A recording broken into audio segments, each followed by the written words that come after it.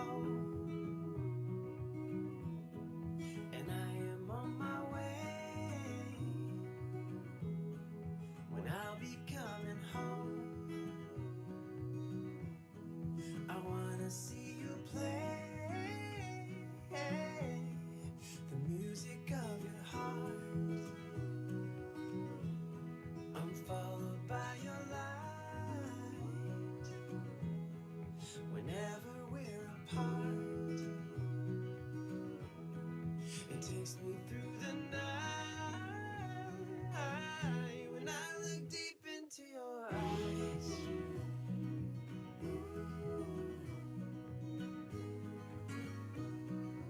Oh, when I look deep into your eyes.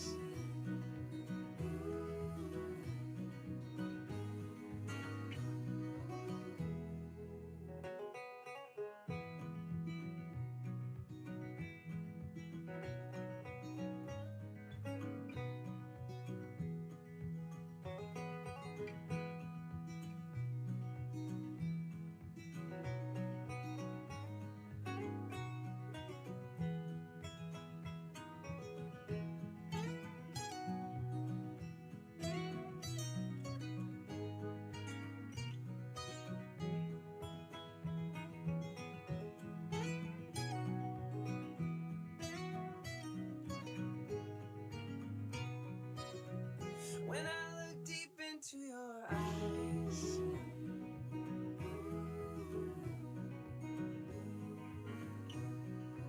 Oh, when I look deep into your eyes.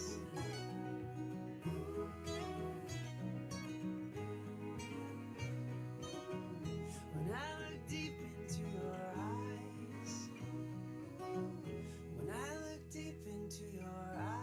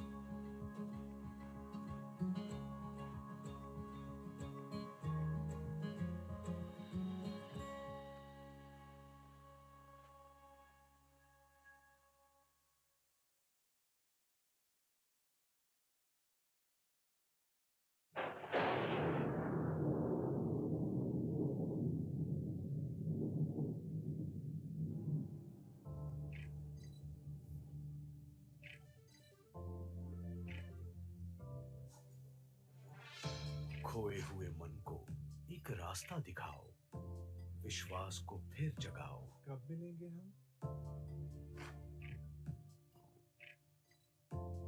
अपनी भागदौड़ को छोड़ो और इस जंगल की पुकार सुनो। छुपे हुए नजारों में खो जाओ, इंतजार मत करो। कब मिलेंगे हम?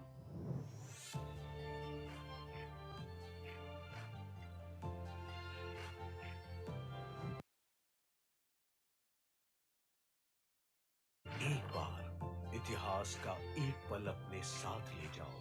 कब मिलेंगे हम?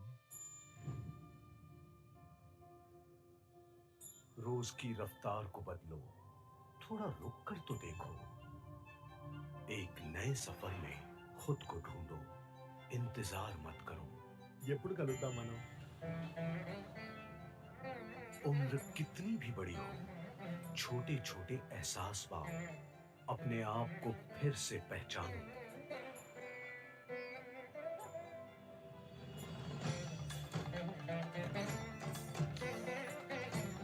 खाने को एक नया मोड़ दो, अनेक स्वादों में घुल जाओ, इस मिठास के मजे लो। कब मिलेंगे हम?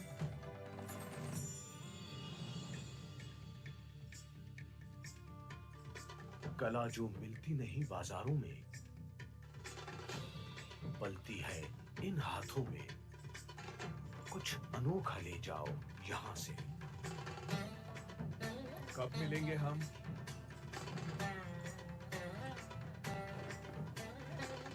ఎప్పుడు కలుద్దాం మనం?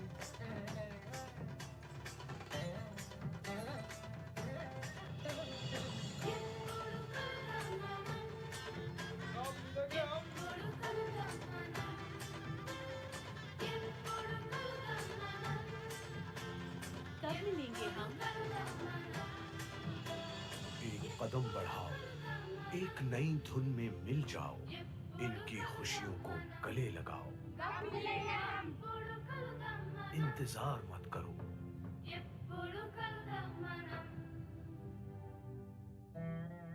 कब मिलेंगे हम? जहां से भी आओ, अपनी ख्वाहिश यहां पाओ। आंध्र प्रदेश, कब मिलेंगे हम?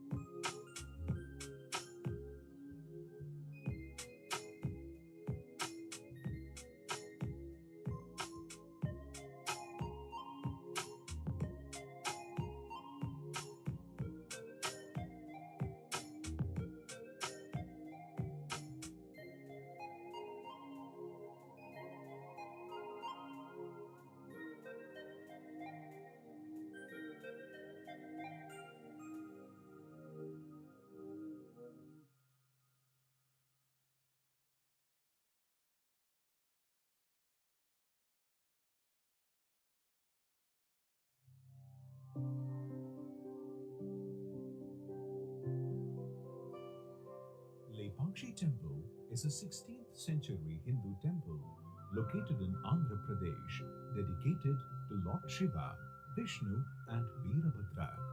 The temple is known for its stunning architecture and intricate carvings, which are considered to be some of the finest examples of the Vijayanagara style of architecture. Veerabhadra temple at Lepakri is quite famous for the hanging pillar, attracting hundreds of tourists around the year. The 16th century Vijayanagar monument enshrines Lord Shiva as Veerabhadra Swami. Apart from this religiously significant linga, one can see India's biggest monolithic Nandi statue situated only a few hundred meters away from the main temple. The temple is carved out of a low altitude, tortoise shaped hillock Kurma Shaila. Once you enter the temple premises, ensure that you tilt your head up to look at the well preserved paintings on the temple ceilings based on Ramayana and Mahabharata that charm the devotees till date.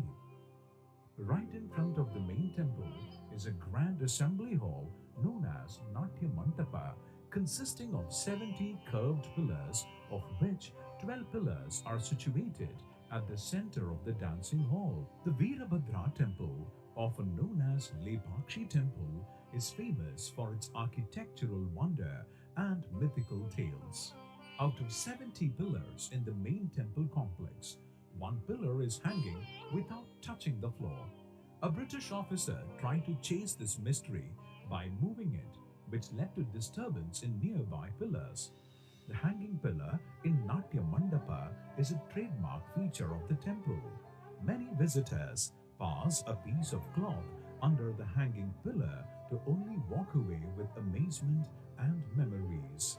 The fresco in the ceiling of Ardha Mantapa, which is said to be Asia's largest, measures 23 by 13 feet. It has frescoes of the 14 avatars of Lord Shiva. The temple right, Virupanna, was convicted as a victim of envy from the king's courtiers. King Achyutadeva Raya sent orders to blind Virupanna for the complaint that the king's treasury was misused to build this temple. Virupanna, disheartened by hearing the news, plucked out his own eyes, leaving the construction of Kalyana Mantapa incomplete. Such is the popular folklore of this place. Nagalinga. Within the temple boundary, there is a huge boulder of granite stone which has a carving of 7 hooded serpent coiled in 3 layers, sheltering Shivling at the center.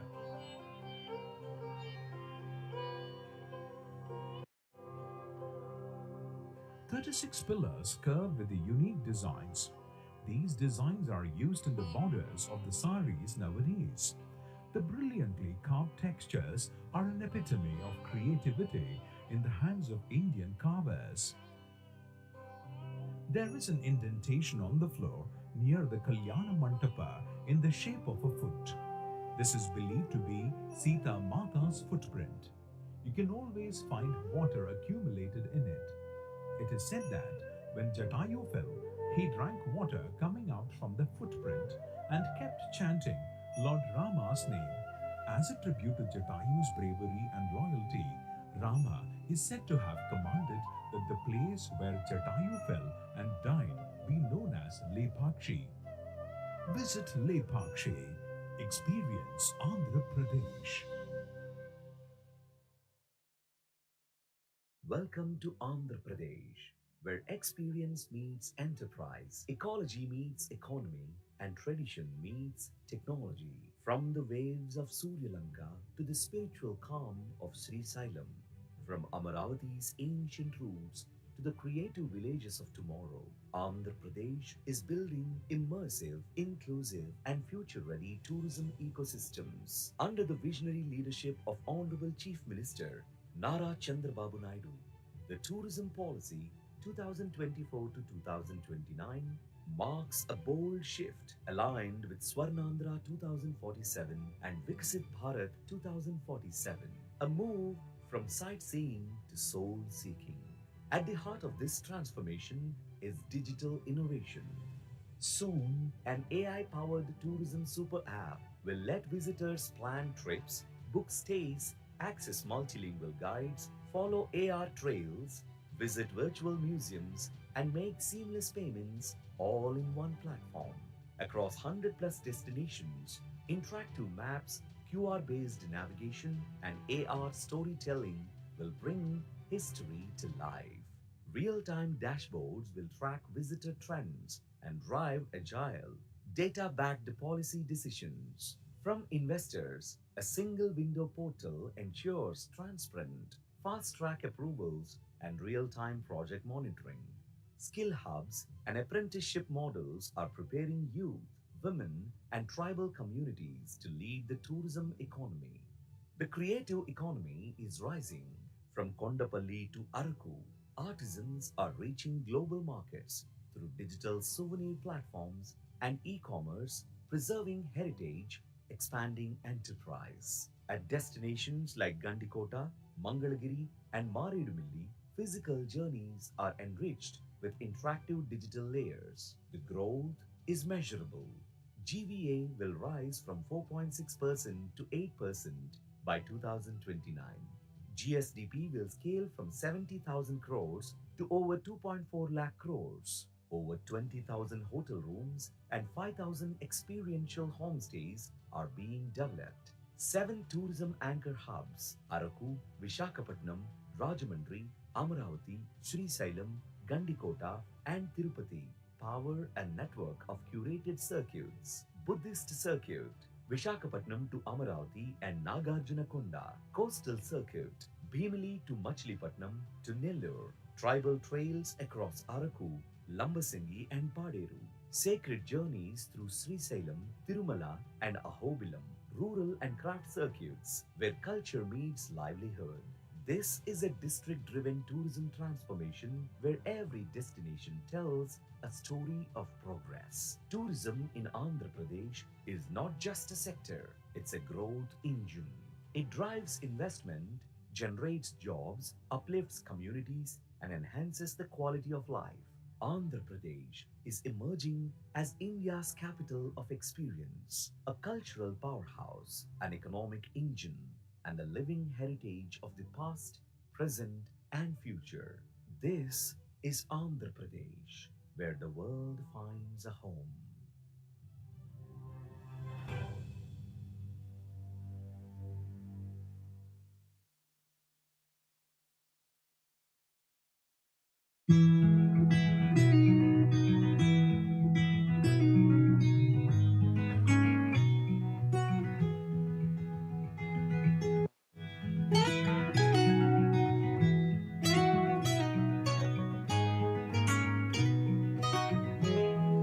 When I'll be coming home, and I am on my way. When I'll be coming home, I wanna see you play the music of your heart. I'm followed by your light. Whenever we're apart, it takes me through the night. When I look deep into your eyes,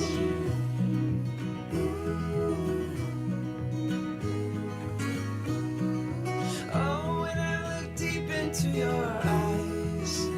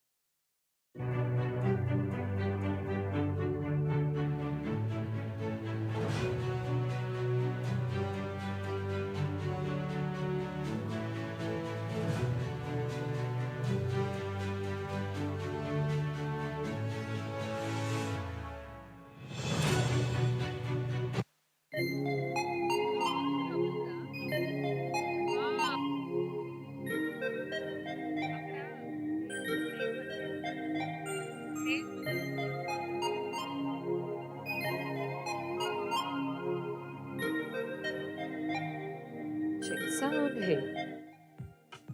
Well, good morning, ladies and gentlemen. Hearty welcome to you to day two. Hope you're feeling good and positive, energetic, happy, and light on this day two. Look so lovely in the center of the red carpet, ladies. All right. I request all of you to continue your B2B meetings, enjoy your networking work, talks, and enjoy the breathe one. I hope you enjoyed the hop on and hop off buses. Enjoyed the free rides? Yes or no? Anybody? Yes? No? No, you have red buses there. Okay, we'll please spare a day for us. Allow us to make you travel through the beautiful coastline of Visakhapatnam along the beach side and enjoy the breeze of Vizag probably tomorrow. And just enjoy yourselves networking to each other. Say hi, hello, shake a hand, say hello, say namaskar, namaste, sat sri akal, jo bhi chahiye. Kar dijiye and you keep enjoying this vibe. I hope you had a sumptuous breakfast today this morning. All right, enjoy this music, and until then, let's await for the event to begin officially. But you have a lot of time to network and meet and greet your fellow friends. Thank you.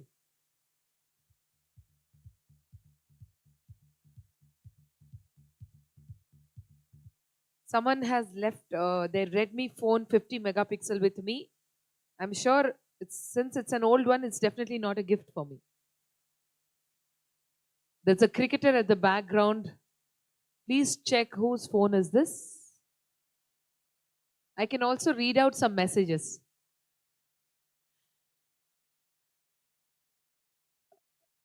Okay. So there are Telugu messages. So sir is very interested. So you can read out the messages for your fellow friends. Welcome. All right. There's somebody who's left the phone near the stage. Please collect it.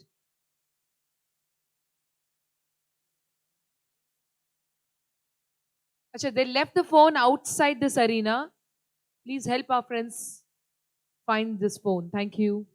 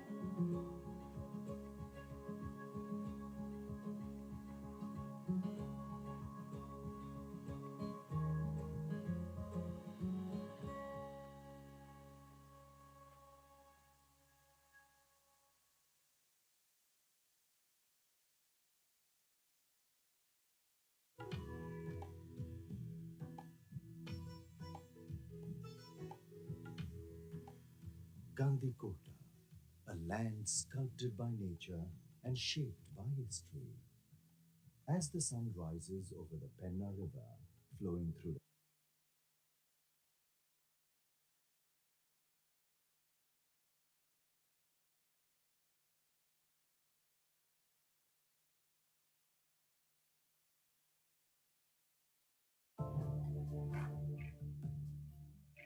नजारे जो आपका दिल बहला दे। अनोखे अनुभव जियो यहाँ पे। भाग दौड़ को रोक कर तो देखो।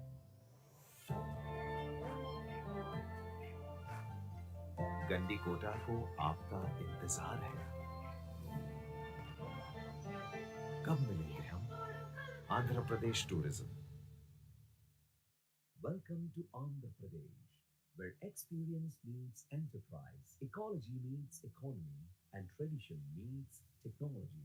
From the waves of Surya Lanka to the spiritual calm of Sri Sailam, from Amaravati's ancient roots to the creative villages of tomorrow, Andhra Pradesh is building immersive, inclusive, and future-ready tourism ecosystems under the visionary leadership of Honorable Chief Minister Nara Chandrababu Naidu. The tourism policy 2024 to 2029 marks a bold shift aligned with Swarnandhra 2047 and Viksit Bharat 2047, a move from sightseeing to soul seeking. At the heart of this transformation is digital innovation.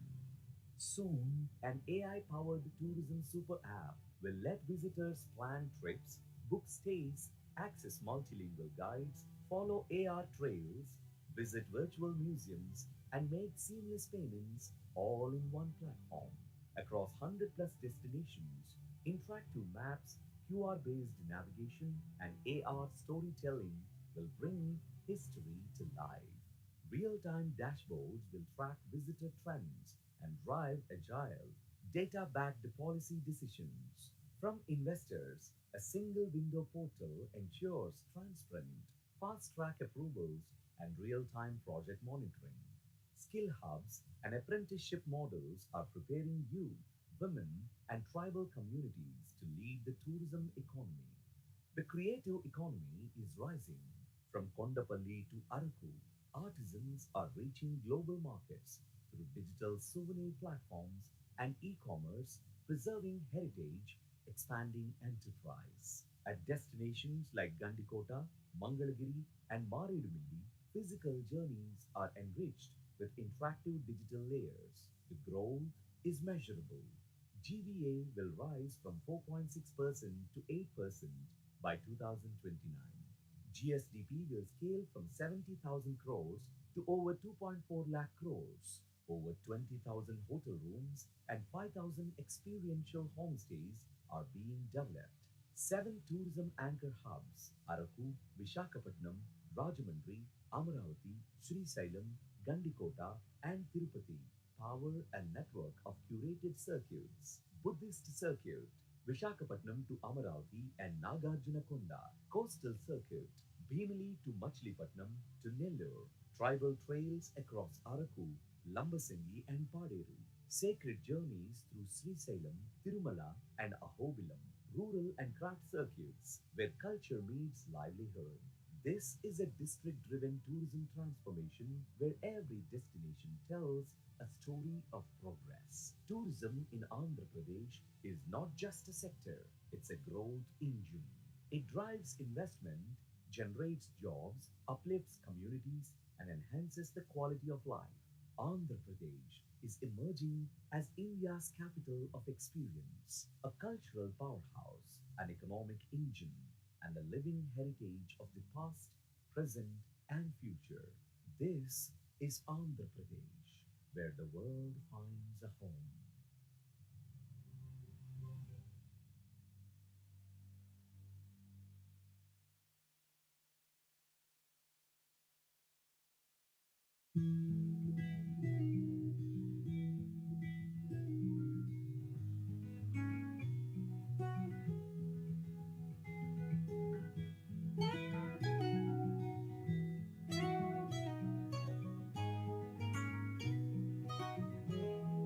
When I'll be coming home,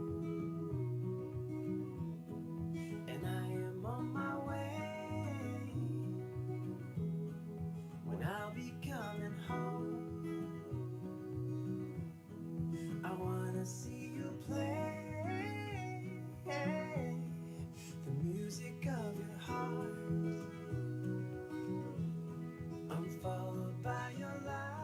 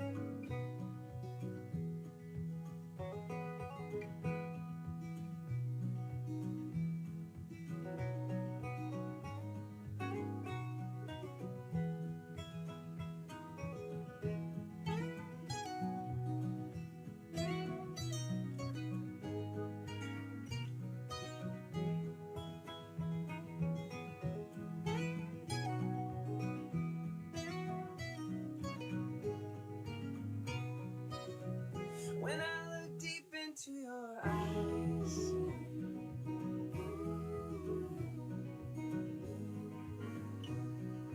Oh, when I look deep into your eyes.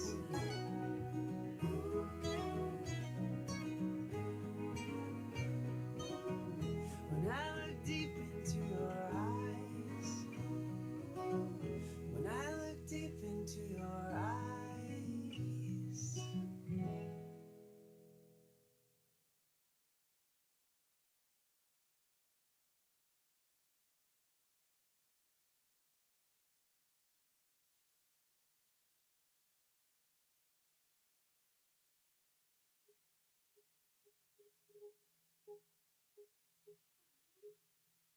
Srikalahasti is one of the main pilgrimage places in Tirupati district of Andhra Pradesh.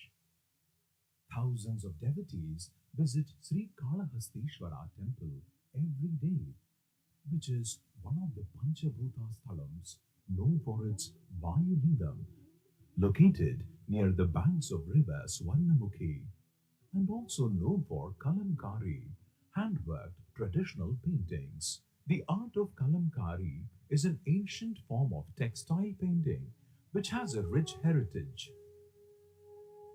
Artists have evolved from their ancient art of painting stories through time and fashion. Kalamkari pen is one of the oldest and traditional ways of Kalamkari painting. Kalam refers to a pen used in painting. Kari in Urdu means craftsmanship involved, hence called Kalamkari. Cotton cloth is bought from the market and washed in plain water to remove starch and dried. Then washed and soaked in a solution of milk and chebulic myrobalan, locally called karakapindi. The cloth is evenly soaked in this solution for 15 to 20 minutes, squeezed to remove excess solution and dried again in natural sunlight for 6 to 8 hours. That makes fabric ready for painting. Burnt tamarind stick, which acts as a charcoal, is used to make sketches. నమస్కారం అండి. నా పేరు వేలాయుధం శ్రీనివాసులండి. నేను ఈ కలంకారీ కళను 42 సంవత్సరాలుగా చేస్తూ జీవిస్తున్నాను. చింత చెట్టు పొలంతో తీసిన బొగ్గుతో ఇలాంటి స్కెచ్ వేస్తాము.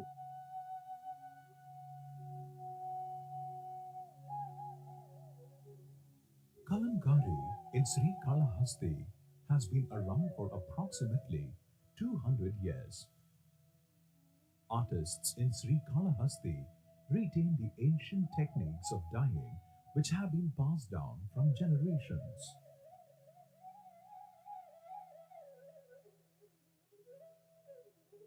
మొట్టమొదట మనకు ముఖ్యమైనది వచ్చి బ్లాక్ కలర్. ఇది వచ్చి పసింకారం అంటాం. దీన్ని తయారు చేసేది ఎలా అంటే ఫస్ట్ బెల్లము, తాటి బెల్లము, ఐరన్ బిట్లు అన్నీ వేసి 20 రోజులు మరగనిస్తే ఆ బ్లాక్ కలర్ తయారవుతుంది. Outlines on the fabric are drawn using Kasim the black color.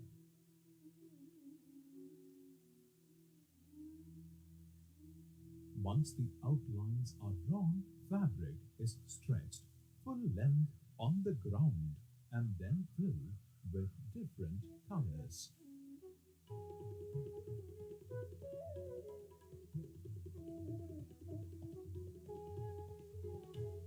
దీని కొవ్వు నీలి రంగు చెట్టు నుంచి తీసింది.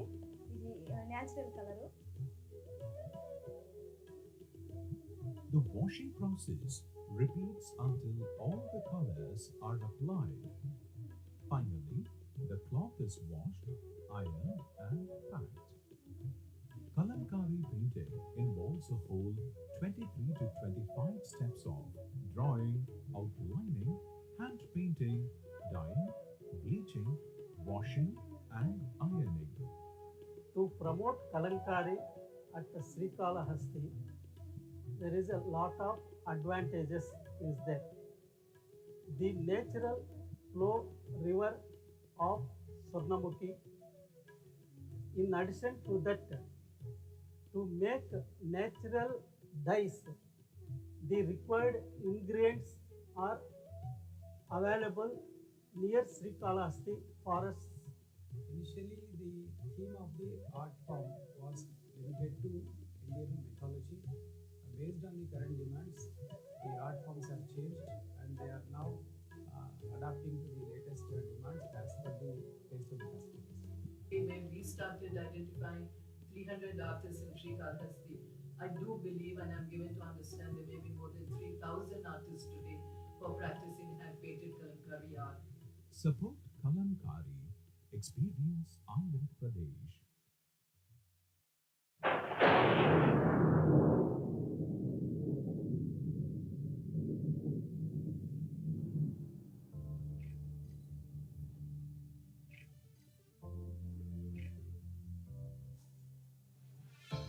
खोए हुए मन को एक रास्ता दिखाओ, विश्वास को फिर जगाओ। कब मिलेंगे हम?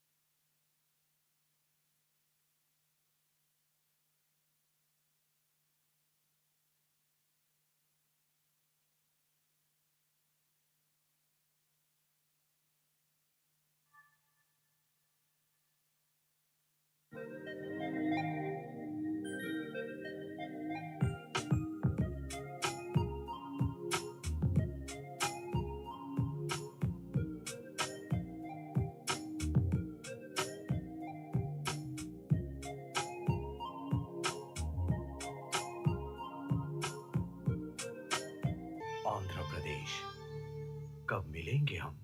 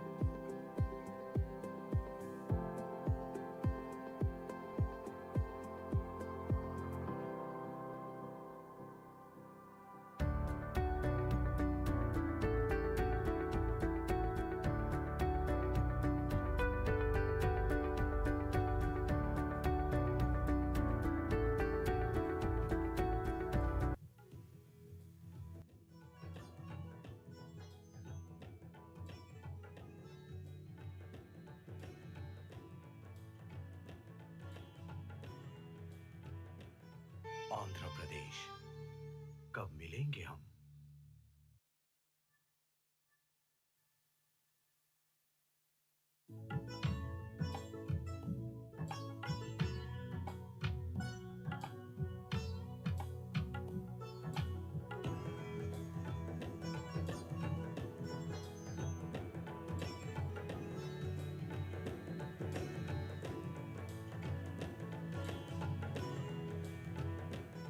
आंध्र प्रदेश, कब मिलेंगे हम?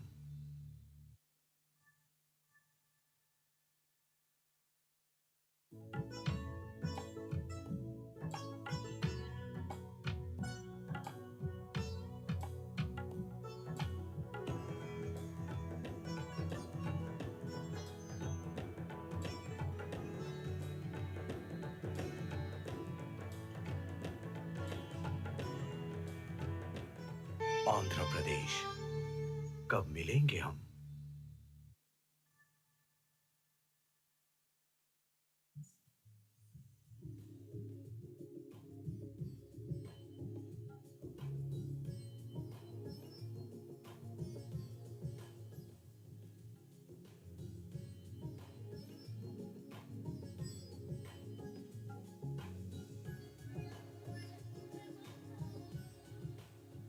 आंध्र प्रदेश, कब मिलेंगे हम?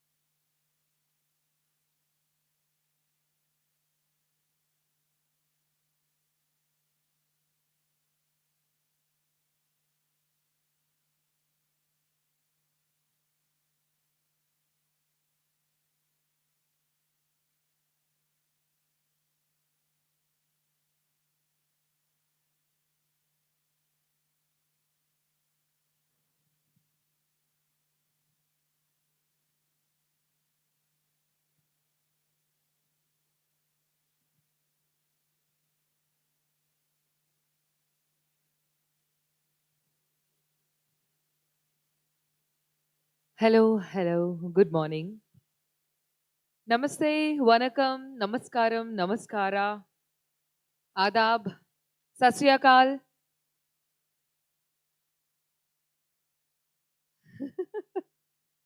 जय श्री राम. और कुछ बच गया तो बोल दीजिए. जय माता दी. हर हर महादेव. क्या बात है. What an energy in this room, ladies and gentlemen. Really loving it. Absolutely delighted for the day 2 of your event. ADTOI marks another day in the history of Andhra Pradesh. We are so happy and proud to welcome each of you on this lovely day. I hope you had a wonderful time this morning. Did you get some time to go to the shore of Vishakhapatnam? Did you have a beach walk at the serene roads? All right. Thank you. Thank you. Hope you have enjoyed a lot and hope You'll get some more time for a morning walk tomorrow after your coffee. Ladies and gentlemen, yesterday we began with the history of Andhra Pradesh and we have seen some panel discussions curated by Meenakshi Anantaram ma'am. We have started the discussion of panel discussion with a topic called Andhra's Hidden Gems. And why not? Because we have so many gems here and also there. And today we are beginning it with the session that missed yesterday. So I request all of you to kindly settle down quickly because we are immediately, without any further ado, beginning this day 2 sessions. Within the next 1 minute, I request all of you to just settle down, clear the aisle, keep your phones on silence, be happy, be light, and let's focus on networking, collaborating, and collectively being together one and all. Thank you so much, ladies and gentlemen. We are on the day 2 of this remarkable day, and this is MC Anusha Wari, your host for the day 2. Thank you.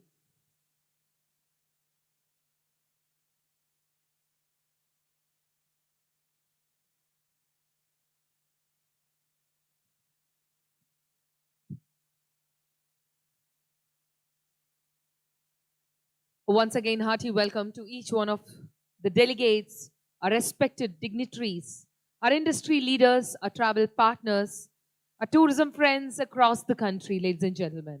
We welcome you to the day 2 of the Andhra Pradesh Travel Partners registration as we continue the dynamic journey of Andhra Pradesh ADTOI National Travel Mart 2026 operation organized by ADTOI. We all have witnessed the day 1 that has set the tone beautifully. We explored Andhra's hidden gems, uncovering destinations rich in heritage, culture, spirituality, coastline beauty, and emerging opportunities. The conversations were insightful and the networking meaningful and the vision crystal clear. Today we gather with renewed energy and sharper focus under the visionary leadership of our Honorable Chief Minister Shri Nara Chandrababu Naidu Garu and the dynamic guidance of our Tourism Minister, our Culture Minister Kandula Durgesh Garu.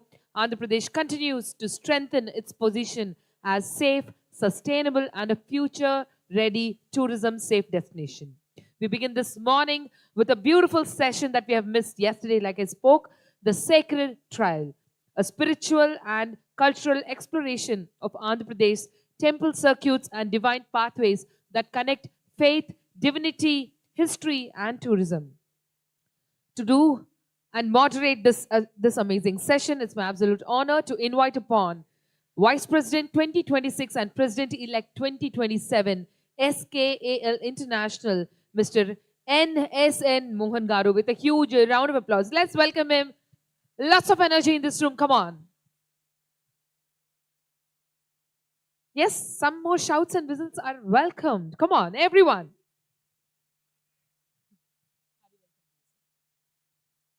And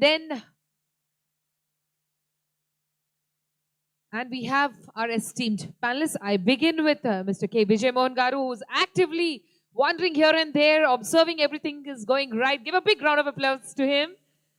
Our Chairman APTM. May call upon Mr. S. Murthy Chitturi, Sir, General Secretary, AP Star Hotels Association, with a huge round of applause, ladies and gentlemen. He would be talking about research-driven documentation and storytelling to enhance awareness and interpretation of India's temple heritage. Hearty welcome to you, sir. And then we have MC member ADTOI, Mr. Pavan Karthik, with a huge round of applause, please.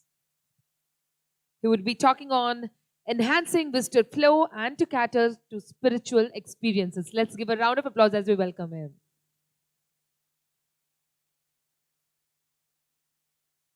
And then we call upon the Vice President, Tours and Travels Association of AP, Mr. Dheeraj Praharaju, with a huge round of applause. Come on. He would be giving us insights on association's role and responsibilities in line with temple management and tourist flow. Ladies and gentlemen, I request Mohan sir to please come forward and just begin the show. Yeah.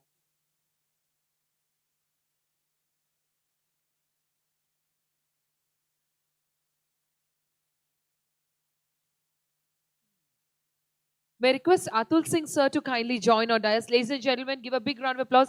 So sorry we missed you. MC member ADTOI, he would be helping us in best practices in temple management, visitor flow, and spiritual experience enhancement. Ladies and gentlemen, for the first panel on the day two, give a big round of applause for all the panelists and the moderator who would be taking forward from now. Thank you.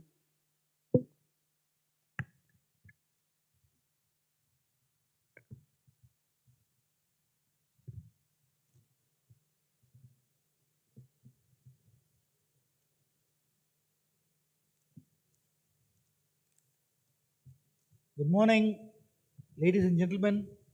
I am Mohan NSN, Vice President 2026, President-elect 2027 of the world's largest and the oldest hospitality and tourism organization, SCAL International, present in 78 countries and 286 cities around the globe. Before starting my moderation, today is a very sad day. As you know, 14th of February, we lost our soldiers in Pulwama. Let us stand in respect of the departed souls for a minute and then let's commence. Jai Jawan.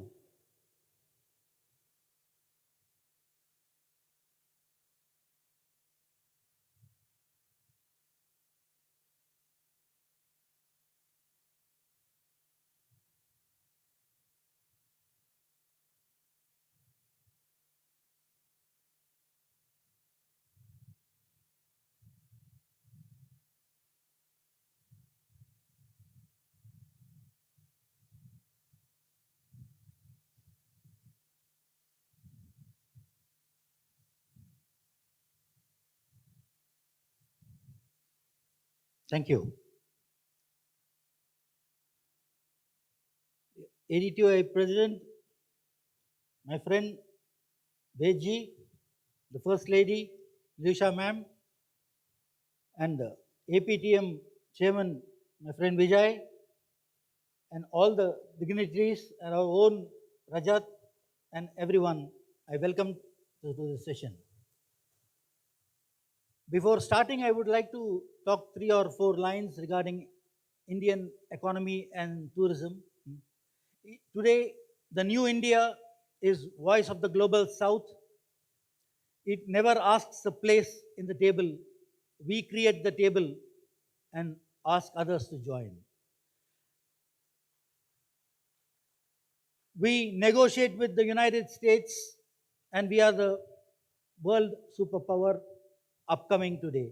We negotiate with the United States, we deal with Russia, talk with Japan, and we never forget to send mangoes to Southeast Asia and Africa. As Indian and the world economy, as we know, the world is 115 trillion, and for many countries it's from 9% to 15% GDP, which is very important. And this is what we know. 700 billion is a hospitality budget which goes, and F&B is 150 billion, and 330 million jobs are there from the hospitality. Every 10 jobs in the world are there, one from our place. Now let's come to the topic. We are gathered here in Andhra Pradesh, a land spirituality is not a history, it's a living civilization. Today's theme, the sacred trials, the temple tourism, and the Shakti Peeths, which is a cultural discussion and it is also an economic strategy. Let's begin with ground realities, which I am a fan of giving data. Faith-based tourism accounts 300 million international travelers annually, globally. The global religious tourism economy, which is from 170 to 200 billion. Vatican relieves 6 million visitors annually, and Mecca is 2 million pilgrims. Faith tourism is a recession-proof, it's emotionally driven, and India also records 1.8 to 2 billion domestic footfalls always.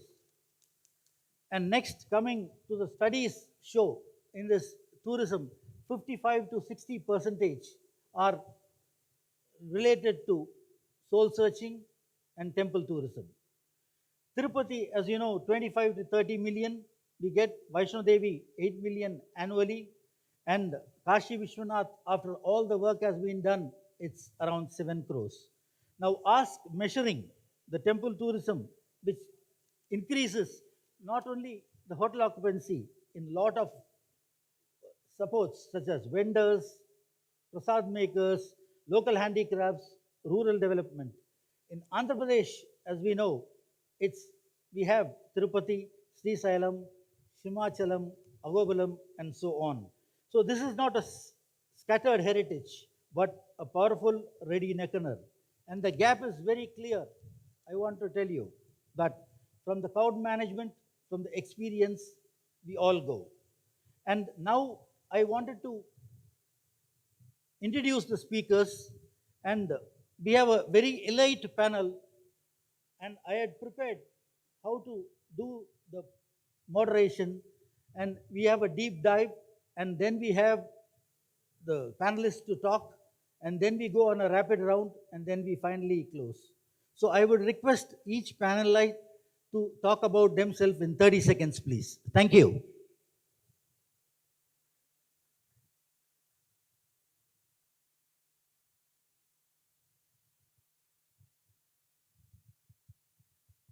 Very good morning.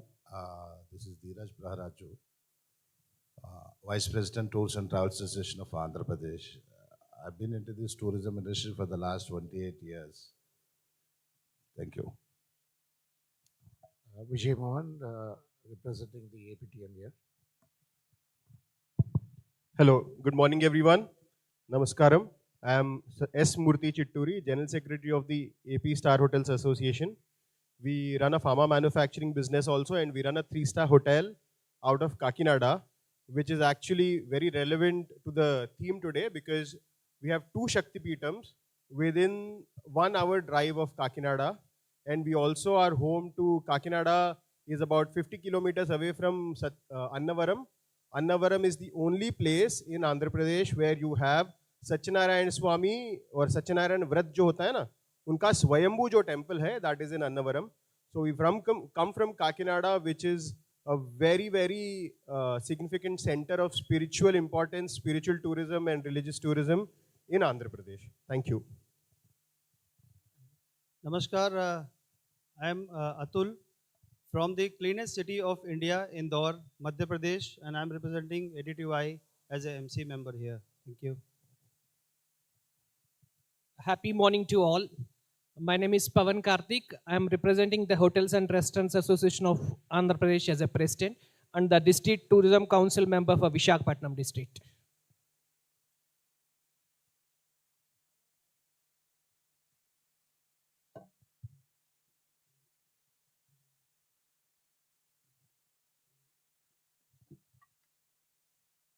Hello. I have basically 3 questions, and I will request the panelists, starting with Vijay. Should major temples adopt professional tourism management models alongside religious administration? And second one is, can Andhra Pradesh implement data-driven pilgrimage in forecasting systems? So I'll do the second one. Can Andhra Pradesh implement data-driven pilgrimage forecasting systems?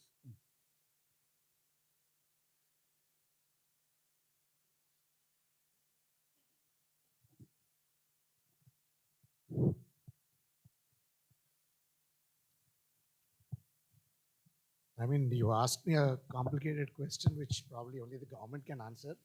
But all said and done, I think Tirupati, for the matter of fact, has already gone into that system because we get the data now coming in, who's coming from which state, based on, because most of this is on an online reservation model that's happening. Srisailam, I've understood, is also going to the same model. The 2 Shakti Peethas, when I last met the EO, he was also saying that it would also go into the same model. So all the 3 Shakti Peethas, Tirupati would soon probably, Tirupati is already into that, and I'm sure, I mean, today we are an IT-driven state with the youngest leader that we have in our IT minister, Lokesh Garu. I think everything is going to go into a data process, it will go into an IT using the AI. I think in a couple of years, probably instantly we'll tell you today who has come from which state. I think we are on the path, and I'm sure we will very soon be into that path. Thank you. And I will ask Atulji, how will you enhance, because you're coming from Ahalyanahar, the place of Mahakaleshwar, so how will you enhance spiritual tourism? So, Mahakal, Ujjain is receiving around 39% growth and 1.25 to 2 lakhs, pilgrimage visitors every day. So, experience of the spiritual is very important to create there. So we have created such a management system, like how they come into the temple. Then we have a system with the VIP tickets, and we have a system of VR Darshan. So I would like to mention here VR Darshan, specifically because that gives to the differently abled people and in the rush time, so that people can experience that situation where they are not able to go in front of the deity and do the darshans that time also, because we are having a system of quick releasing the crowd. So that way, creating experience, then Mahakal Lok is the attraction and the charm. So when we are saying the experiential enhancement, that time Mahakal Lok plays a vital role, because after doing the darshan, people are involved within the premises and doing a new experience. So that way, I think virtual darshan is one thing, and making a end-to-end solution for the visitors is the key to get the enhance the experience of the visitor in the city.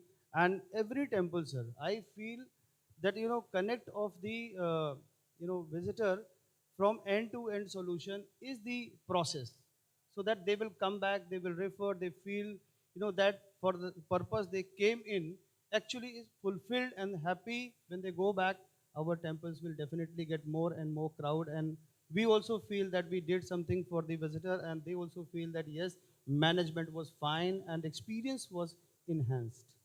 Thank you. Next question is, should major temples adopt professional tourism management models alongside religious administration? Once again, very good morning to all, and good morning to all my co-panel speakers. Before I start, Mohanji, just I'll tell you about a small thing about the temple tourism. It's like almost which is the highest economy, which I can say, which is in India. And almost every Indian or everyone, it's a faith. There is no off season for the faith, I can say. And coming to your question, which you asked, is enhance visitors. That and other thing is spiritual experience. These both are very important.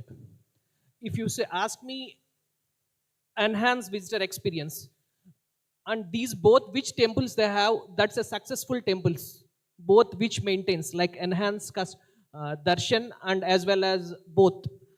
If you coming to me, enhance darshan experience means from arrival to Ashirwad. That means then only the darshan will get complete. We need to manage the temple in a way that from the arrival to departure, saying that the best practices which we are implementing, like for example, as Atulji said, like we should have, as everyone became nowadays technology friendly, and book my darshan well in advance. Because as we see that faith nowadays, because most majority nowadays youth also has come, but majorly senior citizens, they prefer for the temples. And for them, definitely all this advanced planning should be there. Without advanced planning, there is a lot of issues which they face. At the same time, the crowd management which will come in the temples, that is which need to be maintained very well. That is one. And afterwards, spiritual experience, if you say, like every temple, what I feel is there should be like a something called history of the temple. Like they should keep some scanners, otherwise they should keep some boards about that, which everyone who is coming to the temple, they should know about the temple history mainly. And coming to that, the same way, like maybe in the future generations also, like how important the faith is also, we should give knowledge to them. Thank you. And Next, I would like to ask Murthy Garu is regarding hotels. How to increase the average stay of in here, and can we create a 5-day sacred Andhra circuit to boost up temple tourism here? Thank you. Actually, very good question. Before, I think I will tell you about what we've done. In Andhra Pradesh, in Kakinada, we have this place called Pithapuram. Pithapuram is where Purohitika Devi, one of the Shakti Pitams, is present. Now, next to the Purohitika Devi temple, we have the temple of Shripad Sri Vallabh. Shripad Sri Vallabh is an avatar of Lord Dattatreya, and because Guru Panth and Dattatreya Panth is very strong in Maharashtra, we have lot of people coming from Maharashtra. What happens is, now they are not aware about the important religious locations around Pithapuram. So what we did, and we've done this in this brochure, which is available at our stall also, we've created itineraries in terms of the story of Shripad Sri Vallabh. So Shripad Sri Vallabh, before Shripad Sri Vallabh was born, Vyasa Maharishi had done Suvarna Ganesh Yagam in one of the Ganesh temples, and Lord Ganapati appears in person and says that 600 years from now, Dattatreya's avatar will be born at Shripad Sri Vallabh. So what happened was Shripad Sri Vallabh, now after, so in the second visit, when tourists are coming back, they are going to the Shripad Sri Vallabh temple, to the Suvarna Ganesh temple also. So like that, we've created this story around Shripad Sri Vallabh. I mean, we've not created it, we've just found the story from the scriptures and brought it on paper. That's all we've done. So basically what I'm trying to say is that not just Andhra Pradesh, every place of unique religious significance. Similarly, there's a place called Murmulla. I have had friends I can claim on stage, jiski shaadi nahi ho rahi thi. You go to Murmulla, you do the Kalyanam of the Lord. In 1 year, your kids or you are going to 100% get married. I mean, you know, depending on what your situation is, if you're doing it for your kids or if you're doing it for yourself. So again, why is that? Because Veerabhadra, I think Bhairav Swami, who was in an angry mode, saw Parvati Devi in I think Bhadrakali Rupam, and then they get married, and that is how his anger comes down. So it is very important to get those stories out. Once those stories are out, people will have a reason to come to your place, and then it becomes very easy. The third part, what I want to say is that, so when people come to Tirupati, let us say you're coming to Tirupati, everyone just has one thing in mind, darshan karna hai, nikalna hai. Now, what I feel is, people want a spiritual immersive experience, but Andhra Pradesh, and not just Andhra Pradesh, India mein kahin bhi we are not able to provide that spiritual immersive experience.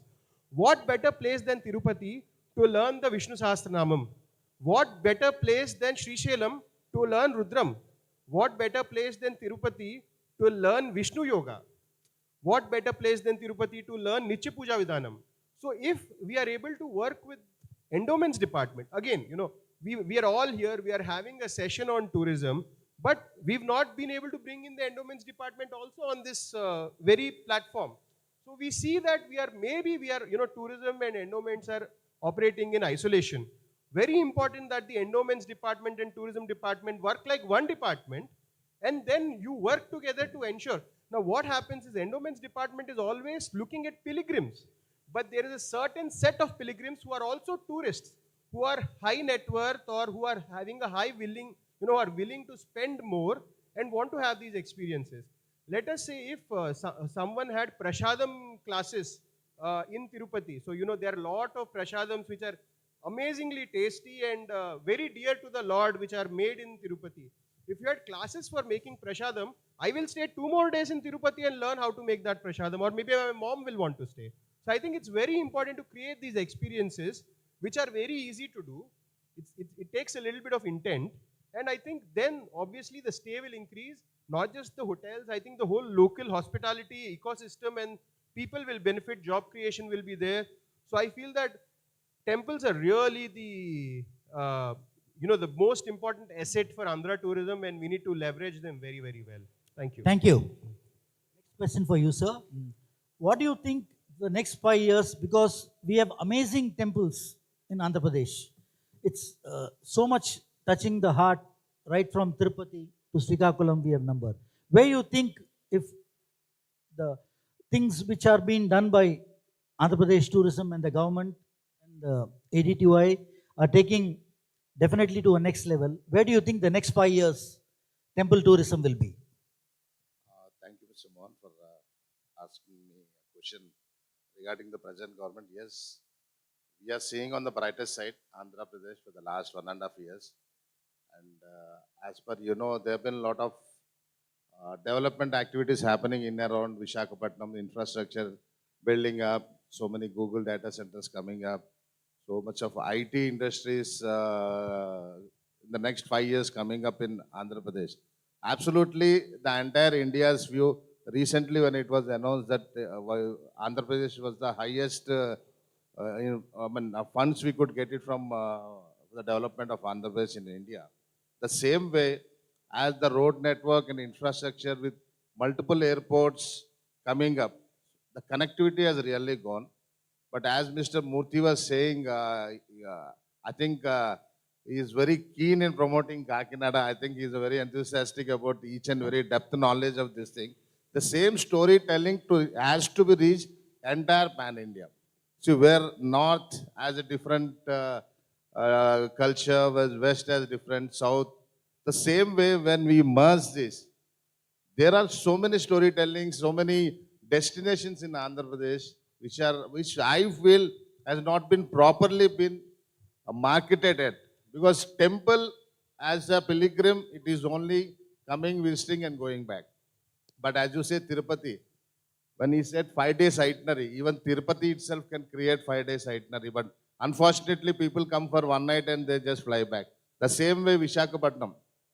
We have so many spiritual places in and around, along with tourist destinations, beaches. We have it's a gateway to Chhattisgarh and Odisha. We have tribal villages, tribal circuits, so many activities. So when we talk about spirituality, we have to merge all these places, including the local communities. Then only we can enhance the itinerary. It's not only pure temples. Yes, temples are the core for people to come and visit. Apart from that, there should be some tourist activities.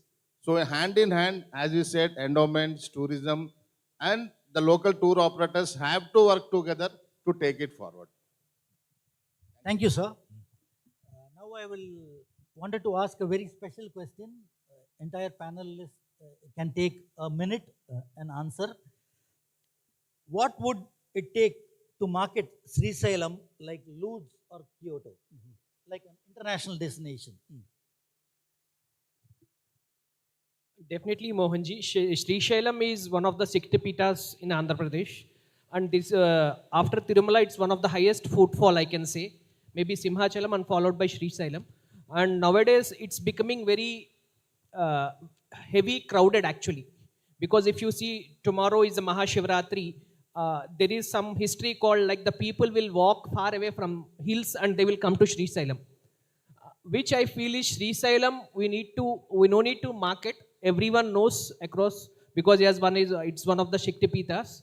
And going forward, I think Sri Shailam will be in the India top actually. And then going forward also, the crowd is going to increase for the temple. Thank you.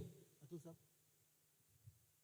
I think this is the inclusive experience to create and manage the flow of the tourists, those who are coming there, darshanarthi, those who are coming there. That is the way forward to move and make these destinations, international standards, creating the facility and the analysis every time that what was the next and what we are going to do next time. So that will give us experience to bring the international experience. Thank you.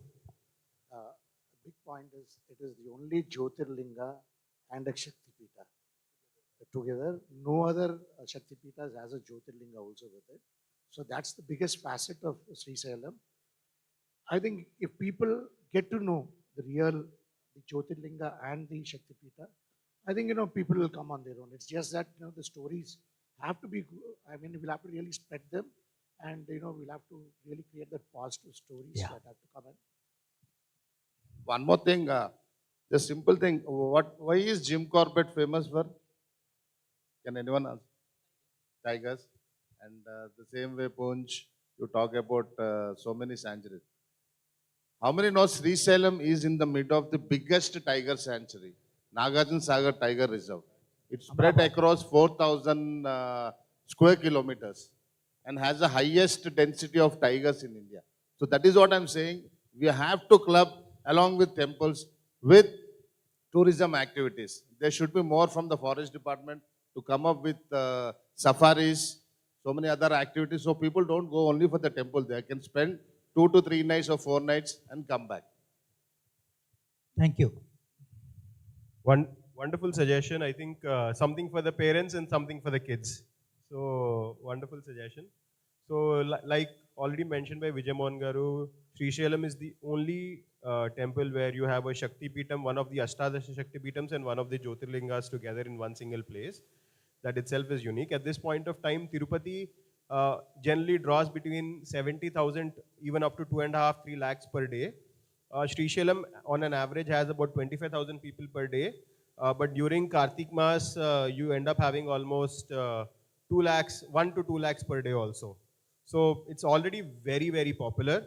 So it's very important to build a few more experiences in. So one is the limited availability of stay in Sri Shailam, because again, when during peak season you can't have more accommodation because the town is, let's say, built for 50,000 people.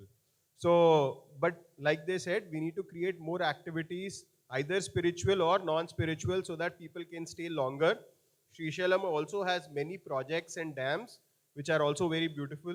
There are boating experiences, there are ropeways around, you can do treks in there.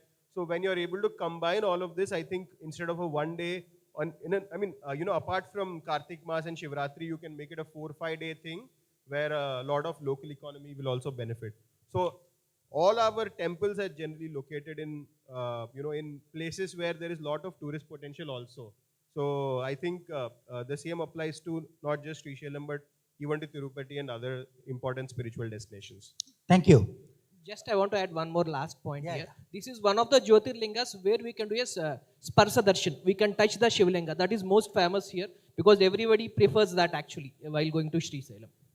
Thank you. Now we come to the rapid fire round.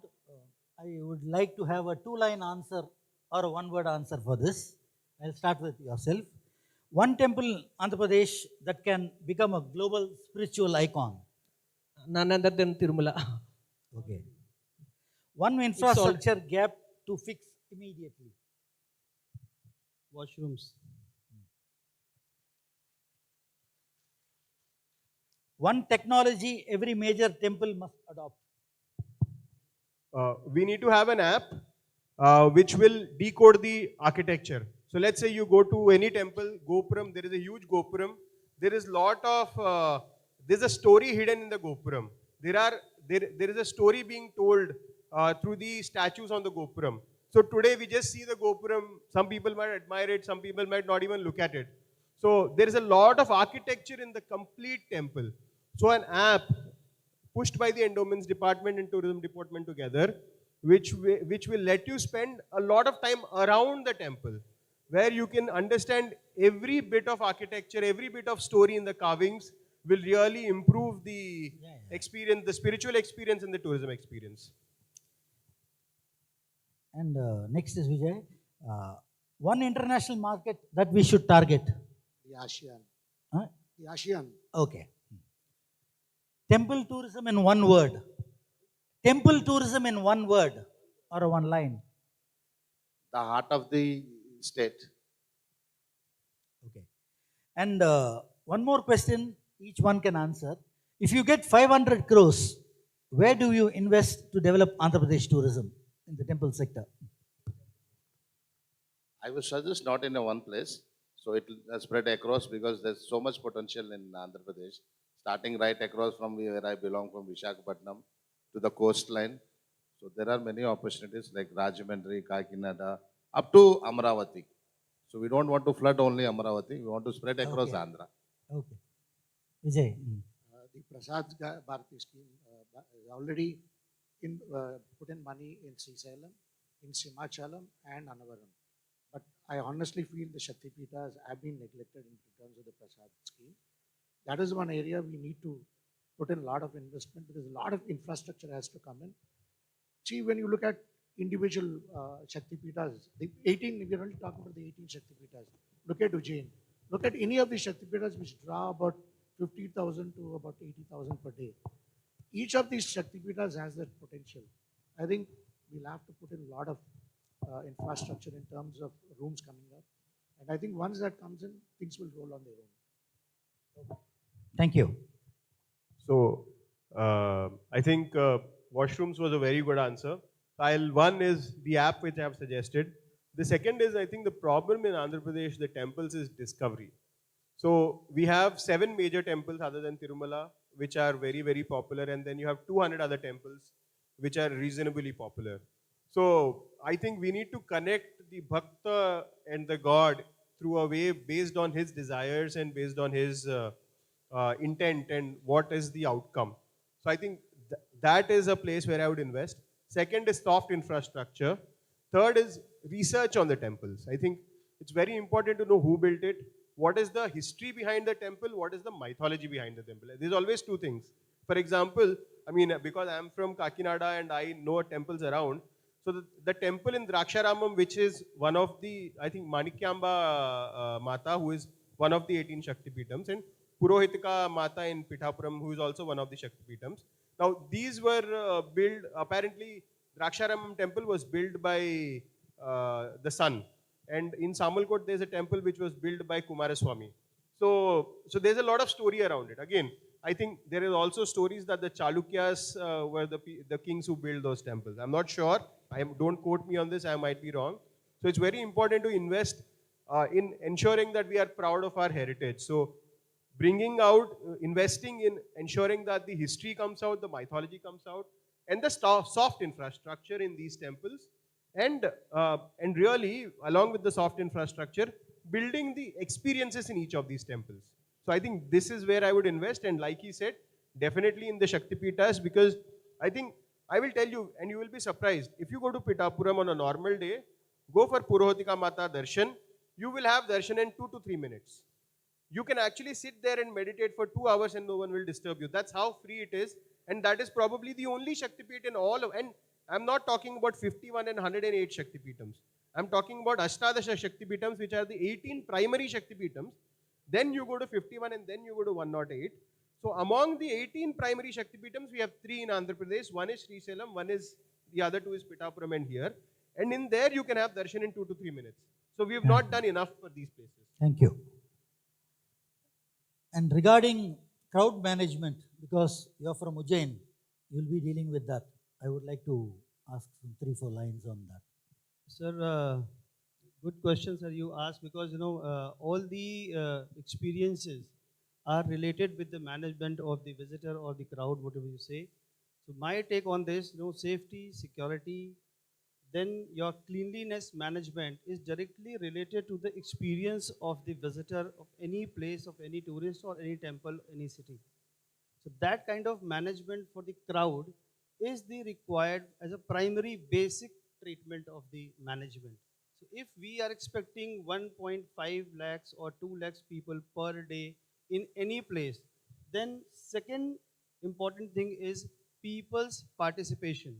If the city people, local people are ready to receive those kind of crowd in their city, in their temple, then there will be no clash, there will be no conflict between, because people want to visit for the enhancement of the experience, darshan experiences that we can create inside the temple. Outside the temple, of course, we need a better infrastructure of the roads, better hotels, good educated tour operators, those who can guide their visitors in detail. So that is my take on that. The flow of the government, private people, local people, temple management is the idea of the. Last word, anything from your side? You asked that 500 crores, which I want to answer. See, most of them co-panelists said that infrastructure, which is absolutely right. The infrastructure is most important. At the same time, which I feel is there are a lot of standalone temples, which is very nearby. We need to make a circuits and do the heavy marketing. That is one which I feel. And if you ask in our region, if you say very old temples, which is almost like centuries back temples are there. If you ask me, very close by Arsavili, which is where our sun god, very famous. Close to that, Shri Kurmam is there. there are a lot of history is there. It's almost like we will call as Kasi here. Like there is a history for that. There is a way under tunnel from there to Kasi. Nobody knows that. And at the same time, we have other Ramatirtham is there, Sri Mukulingam. There are very famous temples are there. We need to make circuits across the India, and then people can understand, because most of them now they are not aware about this. Because we are requesting the government also from last many days to make the circuits for the temple. If you do that, definitely we can have a lot of footfall for the temples. And at the same time, infrastructure is most important, which I say. Thank you. We have 4 minutes. Anyone from the audience can ask questions, please.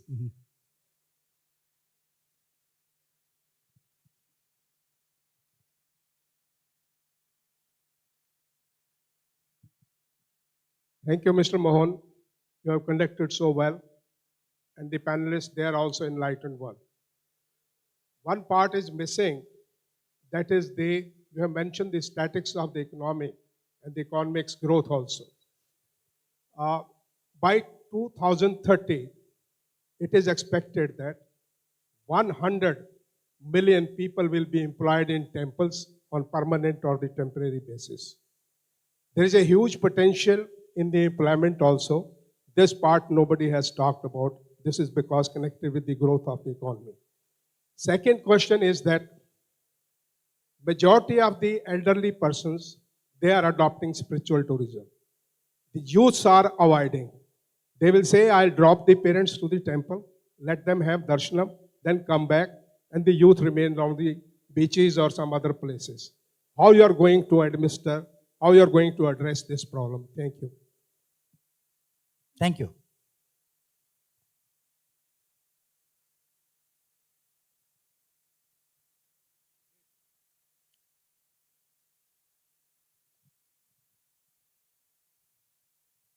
I would want a correction of my statement from the panel.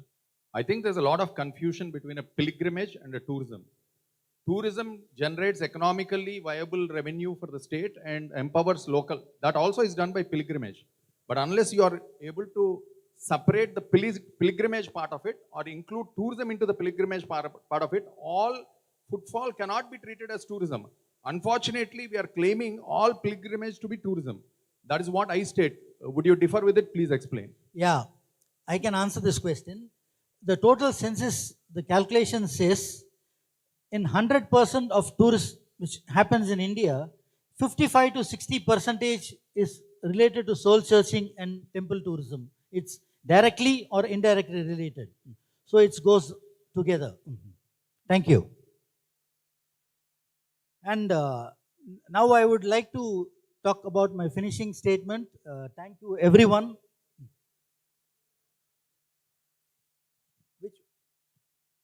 Yeah. NSN. Yeah. The question is, everyone talked here about the pilgrimage. Today, the money stands with the Gen Z. How do you entice the Gen Z to come and have the pilgrimage tourism? How do you get them to pilgrimage tourism, the Gen Z? Can you repeat it?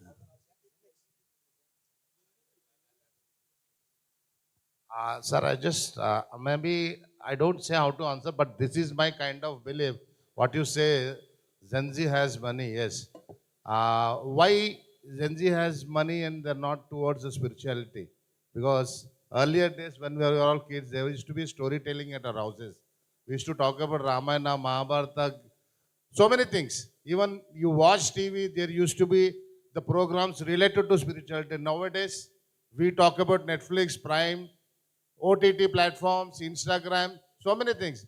So the mindset of the Gen Z is towards going there. That is what I was trying to say. The storytelling has to be penetrated. Each and every, they themselves have to get attracted. If somebody comes and says they are not going to come. The same way, each and every place, as he was explaining about a single temple, we have lakhs and lakhs of temple which has the potential and thousands years of old.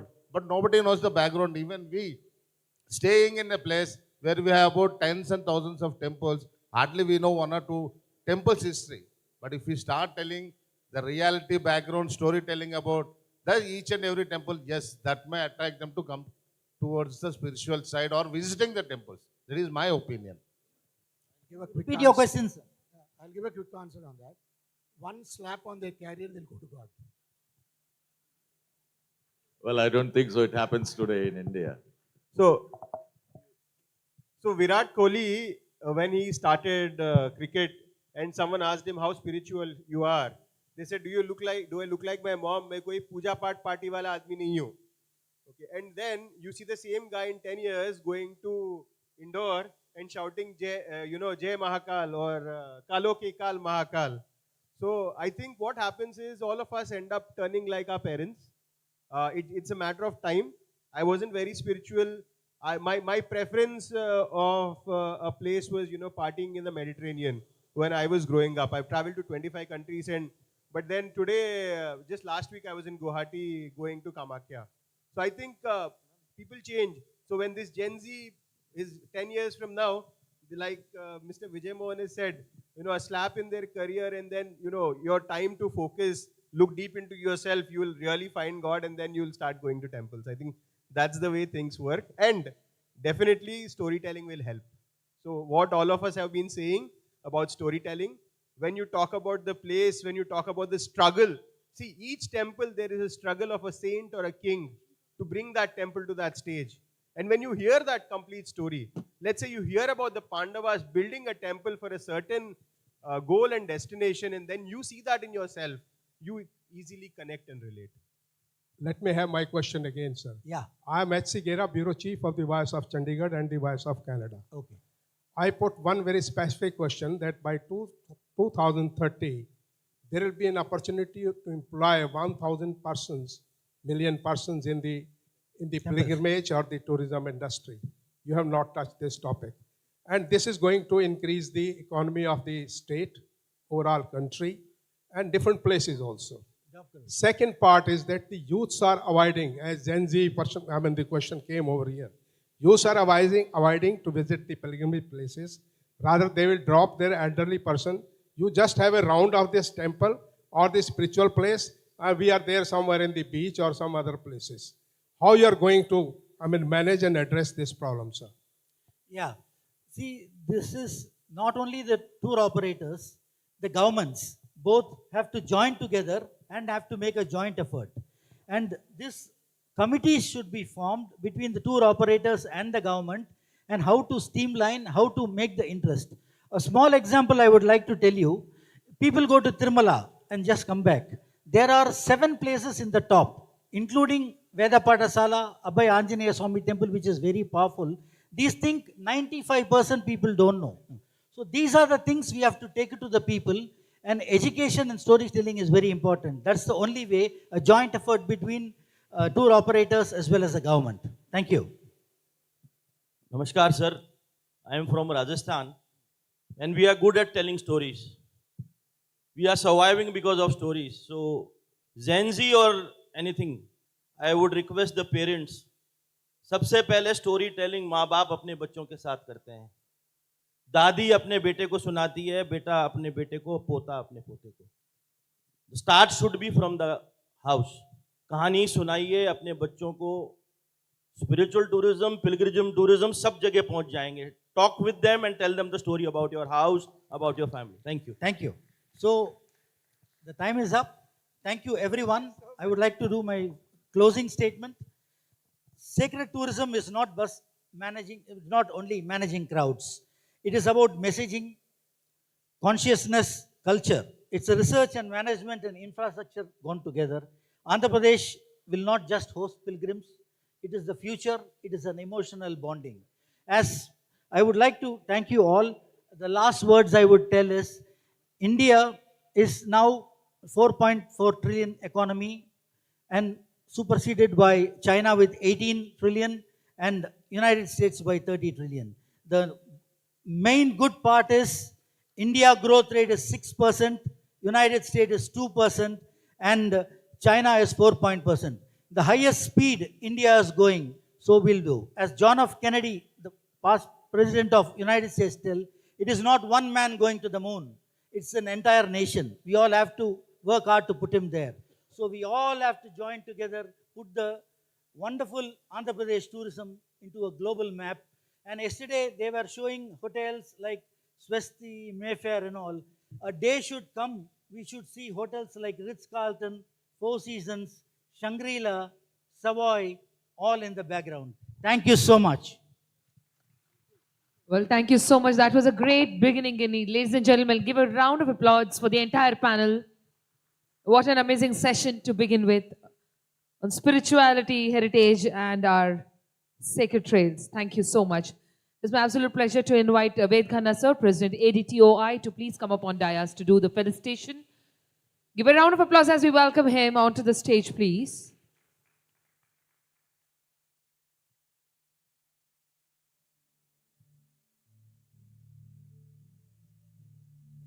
As we proceed for the felicitation process, I also take pride to announce that we are gracing the presence of Mr. Chandar Mansharmani sir, Vice Chair, ICPB. Give a round of applause as we welcome him into this arena. And we also have Mr. Surendra Singh Sekhawat ji, President, FHTR. Thank you so much.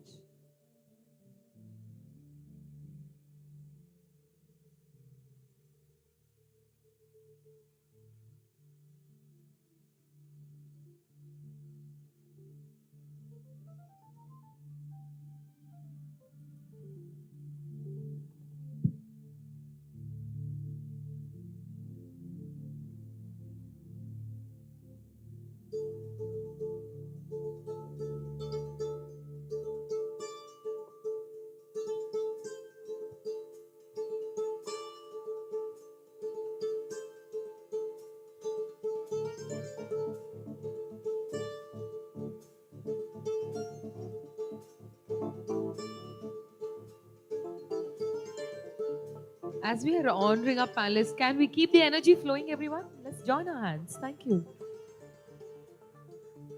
May I request all of you to please gather for a group photograph together, please.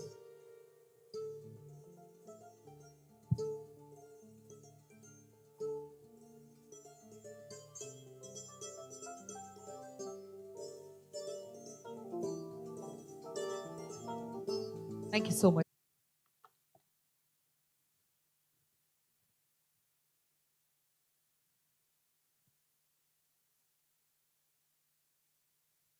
Yatra naryastu pujyante, ramante tatra devata. Where the women are worshipped, the gods reside there. ఎక్కడైతే స్త్రీలు పూజింపబడతారో అక్కడ ఆ దేవుళ్ళందరూ కూడా నివసిస్తారని మనం అందరం అనుకుంటూ ఉంటాం. Today this panel is very, very special. We have an all women panel now, but before that, let's all take this moment to celebrate women in this country. Let's give a round of applause for all the women of this universe who support us endlessly, who are there with us no matter what, who drive this universe forward. Thank you so much for being a woman. Thank you. Thank you, everyone.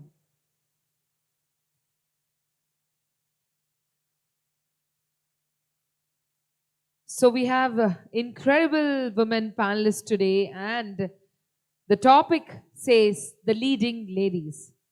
I feel wow with the one-line theme. So calling upon Miss Nikita Sharma in the beginning. Let's give a round of applause for the National Head Knowledge NGCC. She's going to talk about strengthening capacity building, knowledge sharing, and professional skilling for tourism stakeholders. Round of applause for the lovely lady here. She's been helping out through. Welcome to the panel.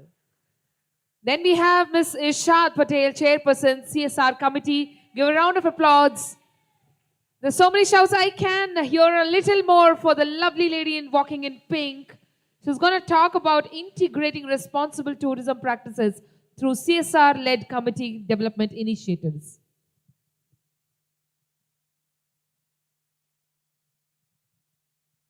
All right, and moving on, we have Ms. Kashmira Thakur. Give a big round of applause for the former chairperson, Women Empowerment Committee, ADTOI. She's going to throw some light on integrating women empowerment programs and tourism practices through different initiatives. Ladies and gentlemen, let's keep the energy flowing.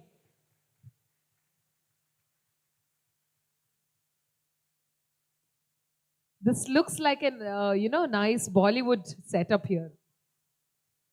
Yes, kitty, ma'am, kitty party bana diya isko aapne. All right. All right, moving on, we have Miss R. Priyanka. Ladies and gentlemen, give a round of applause as we welcome the State Coordinator, Bihar Medical Tourism. She's going to throw some light on emerging medical tourism destination with accessible and affordable healthcare, which is much needed in today's era. You look so dazzling in your heads. Welcome to the panel.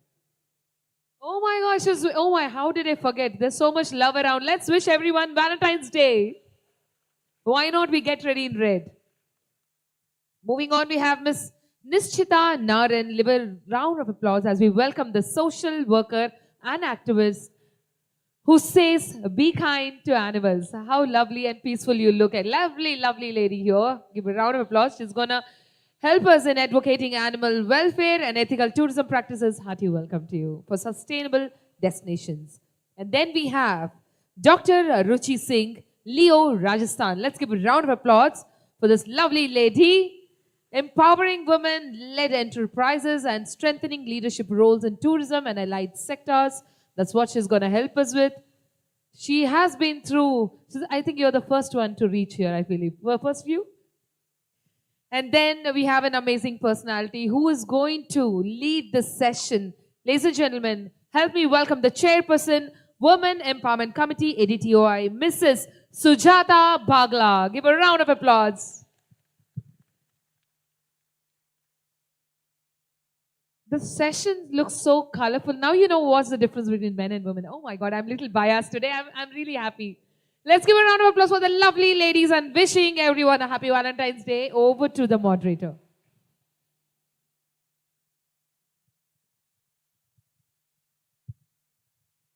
Good morning, everyone.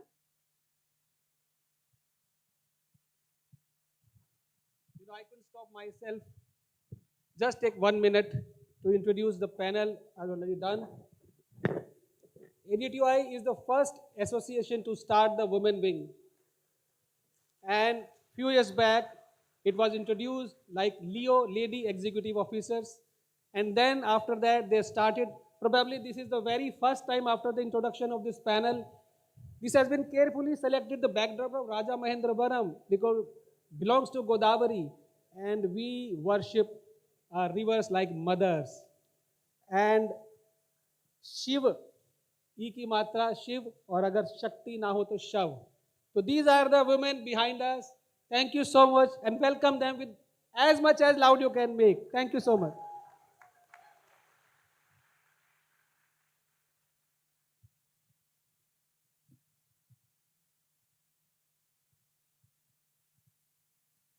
Thank you, Ved sir.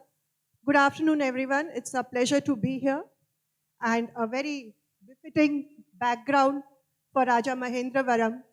The sacred river of Godavari symbolizes continuity, strength, and also as it similarly, tourism too must flow from its origin to global relevance. And what better than women representing it? Women have a sense of balance.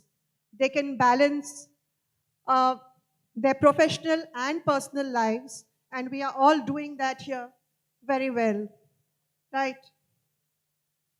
And today's tourism demands much more than destinations. It demands direction, which women give to tourism.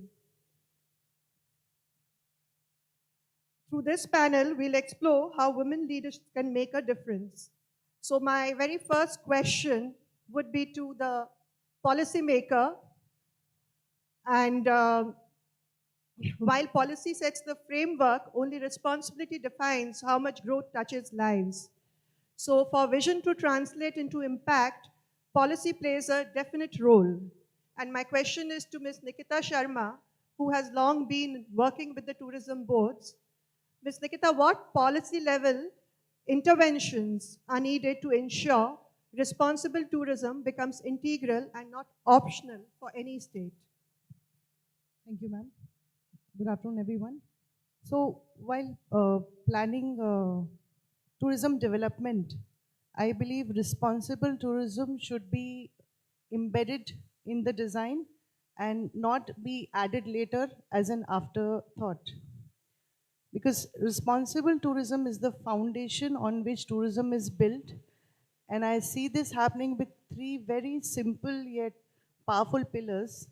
I'll call them the three C's of sustainable tourism. So one is the place, destination development aspect of it. Second is the personal experiences, the experiential driven tours as we call them. Third is the proficiency, the skill building and the capacity building aspect of tourism.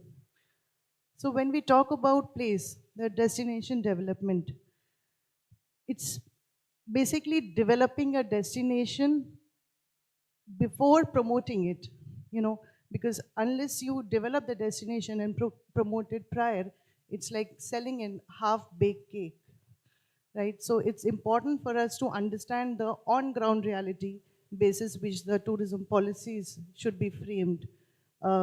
We should look at beyond building infrastructures, things like safety for women especially, clear signages, last mile connectivity, waste management. I mean, the list is long, right? So we should focus on on-ground realities while drafting or curating the destination development aspect. Second is the proficiency part, the skill development part.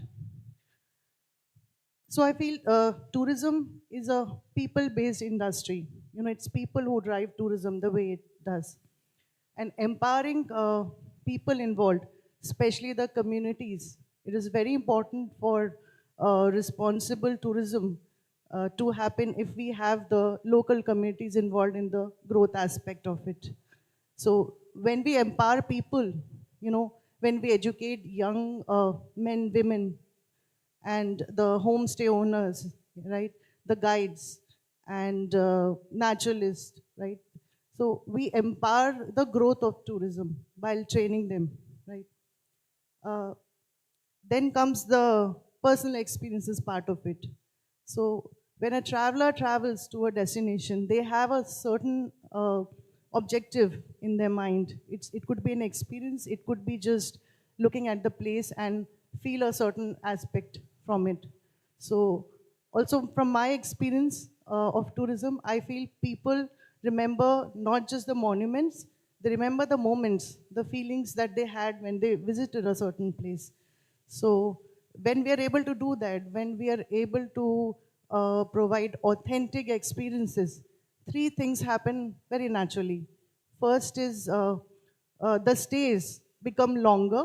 People tend to book for longer nights than shorter duration of travel.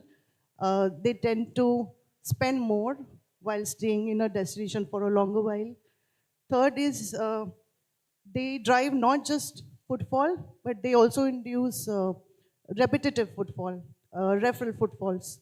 So by doing, taking care of all these three aspects, I think sustainable and responsible tourism can be achieved through policy making. Thank you.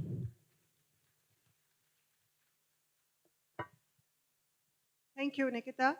So the three C's, very beautifully put, get us to the fourth C, which is the CSR. So to Ms. Irshad, what are the CSR activities being undertaken by you, and how does this help tourism? Okay, thank you so much, Sujata. Good morning and good afternoon, everyone. It's such lovely to see everyone. Now, CSR activities which we talk about, it's a corporate social service which we really look into. And Maharashtra, I'm from Maharashtra, so I'll definitely talk about Maharashtra. What I do in Maharashtra and how we do CSR activities in Maharashtra. Personally, we take care of lot of things which can benefit the society. One which I really look personally into the thing is the education. Education of the girl child, Usually the girl child are still, they are neglected. So most of the places in Maharashtra, apart from the Bombay city or of the metro city, there are small, small villages where the girls are still not getting that benefit what we get into the metro cities. So we adopt few of the girls who we can, look after their education. We adopt their education till they become graduate, or they can at least help the family for their livelihood. So this is one of the things which is really, and I would definitely request all of them, and even the state should look into, everybody should look into how they can um, help a girl child into education. Secondly, what we do is we visit a lot of schools where most of the schools, like in villages, I'm saying, see, metro cities are well developed. But if you go to the villages, the schools are still not very developed. I was really touched when I went to a school and I could see students have no proper place to sit. There are no desks, there is no writing table, there is no, forget about sitting, but they don't even have proper water to drink. So these are the activities which one should look into how we can develop into CSR activities. That is one thing. One instance I'll give you in my social working. We have in Mumbai we have an ashram which is called Maniketan. Maniketan has an ashram. In this ashram, it's orphanage where you have a girl child right from the time she is born till the time she is married, until the time she has another baby, the ashram takes care. So we asked them, how do you manage this? They said, we manage, we get a lot of donation, a lot of people come here, give us food, money, clothing for all these girls. And the elder girl take care of the younger girl, which is like, so he said, what we can do as per CSR activity. They said, you just come and give us little time. Come and spend one full day with us. The children will really feel very nice. Like, they are spending time with people who are well educated, who are coming and doing. So this is one thing which we do in Maharashtra. Most of the time I spent a lot of time in that. The other thing which I really look into is how we can, what we can donate from our livelihood to these people, and people can afford. So there are a lot of orphanage, which sometimes they don't have, we donate them books, we donate them uniforms. When it is winter, we donate them sweaters. So these are the kind of activities which we do and which really helps into, this is very small, small things, but it's very touching your heart. God has given us a lot of things, but some people don't get. Some children are so, it's sad to say, they don't have this thing. So I request most of them and everybody in this room, as far as you can do, please do for the unprivileged children whatever you can do. That is one thing. Then we also do a lot of camps in medical terms. There are people who can't afford cataract operations, So we do camps for them, eye checkup. We do blood camp.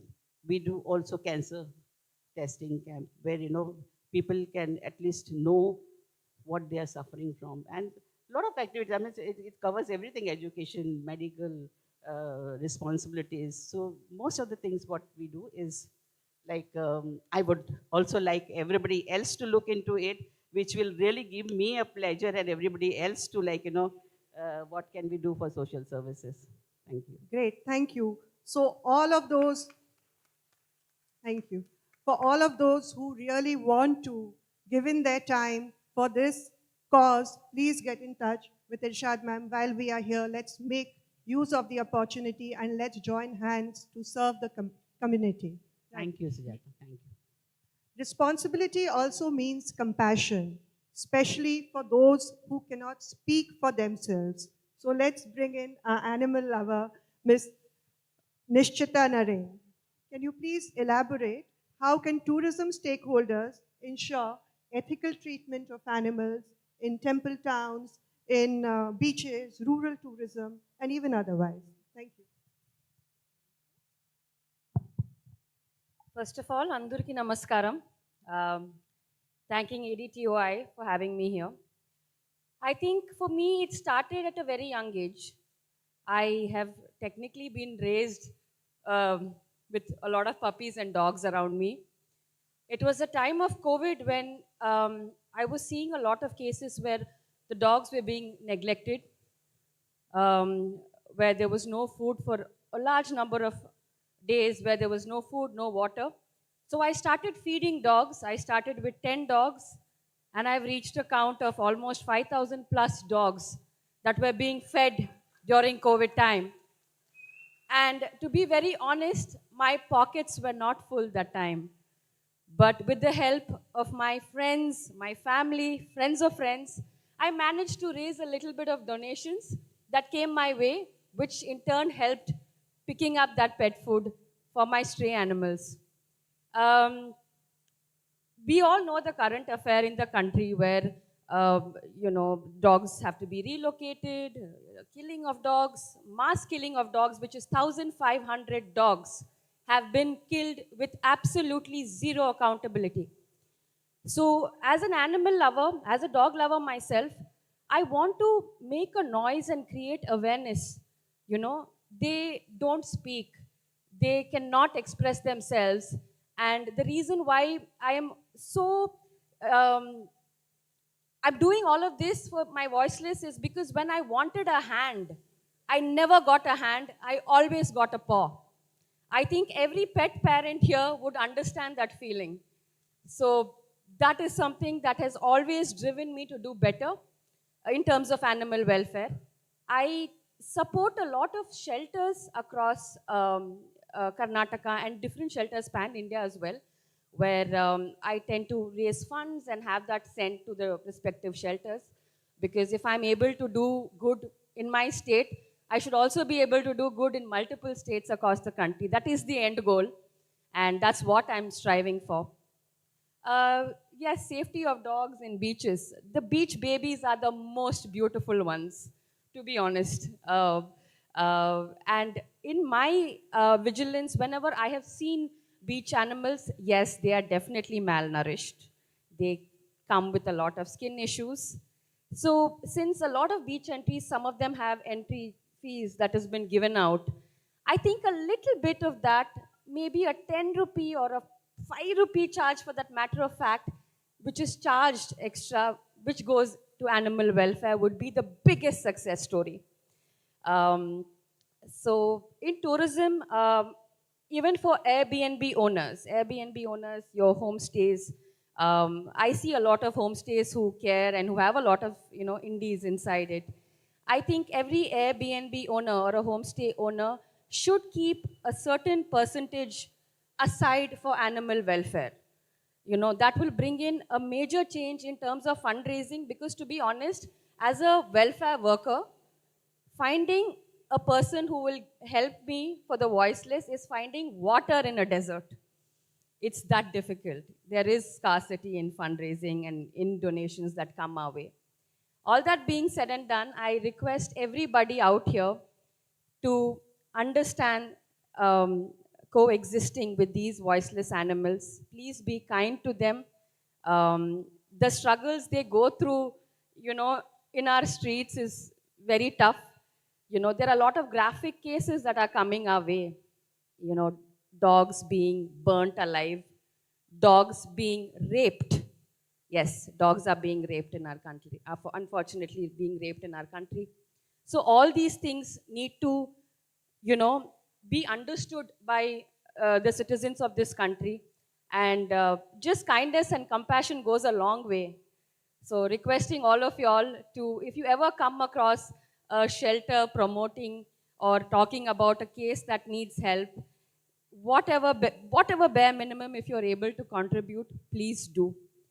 So yes, this is my round of answers for this question of yours. Thank you so much, Nishchita. Thank you. Care in tourism extends Beyond ethics, it also extends into healing hands. Let's speak to Priyanka, who leads medical tourism. Let's ask her what steps are needed to position any destination as a reliable and ethical medical tourism destination. Hi everyone, good afternoon. Hope everyone is doing well. So, tourism not only thrives on destination, and I agree, trust is the important factor to generate currency. Am I right? In every field, whatever you provide in tourism, trust is the basic and the vital part we have to take care of. And medical tourism is a very sensitive topic. And I don't know how many of you are doing under this or have come through this topic. But as per ma'am, you asked, what are the vital part? So according to my work experience, what I felt is, for tourism to grow in a medical field, we should have a proper help desk in hospitals who have accreditations from the organization like NAB, ISO, and other, and those help desks should be dedicated for the patients who are coming through medical tourism scheme. And this should be fully operated by experienced tours and travel operators. I also believe that it is a long process. When one patient comes to take a help, we can basically say like, उनको मदद की ज़रूरत है और वो एक ऐसे हाथ में आना चाहते जो उन पे ट्रस्ट कर सके. तो पेशेंट को we need to give them a clear pricing policy. Process आपके ट्रीटमेंट का कैसे होगा उसको क्लियर इन्फॉर्मेशन होना चाहिए. प्लस पूरे जो भी हॉस्पिटल्स इसमें इन्वॉल्व हैं उनके पास प्रॉपर ट्रीटमेंट में होने वाले खर्चों का जो विवरण होता है वो बराबर होना चाहिए. इट शुड नॉट बी कि उस स्टेट के हॉस्पिटल्स में सेम ट्रीटमेंट के लिए अलग हायर एक्सपेंडिचर्स हैं और दूसरे स्टेट में लोअर, सो दैट कि जब भी कोई पेशेंट हु इज़ ट्रैवलिंग उनको अपने समय का खर्च, अपने पैसों का खर्च एक शहर से दूसरे शहर में ना करना पड़े, वेस्ट ना करना पड़े, ये समझने के लिए कि मेरा पैसा कहाँ कम खर्च होगा, where should I stand for my own purpose. दूसरा है, as we are very much aware that insta tourism is blowing up day by day in digital world. Instagram, social media is playing a vital role to put any content into the mind of people. So, post-treatment, जब treatment हो जाता है, please bring the real and true stories of the patients, cover those stories and put them on those platforms who is dedicated for medical tourism page. We can also bring one touch app. एक app का निर्माण कर सकते हैं जिसमें on one touch patient should get solution for the cause they are seeking for.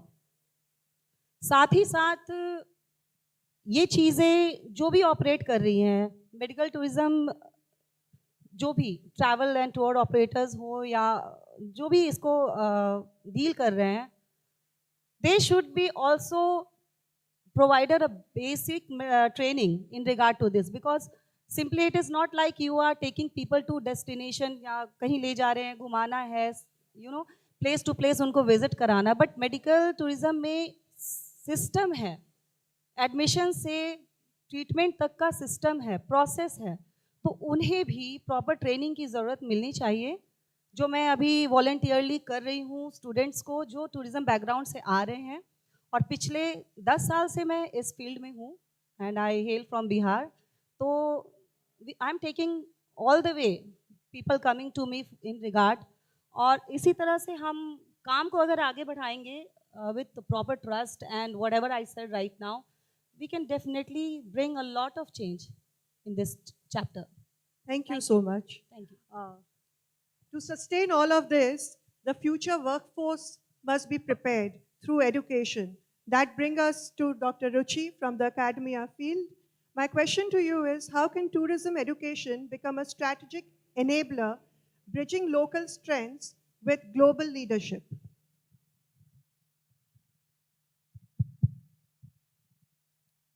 Namaskar, everyone. I would like to thank AP Tourism and ADTOI for bringing up this amazing session of leading ladies. As we all are from tourism industry here, and we know that industry has the characteristics of being strong as well as fragile. And we ladies, we understand better how we can manage the fragility as well as our strength. And Sujata ji, आपका बहुत बहुत शुक्रिया कि आपने ये जो topic education, क्योंकि मेरे इंट्रोडक्शन के अंदर मैं थोड़ा सा और ऐड करना चाहूँगी कि 18 साल से ज़्यादा मुझे एकेडमिक इंडस्ट्री इसलिए बोल रहे हैं because it has taken the shape of that. तो 18 साल से ज़्यादा मैं यूनिवर्सिटी के अंदर एक टूरिज्म प्रोफेसर भी हूँ. अपार्ट फ्रॉम दैट मैं ट्रैवल डिज़ाइनर भी हूँ. तो स्टूडेंट्स के साथ जब हम इंटरेक्ट करते हैं तो ये बहुत ही इम्पॉर्टेंट है कि एक there is a very fine line between literacy and education. तो हमको ये समझना चाहिए कि लिटरेट होना ज़रूरी है, इम्पॉर्टेंट है, because that makes you read and write and a little bit of understanding of the subject, because this is the basic foundation. But what is important is, are you educated, do you understand? क्योंकि education जो होगी वो आपको ये बताएगी कि आपको क्या सेल करना है, कहाँ सेल करना है, किसे सेल करना है. क्योंकि हम सब यहाँ टूरिज्म से हैं तो केवल उसी के उस पर हम बात करेंगे कि आपको जो एक गैप है एकेडमिक्स और इंडस्ट्री के बीच में, उसको ब्रिज करना बहुत इंपॉर्टेंट है. कल हम जो सेशन हो रहे थे, मिनिस्टर साहब भी बोल रहे थे और उसके अंदर ये चीज़ें आई कि प्रोडक्ट्स, जैसे आंध्रा का ही एक एग्जांपल ले लेते हैं. मैं राजस्थान से हूँ तो हमारे पास सब कुछ है राजस्थान में, heritage, culture, history, religion, everything is there. We are very rich as well as Andhra is also very rich. तो आपके पास प्रोडक्ट्स तो है, बिजनेस ला रहे हैं सब ट्रैवल एजेंट्स एंड ऑल, पर उसको टूरिस्ट के पास ले जाने वाला जो सर्विस प्रोवाइडर है, आर दे स्किल्ड? तो इसमें आएगा एजुकेशन, और जो हम स्टूडेंट्स को जो ट्रेनिंग देंगे वो, क्योंकि जो अल्टीमेट एक्सपीरियंस है टूरिस्ट का, उसके साथ में ये सर्विस प्रोवाइडर्स होंगे. बिजनेस आप ले आएंगे या मैं ले आऊँगी, पर उनके साथ कौन होगा? एक टूर गाइड होगा, या जो हमारे स्टूडेंट्स निकल रहे हैं, because this is quite an irony I would say, कि लोगों को ये पता ही नहीं होता कि टूरिज्म के अंदर कोई कोर्सेज भी होते हैं यूजी या पीजी के अंदर. तो ये अवेयरनेस, ये भी एजुकेशन के थ्रू ही अवेयरनेस फैलाई जाए. मैंने काफ़ी सारे ऑनलाइन सेशंस भी लिए, बिकॉज ऑनलाइन का ज़माना है. तो with different universities in India, I told the students, like students generally ask that why we should do this course, उसके बाद क्या है कि आपने ये कोर्स किया क्या बनेंगे. तो ये हमें बताना बहुत ज़रूरी है कि बहुत सारी फील्ड्स हैं जहाँ पे आप अपना करियर बना सकते हैं टूरिज्म एंड हॉस्पिटैलिटी के अंदर. ये एक ऐसा सेक्टर है जहाँ पे ऑर्गेनाइज्ड एंड अनऑर्गेनाइज्ड वर्कफोर्स है. गवर्नमेंट काफ़ी सारी स्कीम्स, कोर्सेज और लेके आते हैं. For example capacity building programs हो गए जो अनऑर्गेनाइज सेक्टर के लिए होते हैं, हुनर से रोजगार हो गया, और आपके डेस्टिनेशन जो है वहाँ पे जो स्किल्स को अपग्रेड करनी है या एंटरप्रेन्योरियल स्किल्स को बढ़ावा देना है. क्योंकि केवल नौकरी ही एंड गोल नहीं होना चाहिए. इससे आप, हमारे प्राइम मिनिस्टर भी यही प्रमोट करते हैं कि आप एंटरप्रेन्योर बने. तो with your educated and aware, जो आप अवेयरनेस है आप में, उससे you will come to know कि डिमांड क्या है, हमें सप्लाई कैसे करना है, हमें कौन से सेक्टर्स को चूज करना है. गवर्नमेंट का ही केवल रोल नहीं है, private sectors also they have an important role, और हॉस्पिटैलिटी एक बहुत बड़ा सेक्टर है. तो इसके अंदर एजुकेशन से हम केवल नेशनली नहीं, हम इंटरनेशनल लेवल पे भी बहुत अच्छी वर्कफोर्स क्रिएट कर सकते हैं, और इससे ऑफ कोर्स डेवलपमेंट होगा, इकोनॉमी राइज होगी और सबको रोजगार मिलेगा. Thank you so much for the You're wonderful welcome. insights and how to prepare our future generations. Now, let's look at someone who has closely witnessed the evolution of women leadership. Yes, I'm talking about Kashmira ji. So, Kashmira ji, can you please shed some light of how women leadership has evolved and what have we done in Gujarat?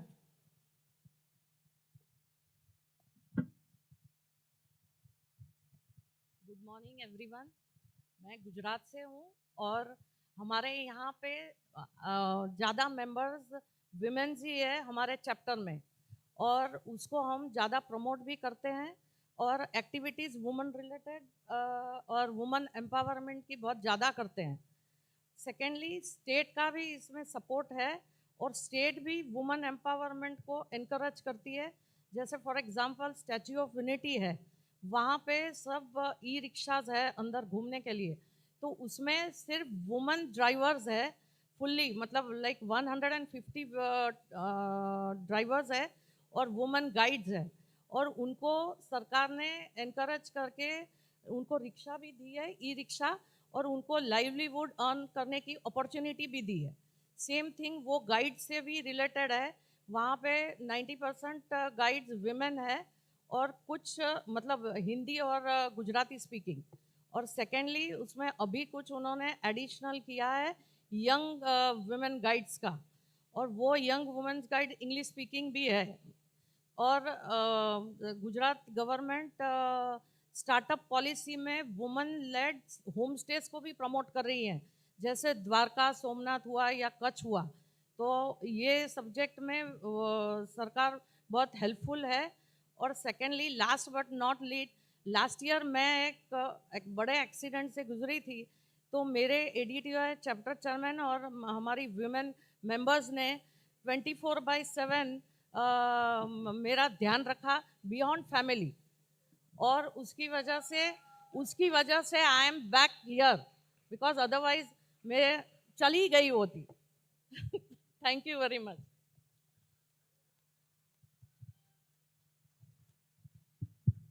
Thank you so much, Kashmira ji. We have a question from the audience for our pet lover. Yudhishthir refuses to enter heaven without a stray dog. But in our country, we have government codes which in many cases stop stray dogs feeding. What's your thought on it? Could you please repeat the second part of the... Okay, can I... Okay. In our country, we have government codes. Yes. Unfortunately, this is the groundbreaking reality.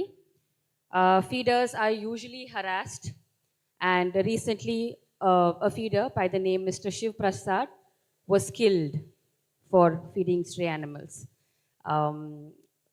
I tend to deal with a lot of cruelty cases towards feeders, but at the moment we are not really able to come to a conclusion as to how to go about this issue. As a welfare member myself, this seems to be quite a task. The fine to kill, if somebody happens to kill a dog, the fine that you have to pay is 50 Indian rupees. You pay 50 rupees, you're out. So definitely there has to be more strict laws implemented in this country in terms of animal welfare. It breaks my heart to say that sometimes I'm not there for my feeders who are usually harassed, and most of the feeders, ma'am, let me tell you this, most of the feeders in this country are women. So a round of applause to all the women feeders in our country. I'm just hoping with time this issue will be resolved, and women coming together and raising their voice for this issue would be much appreciated. And I'm sure a woman will take that initiative. So we've seen that there's no denying the fact that women leaders bring a unique strength to the tourism industry. They balance business with responsibility, growth with compassion, and profit with a purpose. Tourism today cannot grow without responsibility and sustainability. The future of tourism lies in empowering our artisans, as spoken by some of our panelists here, supporting communities with the right intent and action, respecting animals as silent stakeholders, building care and trust, especially in wellness and medical tourism, and leading with empathy and ethics. When women lead, tourism becomes more inclusive, compassionate, and globally respected.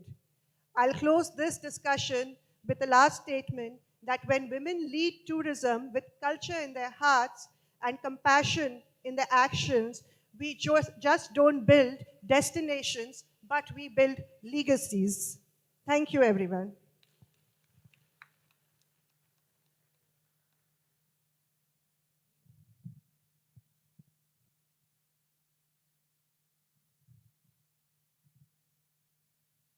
Check.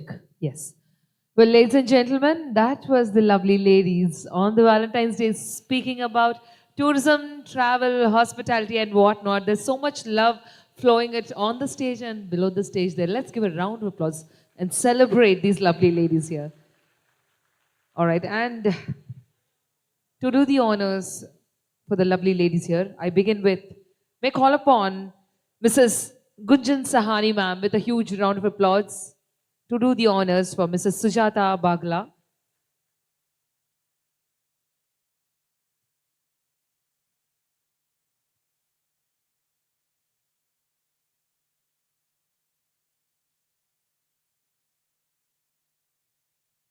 Hello ma'am, how are you feeling today? Would you love the session? Yeah. Ladies and gentlemen, for the moderator, can we go into the center of the stage? I think we can all stand up and we can join the center of the stage, no problem. Yeah. May I also request Leo Uttarakhand, Nutan Anil ma'am to please come forward. Do the honors for Miss Nikita Sharma ma'am. Let's give a round of applause to her. I also quickly request Leo Kerala, Maria Rodriguez ma'am to honor Miss Irshad Patel.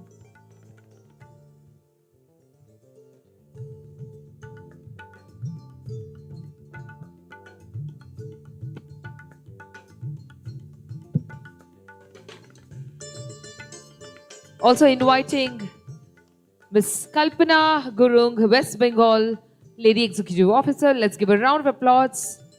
We welcome her onto the stage to honor Miss Kashmira Thakur.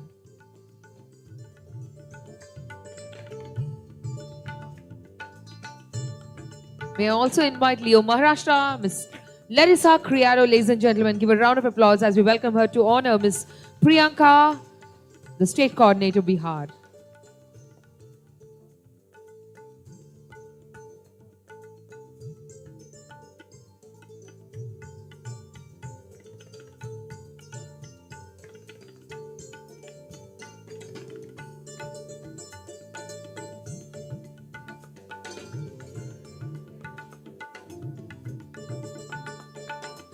May I also request another lovely woman, an animal lover.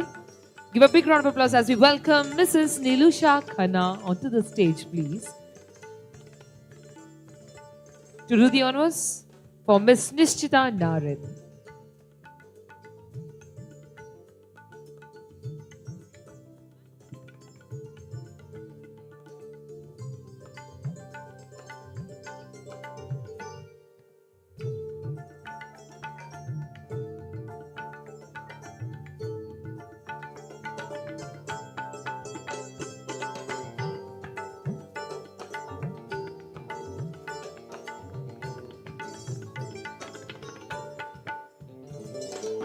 May we call upon Leo Varasi Shubhangi Chaturvedi ma'am with a huge round of applause onto the stage.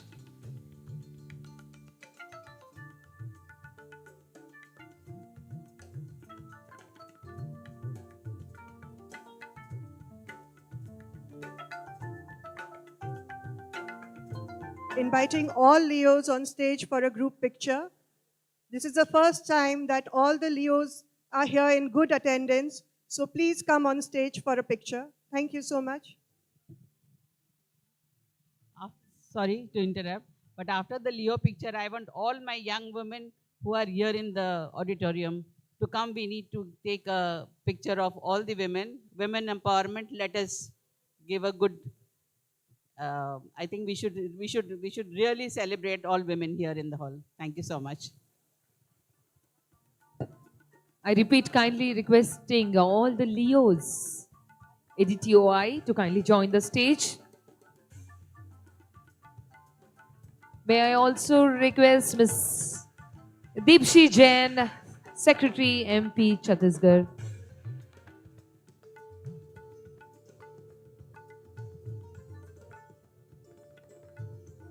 Secretary. We have a very special moment right now, ladies and gentlemen. A wonderful moment, icing on a cake. May I request Amrapali ma'am, IAS, to please come on the stage and give an additional charm to the stage. We have Meenakshi ma'am also joining. Ladies and gentlemen, give a round of applause. Dr. Meenakshi Anantaram on the dais joining. This is like a celebrating the women empowerment. All my girls, where are you? Please come fast. Let us take a big picture. Thank you so much. Can we have you a little back, everyone?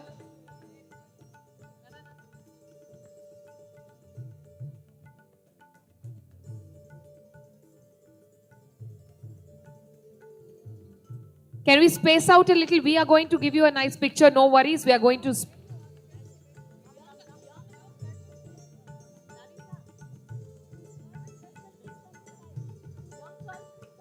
May I request Amrapali ma'am to kindly join. Can I have a little space here? Senior citizens can stand, the young girls can sit down. Sorry to say this, but yes. Now you can see in the hall the women power. Can you give a big round of applause for them, please? Thank you so much. Once again, I can't I'm hear. giving it a little pause because I know आप सबको ticket लेनी पड़ेगी. ऐसे photo चाहिए तो थोड़ा दूर चली जाइए, please. Little 2 steps away. I request the photographers, our professional photographers. You all are going to get nice pictures of the lovely ladies here. Can we please have Ved sir on stage? I can't. Can we please have the man behind all these interesting women? Can we have a big round of applause for Ved Khanna ji? अरे यार तालियां तो बजाओ कम से कम.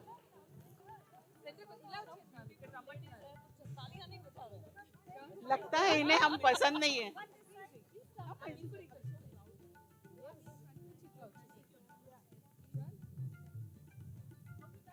Gentlemen, may I take pride in letting you all know that you should probably give a standing ovation to the lovely ladies here. May I request all of you to kindly rise up from your seats. Come on, guys, put your hands together for every woman in the room. Round of applause. Come on, everyone, make some noise. 3 cheers for the lovely ladies. Happy Valentine's Day to each one of you, and hip hip, hip hip, hip hip. Come on, guys, say it loudly. Hip hip, hip hip, hip hip. Nari Shakti, Zindabad. Anybody has any women chance left over? I know everyone is Happy watching. Valentine's Day to every girlfriend you had. Enjoy it, guys. Thank you so much, lovely ladies. Thank you, everyone.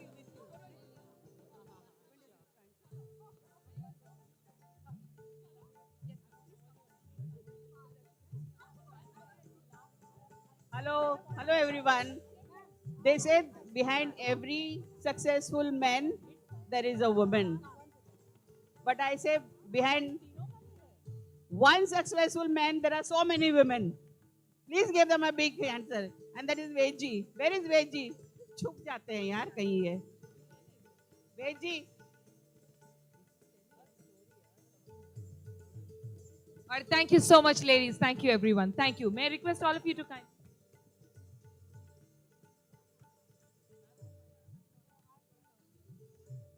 May I request everyone to kindly clear the stage, please.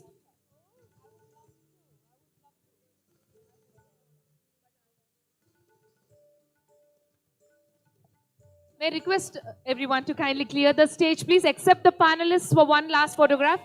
Only the panelists on the stage.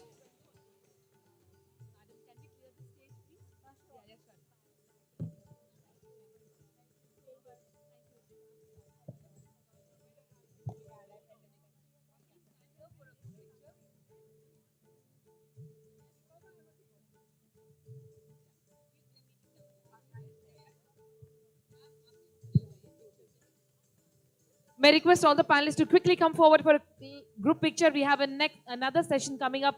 Post that we are departing for lunch for half an hour, and then we have another few sessions. We have so much culturals left. We have so much entertainment for the evening also. Ladies and gentlemen, for now, the panelists, the women panelists, all women panelists, let's give a round of applause.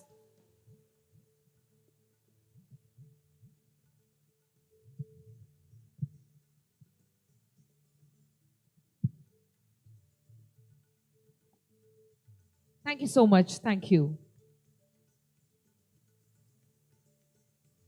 Thank you so much, ma'am.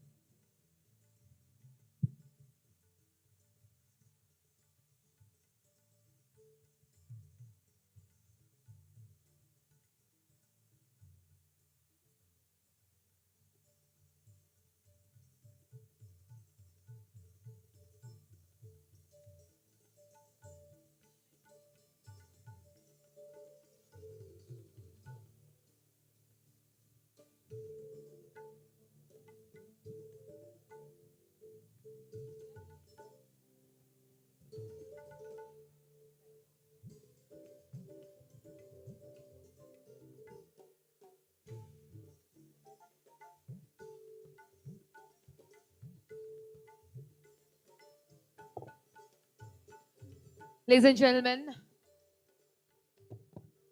the next panel says, the title is Tribal, Buddhist and Unique Homestays.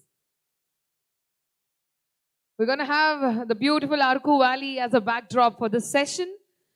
And we have eminent speakers for this session too. We begin with the collector, the district magistrate, Paderu. Ladies and gentlemen, join your hands and help me welcome Mr. Dinesh Kumar, IAS, with a huge round of applause. Hearty welcome to you, sir.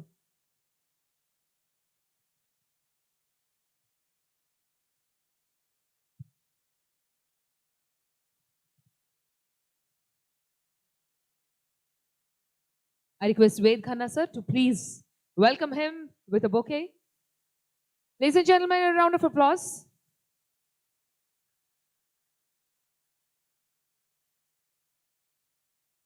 Thank you so much, sir. We now have our leading Buddhist tour operator of India, Mr. Sushil Kumar Singh. Ladies and gentlemen, give a round of applause.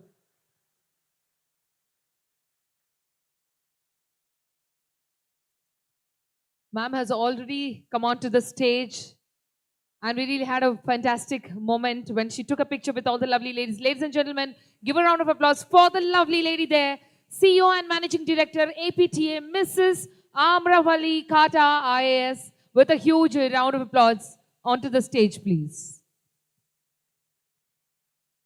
Thank you for being with us for past 2 days, ma'am. Please have your seat. I request Ved Khanna, sir, to kindly do the welcome honors.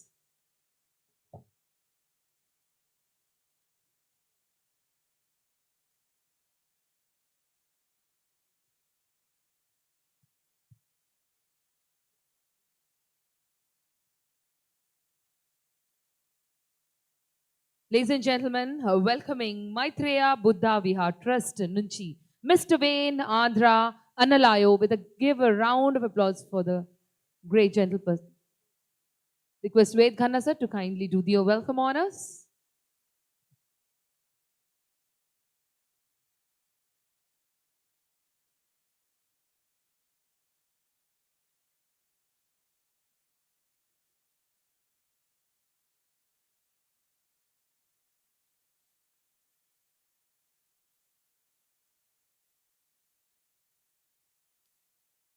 Ladies and gentlemen, join your hands as we welcome Dr. Manoj Kumar Singh from Madhya Pradesh, a PhD in tribal tourism. Let's give a round of applause. That's an eminent personality again.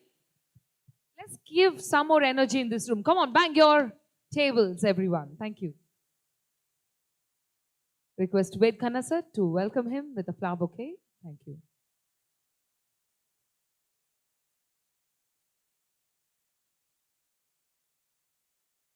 I now request everyone to join your hands for welcoming Mr. Darbabu Garu from Villa Homestay and Farmstay, Ainavilli. Gattiga chappalto. Let's welcome him.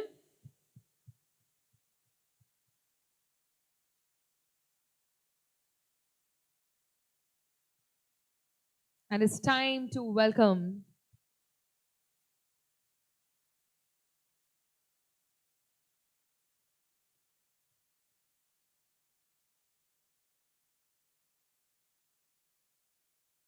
yes, Ved Khanna sir. Welcome him with a bouquet. Give a round of applause, ladies and gentlemen.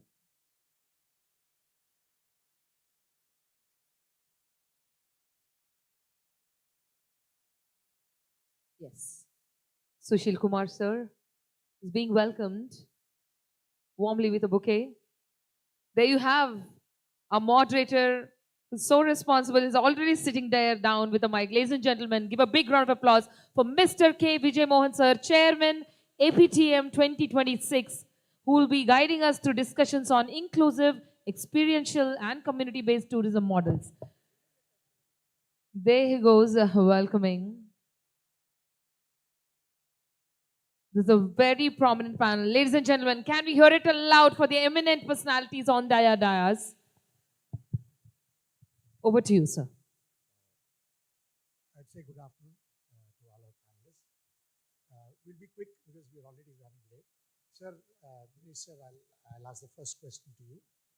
Sir, Andhra Pradesh has recently launched its tribal packages, especially targeting the foreigners who are coming into the tribal circuit. Does the tribal tourism in AP directly empower the local communities that we are in the process? And do they primarily, the beneficiaries, get economic gains on this tribal circuit that we are creating? And what measures can we put in to prevent the commercialization or the dilution of the sacred tribal traditions and art forms? And how can we involve local tribe leaders in planning the decision, in making the process of the tourism initiatives that we are planning?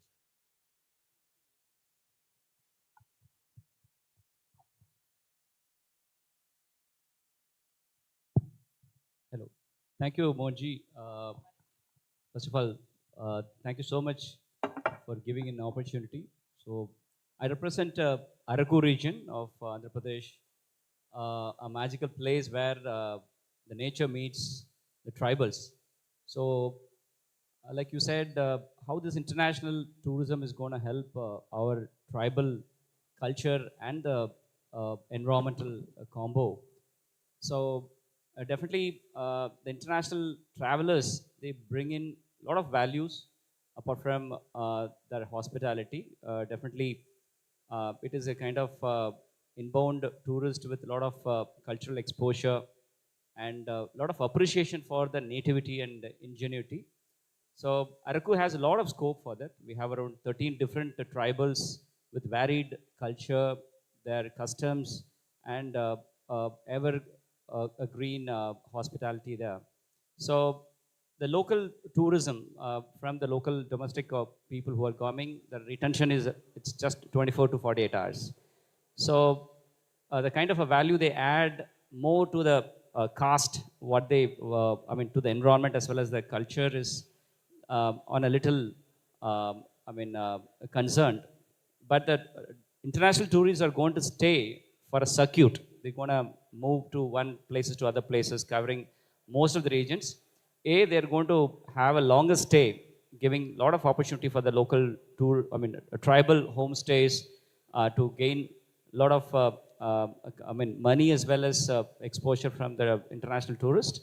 For example, we are planning for a tribal circuit in Hukumpeta, Dumriguda, and as well as Araku Valley, where we are planning for a package of around 6 days in different atmosphere. One in coffee gardens, one in the local art village, and the local folk and other storytelling situations.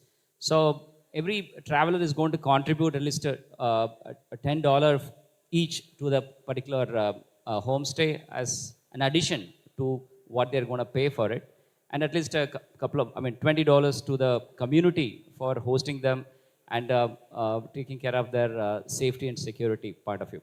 So definitely it is going to add value. The second part of your question is whether it is going to drain out the uniqueness or the sacredness of the tribals. Definitely not.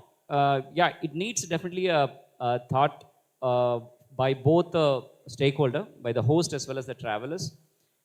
Being a tribal area, we have a lot of restrictions in terms of going into the places which are very sacred. People don't afford other outsiders to let them in that easily. And those things we need to basically prepare a charter of do's and don'ts, which we are preparing. And definitely the people who are going to book the international inbound tourist should also be properly apprised about the do's and don'ts into this, so that they can also kind of appreciate the privacy as well as the local sentiments, but not infringing into their local customs. So the community as a whole, if we are going to involve them as a stakeholder in this particular thing, definitely it is going to help, because homestay is not a simple thing as in tribal areas. Because if a part of a people or a host to any foreigners, the other part of the community is going to see them as see them very in a different manner. So it's a community acceptance which is going to help this international tourism into a next level. So we are planning to do this sensitization from the communities, and as also codify what are all the restrictions which we should preemptive on briefing the inbound tourist, so that there should not be any classes coming up on the way. Just an extended question on this. In terms of the PVTG villages that we have selected, we have looked at Korai Kottavalsa and Vantamuri. Is there any other village that we can look beyond this when we try to get an extended format of the tribal circuit? So we have three major primitive, particularly vulnerable tribal groups, we call it PVTGs. So they are little behind the development, the so-called development of other tribals. So we have Gadabas who are also very remote and have very unique culture and practices in them, which is in G Madugla regions. And GKVD is another mandal where we have Kodu tribes, which they're also a kind of the migrant, very large migrants some thousands years back from the Gond region, from the Dandakarnia region, who came with all this cultural uniqueness. So we have multiple circuits. One circuit is going towards Orissa, and another circuit we can plan it through in the trilateral junction of Andhra, Telangana and Chhattisgarh. So we can definitely prepare multiple corridors. And the new area, now the new district Polavaram has Kondaredis. So the majority of the PVDGs are the Kondaredis, and we have a lot of unique habitations in very remote areas of, for example, Gurtedu, which has been developed into a new mandal, where a larger part of the tribals are Kondaredis, and they have a distinct tradition, they have a distinct song, distinct folk, distinct stories, cuisines. So definitely a lot of potential into preparing 3 to 4 circuits of unique trail of tribal tourism. Thanks a lot, sir. Ma'am, the next question is to you. Because extending on what sir has talked about, I think now the guides, the tribal to train the tribal guides would be a very important facet. What initiatives can be taken to train the local tribes as guides, hosts, and managers to maximum direct economic benefits? How can we blend the traditional tribal livelihoods with tourism-related income? How can we blend the traditional tribal livelihoods with tourism-related income? So we have been actually working with a variety of groups of people to bring what AP has to offer to the market. So this involves training and skilling a variety of sets of people. To start with, for example, in order to access a tribal experience, as Dinesh was just saying, we need a lot of things. One is somebody who will take you there, show you around. 2 is a place to stay there and where you can immerse yourself into the experience. So there are a variety of value providers who need to be skilled, trained, and also brought onto a marketplace. And through our government efforts, we have been working with homestay owners as well as guides to train them, skill them, and onboard them onto the variety of marketplaces available. So this includes working with the Airbnbs, homestay huts, and OYOs of the world, as well as for any unique experience, whether it's a tribal experience or a handloom experience or a handicraft experience. We have come up with a list of things we need to do in order to make it accessible to the tourist, which would mean identifying somebody from the local community there who will be willing to guide a tourist, training him, working with a market provider. It could be priceless by MasterCard for the upper paying tourist, or it could be for the average tourist on a variety of other platforms like Make My Trip, Ease My Trip, etc., etc. And putting this service provider on that platform so that when somebody comes to Arku or Sri Lanka or Chirala or Rajahmundry and they say, oh, what can I do? And search online, they will have access to experiences as well as service providers who can communicate to tourists in variety of languages, either by themselves or using Bhashini or Google Translate or whatever apps, and make sure that the experience is immersive. So this is what we've been doing. Thanks a lot, madam. Sushil Bhai, this question is to you. While many focus on North Indian Buddhism circuits, many focus only on the North Indian Buddhism circuits. How did the Krishna River Valley in Andhra Pradesh become such a significant and independent center for Buddhism? How crucial were the coastal cities like Totlakonda, Bavikonda, and connecting the Indian Buddhism to the southeast and Sri Lanka? Yeah, let's if you talk about Buddhism in South India, especially Andhra, we have to understand some few things about Buddhism, how that came in South India.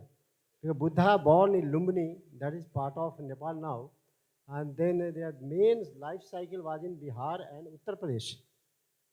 But after during Emperor Ashoka time, that Buddhism came from Magad, that is Bihar, Patliputra, to South India through this eastern route.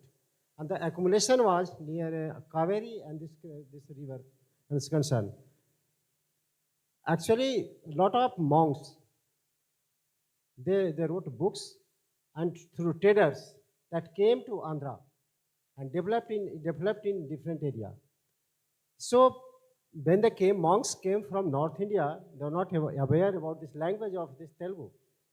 But that time, luckily the local emperors, especially during Satavahana and Ichwaku dynasty, they supported Buddhism. And that the monks from North India and this Eastern India, they learned the language here. So I mean to say, Buddhist sector developed, Buddhism developed in South India intellectually. They were not traditionally Buddhist, they were traditionally Hindu and different religion. So intellectually, they become Buddhist. But we have to pay more focus. Now the question is, if you are talking about tourism, you focus, we have to focus, we all sitting here, and through government body, I want to say a message, we have to focus to promote Buddhist sector in South India, because most of Southeastern forest countries, they are Buddhist. They are properly Buddhist, traditional Buddhist. Like I am a Hindu because I am born in a Hindu family.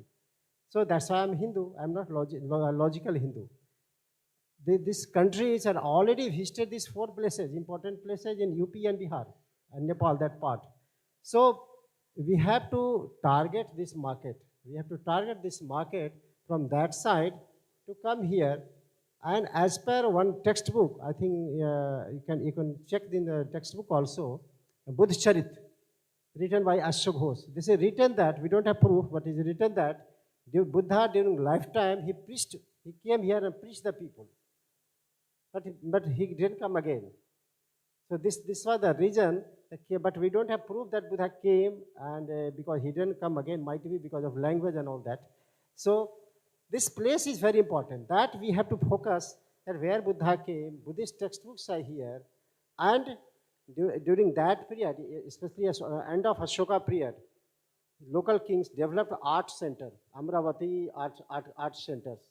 So that kind of art centers has to develop again in this area and put some local Buddhist architecture that will attract our Buddhist community of Asian country and also world. Because Buddhism is now an intellectual religion and actually related with the peace. Many people in the Western world also, they don't have peace. They're looking for peace.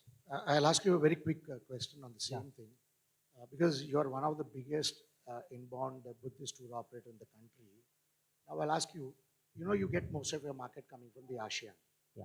Now as an ASEAN Buddhist, do you think this part of the country, that is Andhra Pradesh, and just to tell you, we've launched a Buddhism circuit called the Footsteps of Buddha, where His Holiness Dalai Lama said that Lord Buddha did come to Amaravati to make his first sermon on Kalachakra.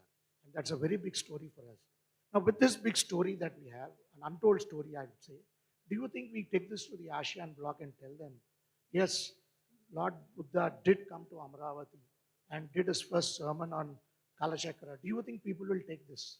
Yes, people will take this. And this is, people believed also. Because most of people believe that they came here.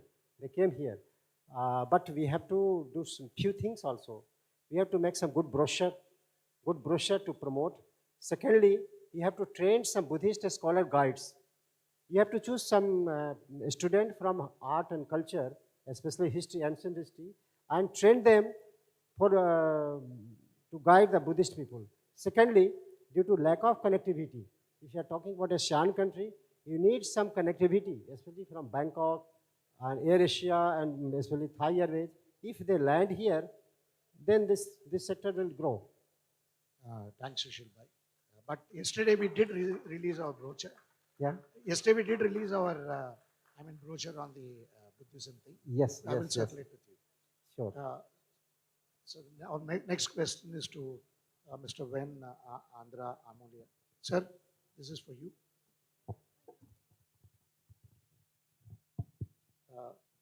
Sir, just for the benefit of everybody here, sir has done his PhD on Buddhism research and Buddhism subjects in the University of Hong Kong. And sir is now he's actually putting up a monastery somewhere in Undarajvaram, if I'm right. Sir, this first question is to you. You are the Buddhism counseling masters, if I'm right.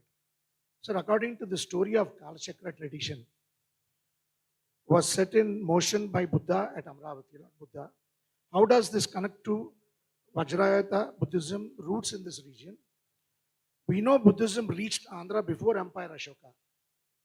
Can you discuss the role of the Bavari disciple in spreading Buddhism to this region? How did the Satvana dynasty, despite being Brahminical, patrons of Buddhism to such a large extent? Andariki Subhasisulu. Good afternoon, everyone. You asked three questions, I think. First one is related to Kala Chakra, and the second one related to the Bhavari, and the third one is how did the Satvana dynasty? Yeah, Satavahana dynasty. First of all, even though I'm a Buddhist monk, I cannot answer every question related to Buddhism. And the second thing, I think this conference is on tourism, marketing, and profit making, and we are relating these three things with a spiritual path, Buddhism. So we must be very careful. And the first of all, before answering these three questions, I wanted to say one thing. There are 4 prominent Buddhist traditions in the world. First one is Theravada tradition. There are so many Buddhist followers of Theravada tradition in Sri Lanka, Thailand, Cambodia, Laos and Myanmar. And the second one is Mahayana Buddhist tradition. There are so many Buddhist followers of Mahayana tradition in China, Taiwan, Vietnam, Japan and Korea. And the third one is Vajrayana tradition. There are so many followers of Vajrayana in the European countries and Western countries. And fourth one is Zen traditions, many followers in Japan. The first thing I wanted to point out is that when people think of Buddhism, most of the people, they think only about north of India. Because Buddha was born, lived, and passed away. But the fact is that after the Buddha attained Mahaparinirvana, this land of Andhra Pradesh, this soil, played major role to refine what the Buddha taught. And this soil itself further developed the Buddhist thought and spread the Buddhist thought in the rest of the world. And one more important point is that there are so many traditions I already mentioned. Theravada tradition, Mahayana tradition, Vajrayana and Zen tradition. Theravada tradition follow early Buddhist teachings, and the roots of Mahayana, Vajrayana and Zen Buddhism. The roots lie in Madhyamika philosophy and Prajna Paramita literature. Madhyamika philosophy and Prajna Paramita literature born in this very land through great prominent Buddhist monks like Acharya Nagarjuna, Dignaga, and there are so many Buddhist monks, even in Theravada tradition also Buddha Ghosha. When I travel to China, Taiwan and other countries in the world, I see the statue of Nagarjuna there. I see the statue of Buddha Ghosha there. I see some other prominent Buddhist scholars from Andhra Pradesh there. So what I wanted to say, this conference is for tourism, marketing, profit making. So we need to focus on population. So we must focus on countries like Western and European countries. We should attract tourists from Western and European countries as well as Chinese speaking South Asian countries, so that they have capacity to spend money, so that we can make money. I already mentioned that I am coming here not to promote Buddhism. I wanted to do my best to my Andhra Pradesh. So what I wanted to say, let us try to promote that. Yes, there are so many followers in Western countries, they know Madhyamika philosophy. We need to tell the world the Madhyamika philosophy born in this Andhra Pradesh, in the Nagarjuna Konda. And I will come to your questions. The Kala Chakra. In the Tibetan literature, there is a textbook called Kala Chakra Tantra, and there is a commentary to that textbook. In that commentary, it is clearly mentioned that during the lifetime of the Buddha, he himself came to Danyakataka. Now we calling Danyakataka as Amaravati. He himself performed Kala Chakra. I think that's reference is quite enough for us to promote this one. And the second one is Bhavari. Before Ashoka, Buddhism entered into this land, the land of this Telugu land, through the Bhavari. Bhavari, a saint from Godavari region, a Godavari Bay. He sent his 16 of his followers to see the Buddha and know what he is teaching. And some of his disciples came back and they introduced Buddhism to this Telugu land. I think that is good enough. And the third one is, you are talking about Satavahana. Even though the Satavahana kings, they are supporters of Vedic culture, the fact is that the queens, they are the supporters of Buddhism. Why? The queens, they want because of Buddhism.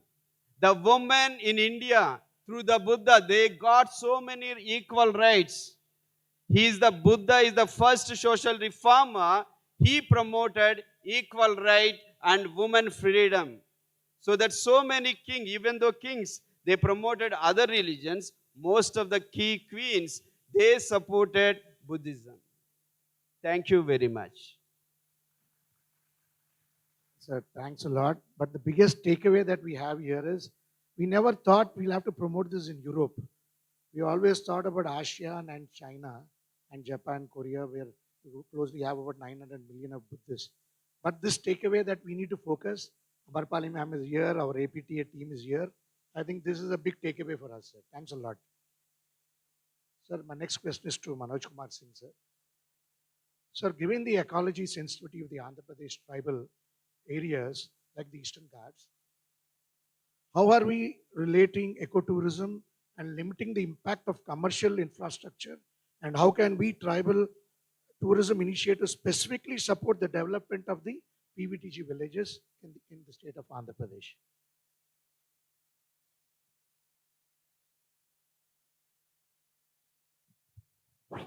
Yes thank you sir. आप सभी लोगों को नमस्कार।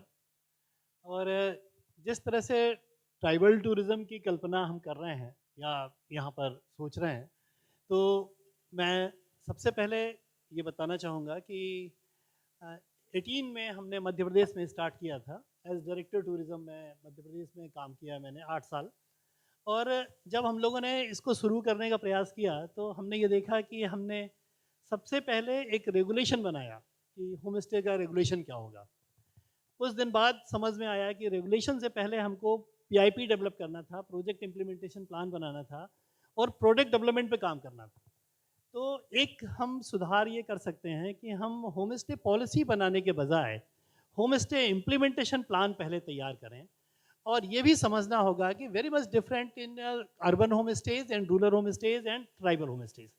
तो इन तीनों की policy जो होगी वो अलग अलग होगी और वो इम्प्लीमेंटेशन पॉलिसी भी अलग होगी और रेगुलेशन पॉलिसी भी अलग होगी, और तभी हम इसको सक्सेस पे ले जा सकते हैं। दूसरी जो इम्पोर्टेंट चीज़ ये है वो कि ये पूरा का पूरा जो बेस है सर, वो बेस है कल्चरल एक्सपीरियंस बेस्ड टूरिज़्म पर। कल्चरल एक्सपीरियंस बेस्ड टूरिज़्म की जो बाउंड्रीज होंगी वो डिस्ट्रिक्ट या डिवीज़न नहीं होंगे, वो उनका कल्चरल जोन होगा। तो जैसा मैं देख पा रहा हूँ कि मध्य आंध्र प्रदेश में 3 कल्चरल जोन हैं, एक उत्तरांध्र है, एक कोस्टांध्र है और तीसरा रायसीना है। जब हम उत्तरांध्र की बात करते हैं या ट्राइबल बेल्ट की बात करते हैं तो उसमें 5 सब कल्चर जोन हैं जो आपके डिफरेंट ट्राइबल को रिप्रेजेंट करते हैं। तो इन 5 कल्चरल जोन के लिए हमको जो माइक्रो प्लानिंग करनी होगी वो इस तरह से होनी चाहिए कि हम 5 जोन में कम से कम 2-2, 1-1, 2-2, 3-3 गांव ले करके हम उसको as a reference, as a model develop करें, और वही रिप्लिकेशन में काम आएगा बाद में। क्योंकि हम लोगों ने एक साथ 20 गांव स्टार्ट किए थे, अभी 120 विलेज हैं वहाँ पे। मध्य प्रदेश में 1000 गांव का स्कोप है।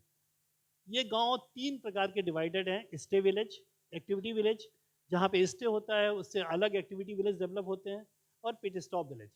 तो इन 3 विलेज में हमने डेवलप करके और 6 कल्चरल जोन में डिवाइड किया, और 6 कल्चरल जोन का डिवाइड करके उसका प्रेजेंटेशन है, आप कहेंगे मैं भेज दूंगा आपको।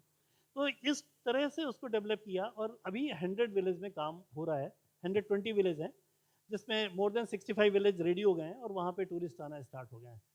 इतना अच्छा रिस्पांस है कि हम उसकी कल्पना भी नहीं कर सकते थे। हमने 100 डेज का रिस्पांस प्लान किया था कि 100 डेज उसको साल में मिलने चाहिए। अभी 20 विलेज में 250 डेज से ऊपर मिल रहे हैं, और युवाओं को गांव में काम मिल रहा है। 45 से ऊपर की महिलाओं को हमने टारगेट किया था, उन्होंने काम करना सीख लिया है और बहुत अच्छे तरीके से काम कर रहे हैं। अब इसमें 3 चीज़ें इंपॉर्टेंट हैं, मतलब 3 फ्रेंड्स हम बोलते हैं उनको। एक तो हमारा इंफ्रास्ट्रक्चर जेंडर फ्रेंडली होना चाहिए, तो हमने एंट्रेंस अलग अलग रखा है। उनके घर के अंदर होम स्टेज डेवलप नहीं किए हैं, उनके घर के बगल में किए हैं।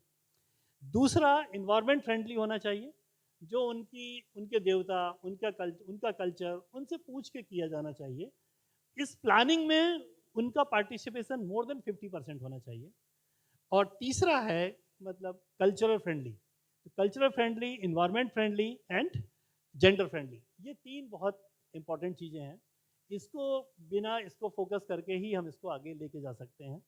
बेसिकली जब हम रूरल टूरिज्म या ट्राइबल टूरिज्म की बात करते हैं तो उसके 6 मेजर कंपोनेंट हैं।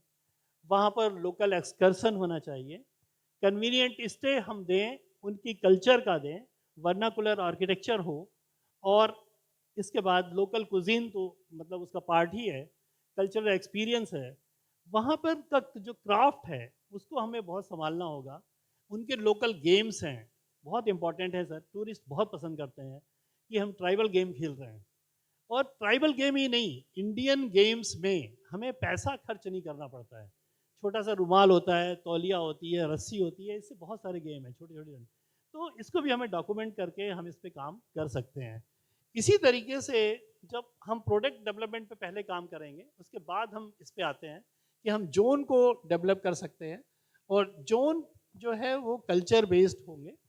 सिर्फ 2 चीज़ों का चैलेंज आएगा हमको जो नॉन निगोशिएबल होना चाहिए, और वो है बेसिकली हाइजीन। कि हाइजीन पे हमको दूसरे मोड में काम करना पड़ता है, उनका हाइजीन दूसरे मोड का है, हमको दूसरे मोड में काम करना पड़ेगा। और दूसरा 2 चीज़ें हैं, और एक है सिक्योरिटी। सिक्योरिटी में फिजिकल सिक्योरिटी और हेल्थ वाइज सिक्योरिटी, क्योंकि टूरिस्ट को ये समझ में आना चाहिए कि हमको यदि हम बीमार पड़ेंगे तो क्या होगा। तो इसका प्रपोगाइज करना, इसको एडवर्टाइज करना हमारे लिए बहुत इंपॉर्टेंट है। ये कुछ चीज़ें हैं जो हम लोग इस पर काम कर रहे थे मॉडल पे, और जब आंध्रा के बारे में सोचते हैं तो हमें ये चीज़ें उसमें ज़्यादा उभर करके आती हैं। और इसमें जो रोल होगा, जो मेन रोल होगा इसमें, वो होगा इंस्टीट्यूशन बिल्डिंग का। तो जो स्टेक होल्डर्स हैं, मतलब ट्राइबल टूरिज्म में जो स्टेक होल्डर्स हैं, होम स्टे ऑनर्स हैं, इसमें कल्चरल प्रोग्राम वाले लोग हैं, इसमें हैंडीक्राफ्ट के लोग हैं, इनके साथ में एक इंस्टीट्यूशन बिल्डिंग बहुत इंपॉर्टेंट है। और वही इसका बैकबोन होगा, वही लोग इसको आगे लेके जाएंगे। और सीनियर ऑफिसर्स का ग्रास रूट लेवल पे इन्वॉल्व होना बहुत इंपॉर्टेंट है। प्लानिंग में इंपॉर्टेंट है, विलेज सिलेक्शन में इंपॉर्टेंट है, साइट सिलेक्शन में इंपॉर्टेंट है कि किस साइट पे होम स्टे डेवलप होना चाहिए, एंड बेनिफिशियरी सिलेक्शन, वो अपनी बात को कह सकता हो, बता सकता हो। Ultimate in the last point कि जो होम स्टे ऑनर है वो ऑनर बेस्ड सर्विस देता है, मतलब वो जो खाना खुद खाएगा वही खिलाएगा। तो होम स्टे ऑनर का जो नॉलेज है उसके लिए टूरिस्ट उसके पास जाता है, और वो उसको सस्टेन बनाता है। तो सस्टेनेबिलिटी के लिए ज़रूरी यह है कि होम स्टे का जो ऑनर, जो उसका नॉलेज है, चाहे वो उसको चिड़िया के बारे में हो, चाहे जंगल के बारे में हो, या किसी चीज़ के बारे में हो, वो नॉलेज उसके होम स्टे की ब्यूटी बनाता है। तो हमें ऐसे होम स्टे ऑनर्स को उनके नॉलेज बेस्ड कस्टमाइज ट्रेनिंग, उनको उस सब्जेक्ट की हमको उसको ले जाके रिच करना इम्पोर्टेंट है। यदि हम ये करते हैं तो निश्चित रूप से हम टूरिस्ट को अट्रैक्ट कर सकते हैं। और टूरिस्ट, ये हमने जो टारगेट दिया था होम स्टे ऑनर्स को, ये था कि सिर्फ टूरिस्ट ये कह के जाए कि हम फिर आएंगे, तो फिर आएंगे, विल कम अगेन ही उनका टारगेट था। और विल कम अगेन से हमने 10 गुने टूरिस्ट 3 साल में, और उसके बाद 10 टाइम्स हमने इंक्रीज किया है। तो ये बहुत पब्लिसिटी। और दूसरा जो हम आपसे कहना चाहते हैं, जो हमारा ट्रेडिशनल वे ऑफ मेथड था कि हम ट्रेवल एंड टूरिज्म एजेंट के थ्रू काम करते थे, वो होम स्टे में बहुत इंपॉर्टेंट है। मेक माई ट्रिप या एयरबीएनबी सब कुछ है, लेकिन जो हमारा ट्रेडिशनल मेथड है, मुझे यहाँ के ADTOI के ही एक मेंबर ने बताया कि आपको करीब 50 फैक्ट्स निकालने होंगे। तो 50 फैक्ट्स हमको ट्राइबल टूरिज्म में भी देखने होंगे। तो वो फैक्ट सीट डेवलप करनी होगी। यहाँ पे अतुल जी होंगे, उन्होंने ही मुझे सिखाया था। तो 50 फैक्ट्स जो निकालना है वो important.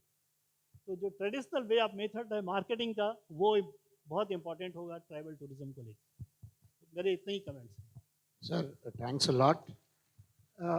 Sir, what I've understood from your perspective is, I think here we should not rely on the OTAs to tell tribal sectors. It's all about experience. It's all about training them.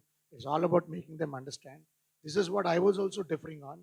We should actually, all ADTOI, all our travel agents should come forward to understand what we are selling, what circuits we are selling, and what experiences are available there. And I think only then things will move forward in the right way. Darbab got a quick question. You are one of the homestay operators. What measures are in place to ensure great security? Because the only fear when somebody says homestay, what will happen there? Is there enough security? Am I okay? Hygiene, like what sir said, there were so many other questions that every client will have. Do you share normally at your place?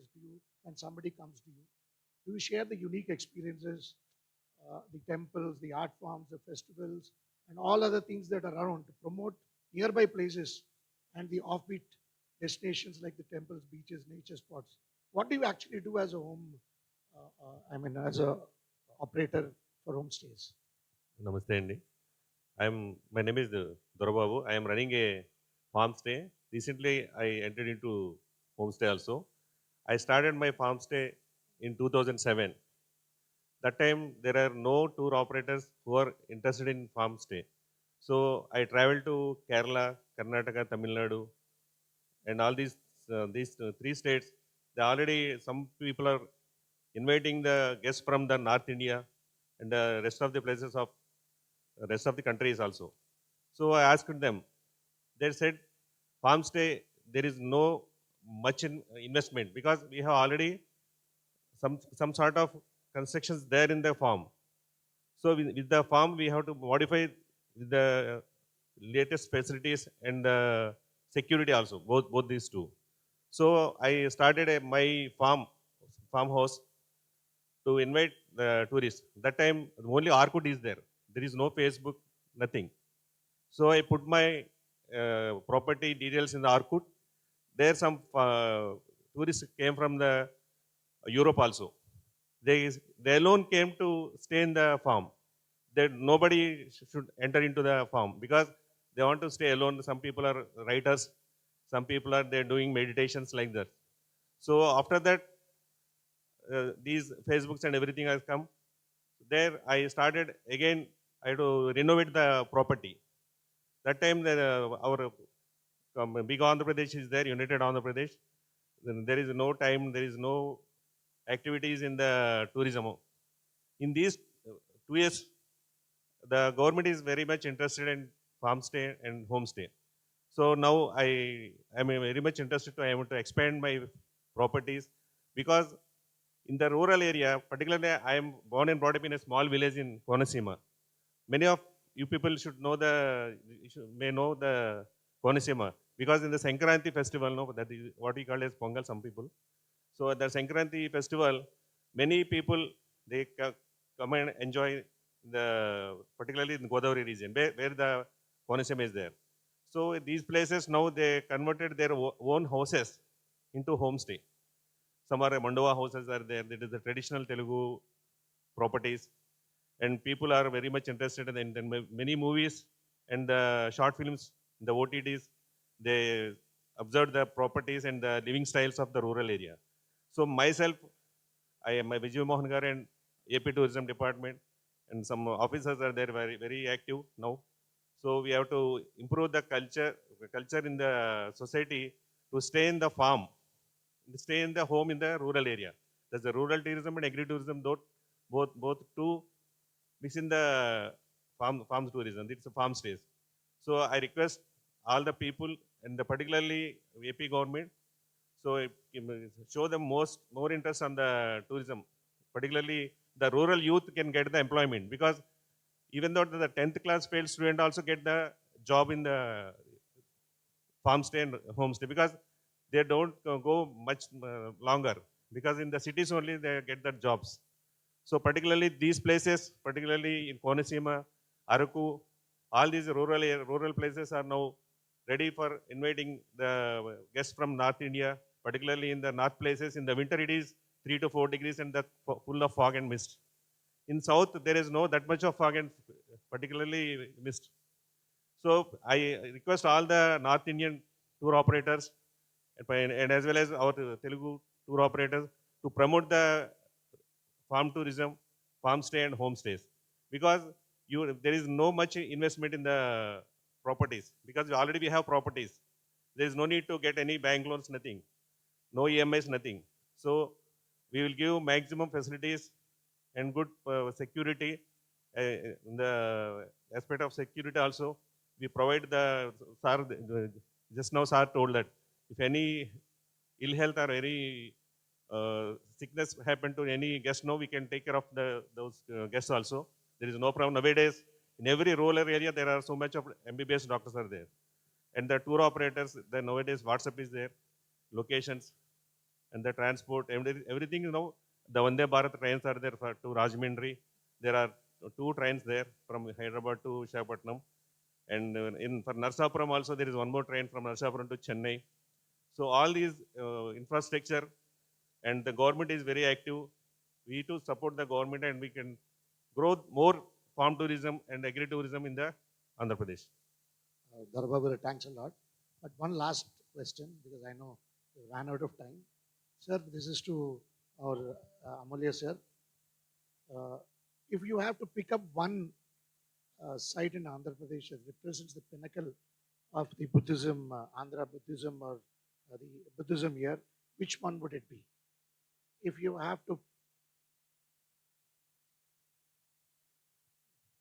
Actually, there are so many places like Nagarjunakonda, Amaravati, but for tourism purpose, I will suggest Totlakonda.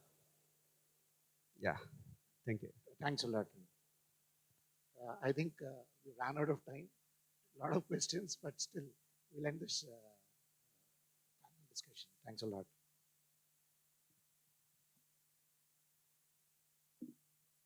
Sir, since we have run out of time, because everybody is waiting for lunch, sir, please, I'll suggest, because questions will only lead to answers, since we have no time. Thanks a lot. Sorry.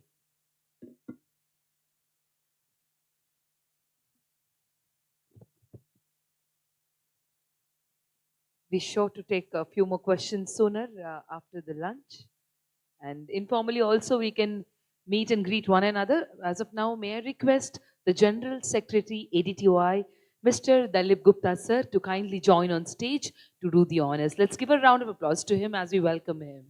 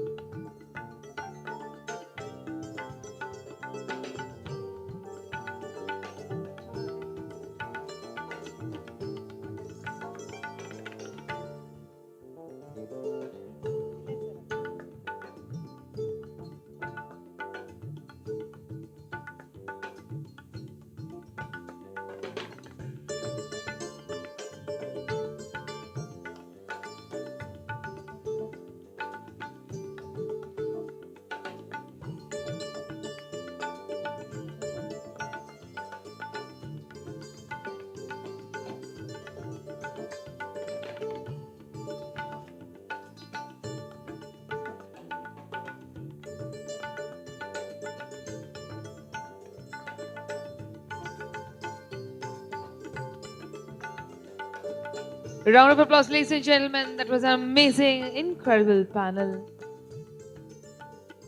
May I request all of you to kindly join for a group photograph, please. One step forward, everyone, for a group photograph. Thank you.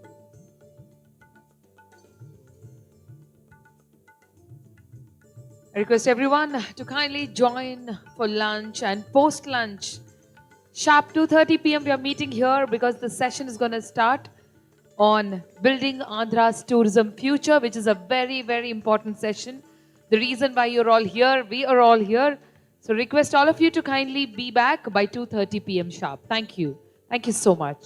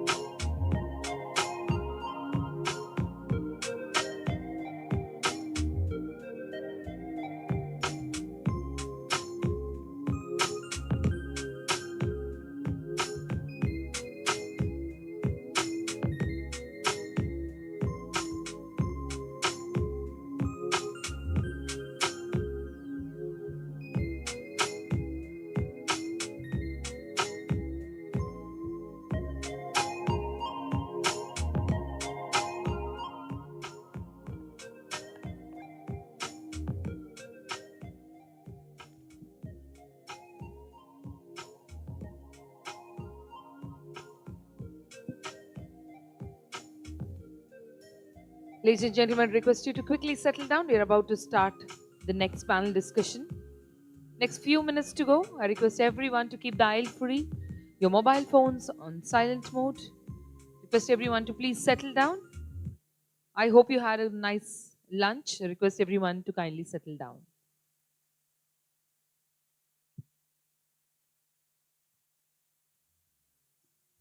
I request everyone to please bring your friends inside the arena. Make yourself comfortable at the frontmost chairs.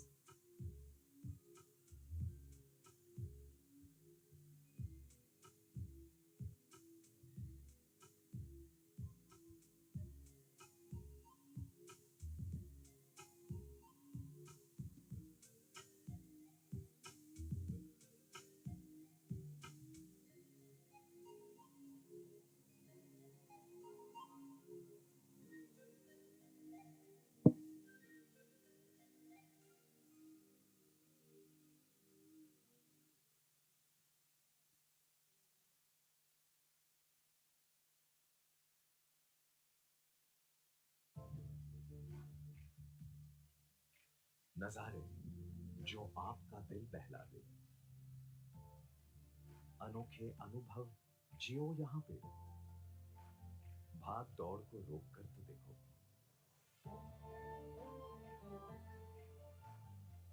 Gandikota को आपका इंतजार है। कब मिलेंगे हम? Andhra Pradesh tourism.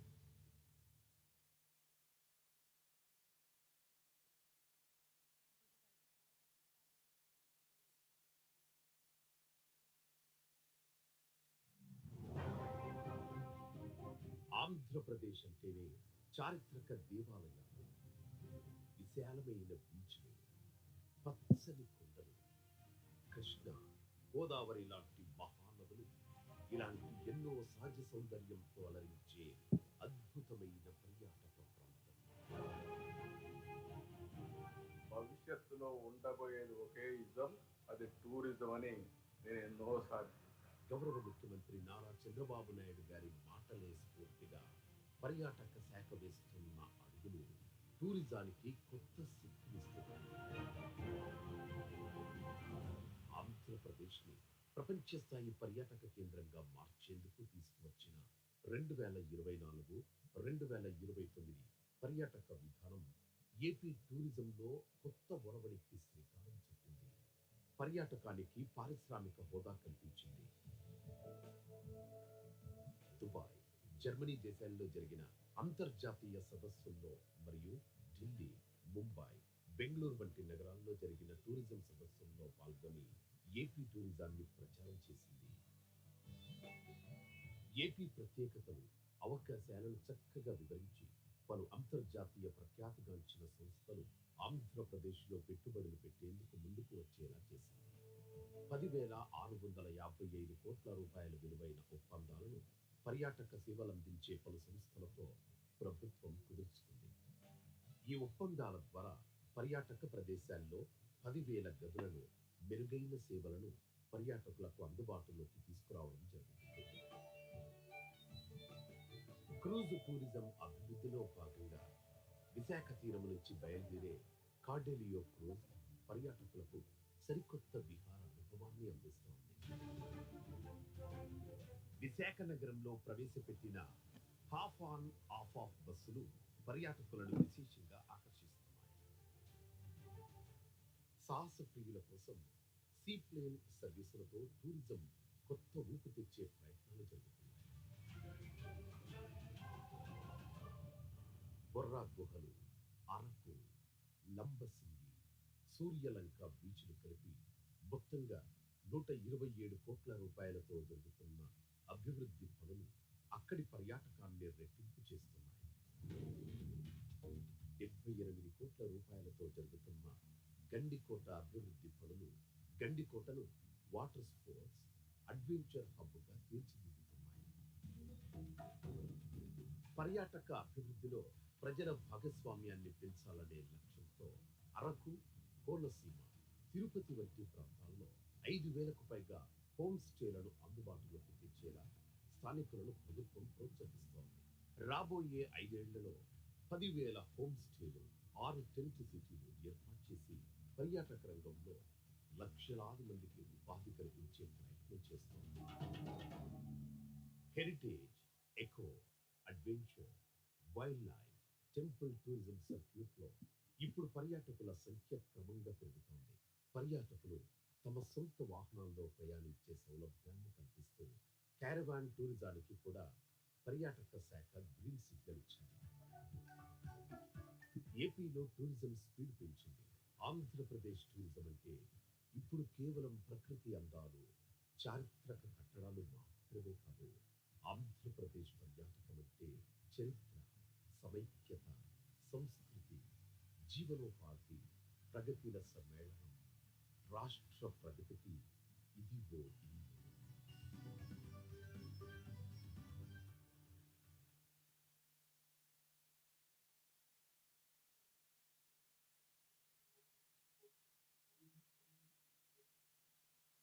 Srikalahasti is one of the main pilgrimage places in Tirupati district of Andhra Pradesh.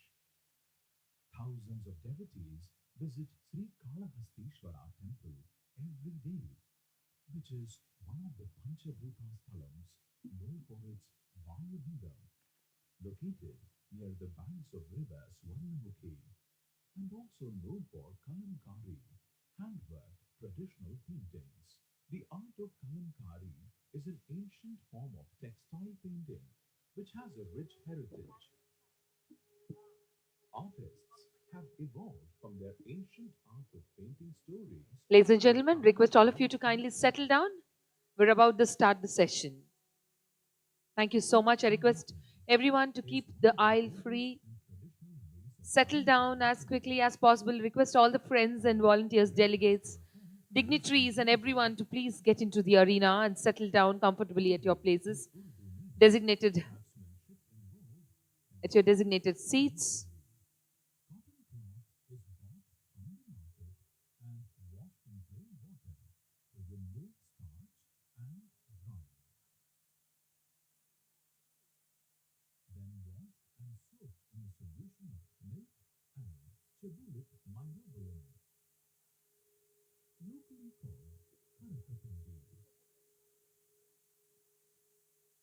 The cloth is evenly soaked in this solution for 15 to 20 minutes.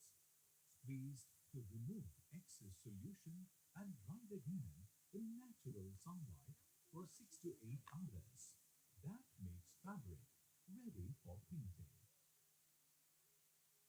Burnt tamarind stick, which acts as a charcoal, is used to make sketches. నమస్కారం అండి. నా పేరు వేలాయుధ శ్రీనివాసరావు. నేను ఈ కలంకారీ కళను 42 సంవత్సరాలుగా చేస్తున్నాను. చింత చెట్టు పిల్లలతో తీసిన బొగ్గుతో ఇలాంటి స్కెచ్ వేస్తాను.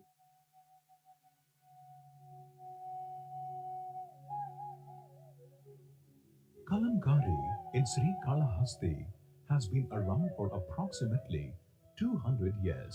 Yes, well, ladies and gentlemen, every destination begins with a great vision.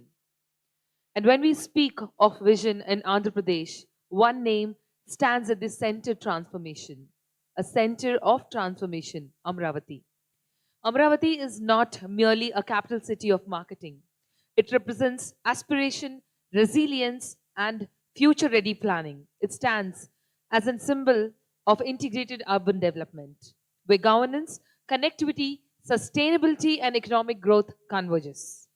Under the visionary leadership of our Honorable Chief Minister Shri Nara Chandrababu Naidu Garu, Amravati is being envisioned as a global standard capital, driven by smart infrastructure, green mobility, riverfront development, institutional hubs, and knowledge ecosystems. The presence of national institutions, educational centers, innovation corridors, and planned infrastructure networks positions Amravati as more than an administrative capital. It's designed to be an engine of economic growth and a catalyst for tourism, investment, and global partnerships.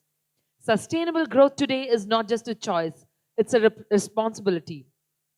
Infrastructure today is not just about roads and buildings, it's about resilience, inclusivity, and environmental balance. This session will explore how Amravati's long-term infrastructure blueprint aligns with the tourism expansion and investors' confidence and connectivity and sustainable goals.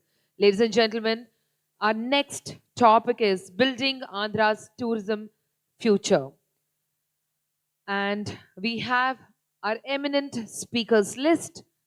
And we also have an eminent person who's going to moderate this session. Give a big round of applause as we welcome CEO Faith, which is Federation of Association of Indian Tourism and Hospitality, which is the national strategy and policy body think tank of all the national tourism agencies of India, including ADTOI. Give a big round of applause for Mr. Ashish Gupta. May I request Rajat Sahani, sir, our Senior Vice President, ADTOI, to kindly come over the dais and do the welcome honors. Let's give a round of applause, please.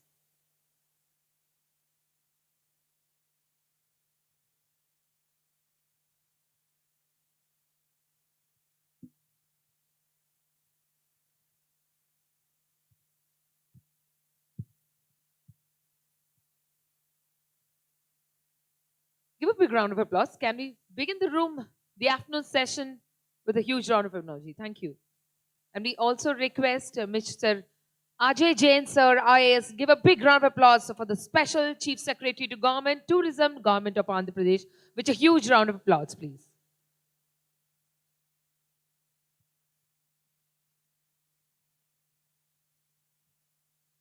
More food and more energy. Come on, everyone.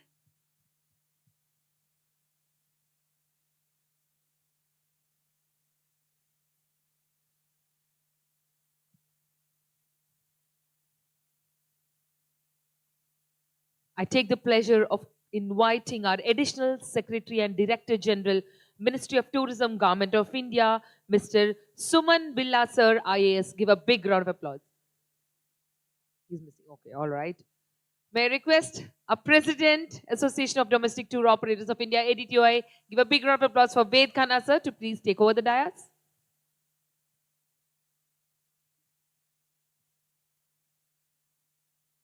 May I also request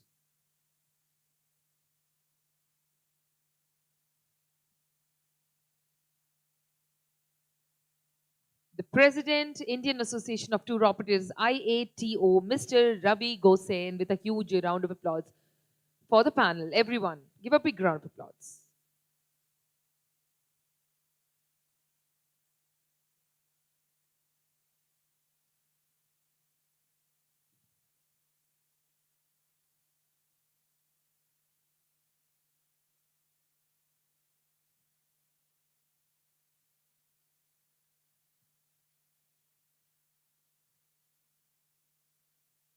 Ladies and gentlemen, help me welcome the President, Indian Tourist Transporters Association, ITTA, Mr. Satish Sehrawat, with a huge round of applause, please.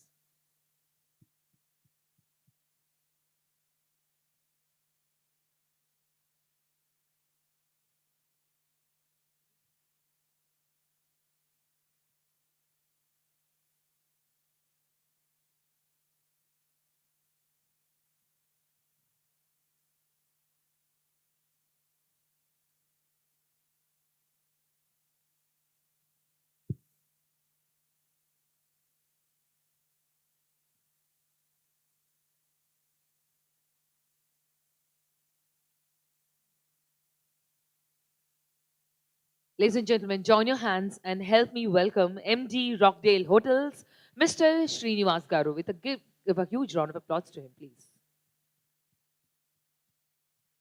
When I say huge, it means huge. Come on, everyone. Thank you, thank you.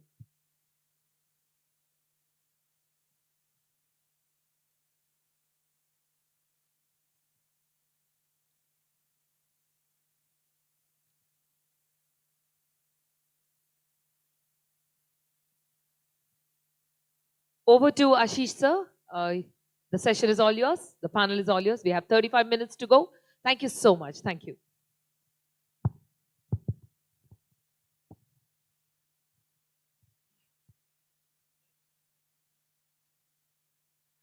Good afternoon, everyone. Anusha, thank you very much for the introductions. Good afternoon, ADTOI. This afternoon when I was listening to the women's panel, it was very impressive to learn that the Gujarat chapter has more women than men of ADTOI chapter. I think it's phenomenal. A big clap to all of you for enabling this. It's great. I think it's a, and seeing all the women present here today on this podium along with the MD, Ms. Amrapali, I think it's such a defining moment. What AD2I did today, I think that will set the benchmark for all conventions of having women leadership right on top. So congratulations. They say child is the father of man because as we grow, we learn from those younger to us. And in the Indian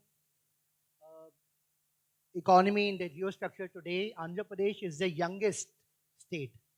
And yet, under the leadership of the Honorable CM, the whole Swan Andhra Pradesh vision, the way they are progressing, Andhra Pradesh is progressing at such a high speed, signing such a massive 1 trillion rupee investment from the Adani Group, $15 billion global investment from Google.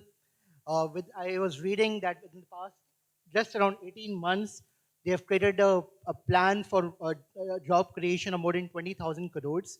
I think a big clap from all of us to the younger state of Andhra Pradesh for teaching us how a young state can move so fast. So let's build on this trajectory that Andhra Pradesh has done and see what is the correlation between domestic tourism, inbound tourism, and the future of Andhra Pradesh as the topic suggests. Ajay, you are the man of the hour. The Andhra Pradesh Tourism Vision 2030, which talks about creating Andhra Pradesh as a tourism hub. I think it's a phenomenal vision. I don't think any other state has such an impressive vision that you have.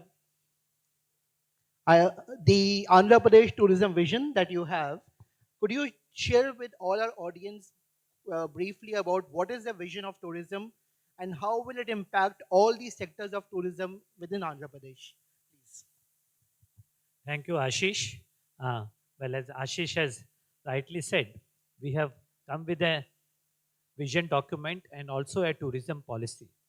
Now, as per the policy, of course, first thing what Andhra Pradesh has done is we have given the industry status. Of course, most of the states have given, but till 2024 it was not there. So that status has been given.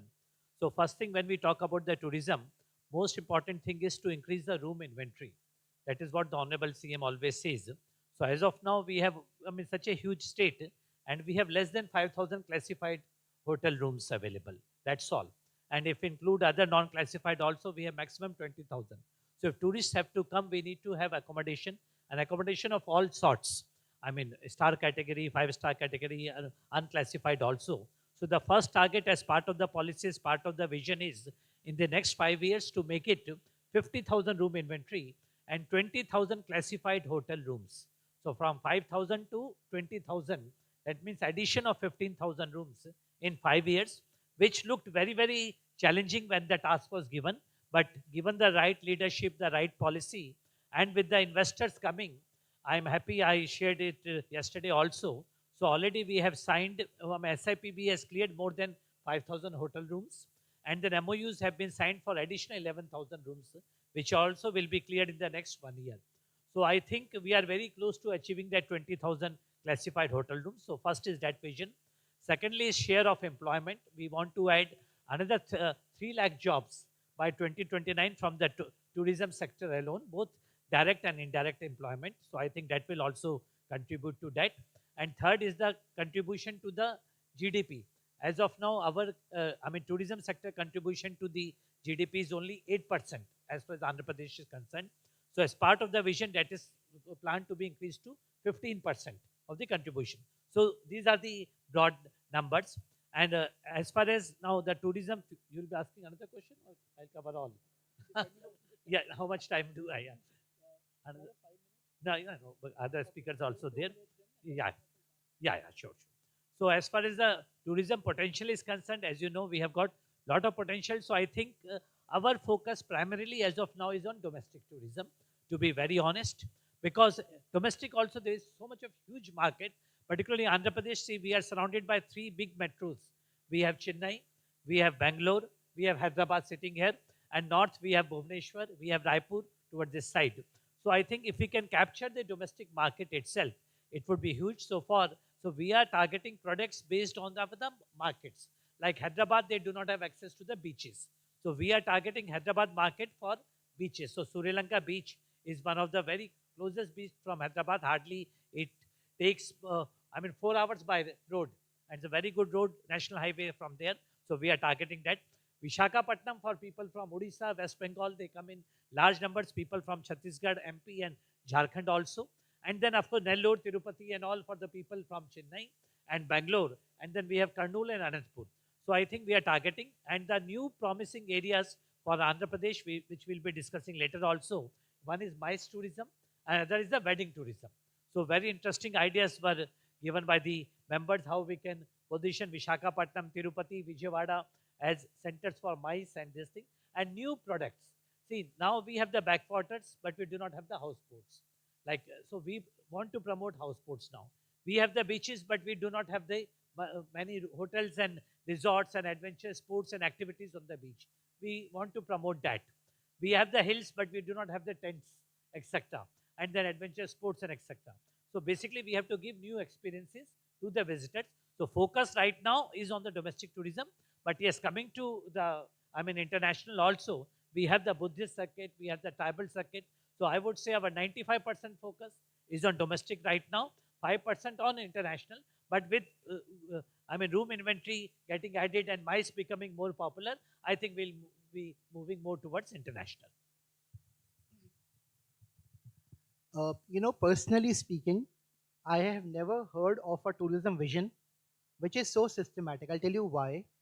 Even as tour operators, all of us urge demand creation. But demand creation is not possible, as Ajay rightly said, till the time you have the right supply. And the fact that Andhra Pradesh is targeting 50,000 hotel rooms. If you put it in perspective, India has just around 2 lakh branded hotel rooms. And if Andhra Pradesh in the next 4 years is targeting an inventory of 50,000 hotel rooms, that's a huge task. And more the hotel supply, more the demand, given the fact that they are systematically going around with the key demand centers. Thank you, Ajay. It's very coming. If we have time, we'll circle back, and I think we'll try and stick to 2 minutes so that we can circle back for a second round, and we'll also not bore the audience. Ved, I want you to tell us, apart from what Ajay said, and I also understand you are looking at 7 thematic circuits. This is a huge domestic tourism boost, and I think for everybody in ADTOI, I think it's very motivational that 95% of their target customers will be domestic.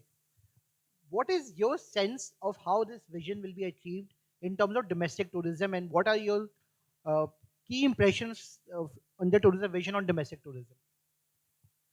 Well, thank you so much for asking this question, and I'll take some liberty to speak in Hindi. Bharat का पर्यटन मुख्यतः मैं अलग अलग platform से ऐसा बोलता हूँ कि 2 बिंदुओं पर चलता है, एक है शिवालय, एक है मंदिरालय। जब मैं कहता हूँ शिवालय तो उसका अर्थ है वो स्पिरिचुअल टूरिज्म है, जहाँ जहाँ मंदिर है वहाँ वहाँ पर्यटन है, और जहाँ जहाँ पार्टी है वहाँ पर मैंने दूसरा उदाहरण दिया।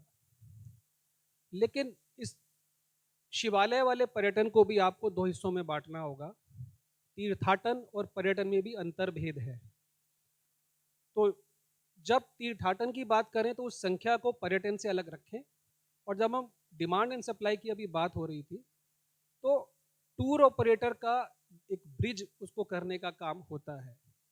इसका जहाँ तक पॉलिसी मेकिंग का सवाल है, we are fortunate to have be a part of this 3-day Andhra Pradesh ADTOI National Travel Mart, and I have announced it to various platforms कि जब स्टेट एंड एसोसिएशंस का कोलैबोरेशन होता है और जब सेलर और बायर की meet होती है तब डिमांड एंड सप्लाई के फॉर्मूले बनते हैं। और I can see that when it happened yesterday when 500 buyers met 100+ sellers and the equations were all set in that direction. किसी ने मुझसे कहीं एक सेमिनार में पूछा कि एक टूर ऑपरेटर का रोल क्या होता है, तो एक बड़ा ऐसा प्रश्न था कि टूर ऑपरेटर करता क्या है। तो मैंने उनको इसके अंदर उत्तर दिया कि जब भागीरथ को पता चला कि उसके 60,000 भाइयों का हनन हुआ एक ऋषि के श्राप से, और जब उन्होंने तप किया अपने पितामह से पूछ के, और जब गंगा माँ अवतरित हुई है, सब कथा हम जानते हैं, उस कथा में नहीं जाऊंगा, लेकिन जब गंगा माँ भी स्वयं अवतरित हो गई तो सभी विद्वान, सभी ऋषि, सभी देवता अवाक खड़े रह गए कि अब मुझे करना क्या है। भागीरथ बोलिए, मुझे किस डायरेक्शन में, किस गति में, किस दिशा में बहना है। तब सभी ने भागीरथ की तरफ देखा, और मुझे कहने में कोई हिचक नहीं है कि Bhagirath was the first tour operator, spiritual tour operator who led Ganga कि इस रास्ते से आप चलिए। और उसके बाद जिसे कहते हैं ये सतयुग था, फिर आज कलयुग तक की वो परंपरा चल रही है। We the tour operators play a pivotal role between demand and supply. You create 5,000 rooms, you create 50,000 rooms, you create 50 airlines, but ultimately the tourist still believes, 95% tourist still believes the tour operators, whether it is online or offline. अगर वो online भी जाएगा तो ultimately आपके organic, I don't call them और offline tour operators, I call them organic tour operators. So वो बहुत pivotal role play करते हैं। सो आई थिंक जब पॉलिसीज बनती हैं, we take that policy to the the end user of which is the customer, and that customer ultimately from the word of mouth ultimately brings back more customer. Yes, as state policies are made for the maximum footfall in the respective states, और उसके लिए आज एक बात और कहूँगा कि इस आंध्र प्रदेश के स्टेट में आकर के जो मुझे सबसे ज़्यादा गर्व महसूस होता है, मैं माइथोलॉजिकल ऑर्डर में ही अक्सर कोट करता हूँ चीज़ों को, कि ये इकलौता प्रदेश है जिसके पास लगभग 1,000 किलोमीटर लंबा जो है सागर तट है, वो भी पूर्वी क्षेत्र पर। ये ऐसा वीणा का स्वरूप लिए हुए है जिसकी धुन अगर हम सुनेंगे, मैं कई बार कह चुका हूँ कि यहाँ इस प्रदेश के माननीय मुख्यमंत्री इतने कर्मठ हैं कि वो ये टूरिज्म की जो पर्यटन के क्षेत्र में जो वो धुन अपने अगले कुछ आने वाले सालों में देने वाले हैं, क्योंकि इस समय जो केंद्र की सोच है और इस समय जो राज्य की सोच है, दोनों का जो केंद्र बिंदु है वो 2047 है। केंद्र विकसित भारत 2047 सोच रहा है, राज्य स्वर्ण आंध्र 2047 सोच रहा है। इससे बेहतरीन उदाहरण इस समय पूरे देश में कहीं नहीं है। और एक अंत में आज, क्योंकि ये महाशिवरात्रि का पर्व चल रहा है, मैंने कल भी कहा, आज भी कहा कि भगवान शंकर, ये 3 दिन आप इसको हल्के में मत लीजिएगा, क्योंकि कल शंकर जी पधारे हैं, आज वो जयमाला पहनाएंगे, इसका नृत्य आप शाम को भी देखेंगे, और कल उनका विवाह होगा। ये वो धरती है जहाँ मल्लिकार्जुन है। हम 12 ज्योतिर्लिंगों की बात करते हैं, वहाँ 12 ज्योतिर्लिंगों में से 11 ज्योतिर्लिंग हैं, लेकिन ये 12वां इकलौता ज्योतिर्लिंग ऐसा है जहाँ शंकर और पार्वती बसते हैं। तो रहने में और बसने में फर्क होता है। ये मल्लिकार्जुन पे भगवान शिव और पार्वती बसते हैं। इस धरती पर पधारिए, श्रीशैलम और इस तरह के जो यहाँ पर हमारे और भी गंतव्य हैं उनको देखिए। और मैं बड़ा आश्वस्त हूँ, मैं अजय जी आपको आश्वस्त करता हूँ कि यहाँ से जो हम यहाँ पर यादगार लेके जाएंगे, आने वाले समय में यहाँ ज़्यादा से ज़्यादा टूरिस्ट भेजेंगे। धन्यवाद। मैं जब भी आपके प्रेसिडेंट को सुनता हूँ, एक तो मेरी आंखें खुली रह जाती हैं और एक मेरा दिमाग और ज़्यादा खुल जाता है, क्योंकि इतना सारा इन्फॉर्मेशन ये शेयर करते हैं और इतनी ज़बरदस्त अंडरस्टैंडिंग है। और एक गाना भी हर बार मेरे को याद आता है, वो कर्ज पिक्चर थी जिसमें बोलते हैं मैं शायर तो नहीं, ये तो ज़बरदस्त शायर है, हर चीज़ पे शायरी लगाते हैं। Ved, I think the fact that you said that the role of a tour operator in guiding and facilitating is so much more critical in the data-driven economy today. And considering the fact that Andhra Pradesh has such a massive domestic demand-driven strategy, I think it's enormous. Ravi, I hope you're not feeling bad कि inbound पे focus थोड़ा 5% ही है. But the question is this: the Andhra Pradesh tourism vision says very clearly we want to become a global tourism hub. Just for the purposes of numbers, if you look at the countries like neighboring, which are very close to Andhra Pradesh, Singapore, Hong Kong, Thailand, between them they get around 150 billion US dollars of inbound tourism. 5% of their plan is still a huge number of inbound. What is your suggestion to the state of Andhra Pradesh that given the fact that you're so close to such high intensity tourism hubs, Singapore is a tourism hub, Hong Kong is a hub, Thailand is becoming a hub, what should be the strategy to be implemented by Andhra Pradesh to, if not beat them, at least come up to those benchmarks? Ravi. Thank you, Ashish. Good afternoon, everyone. What I believe, Andhra Pradesh doesn't have shortage of tourist destinations. You're going to answer my question, no? Yeah, I will come to that. So it all require a global positioning of its product, and we all know that now tourism is going towards experiential holidays, and I think Andhra Pradesh has a lot to offer. We have heard about spirituality, coastal belt. We have heard about tribal. We have heard about Buddhist. So altogether, we think promoting inbound to Andhra is not a problem. It's only what you project and what you showcase to your clients. Coming back to what you asked, that connectivity plays an important role. For the tour operator, if the area is connected very well with other parts of the country or major international tourist arrival hubs, then it's very easy for us to prepare the itinerary.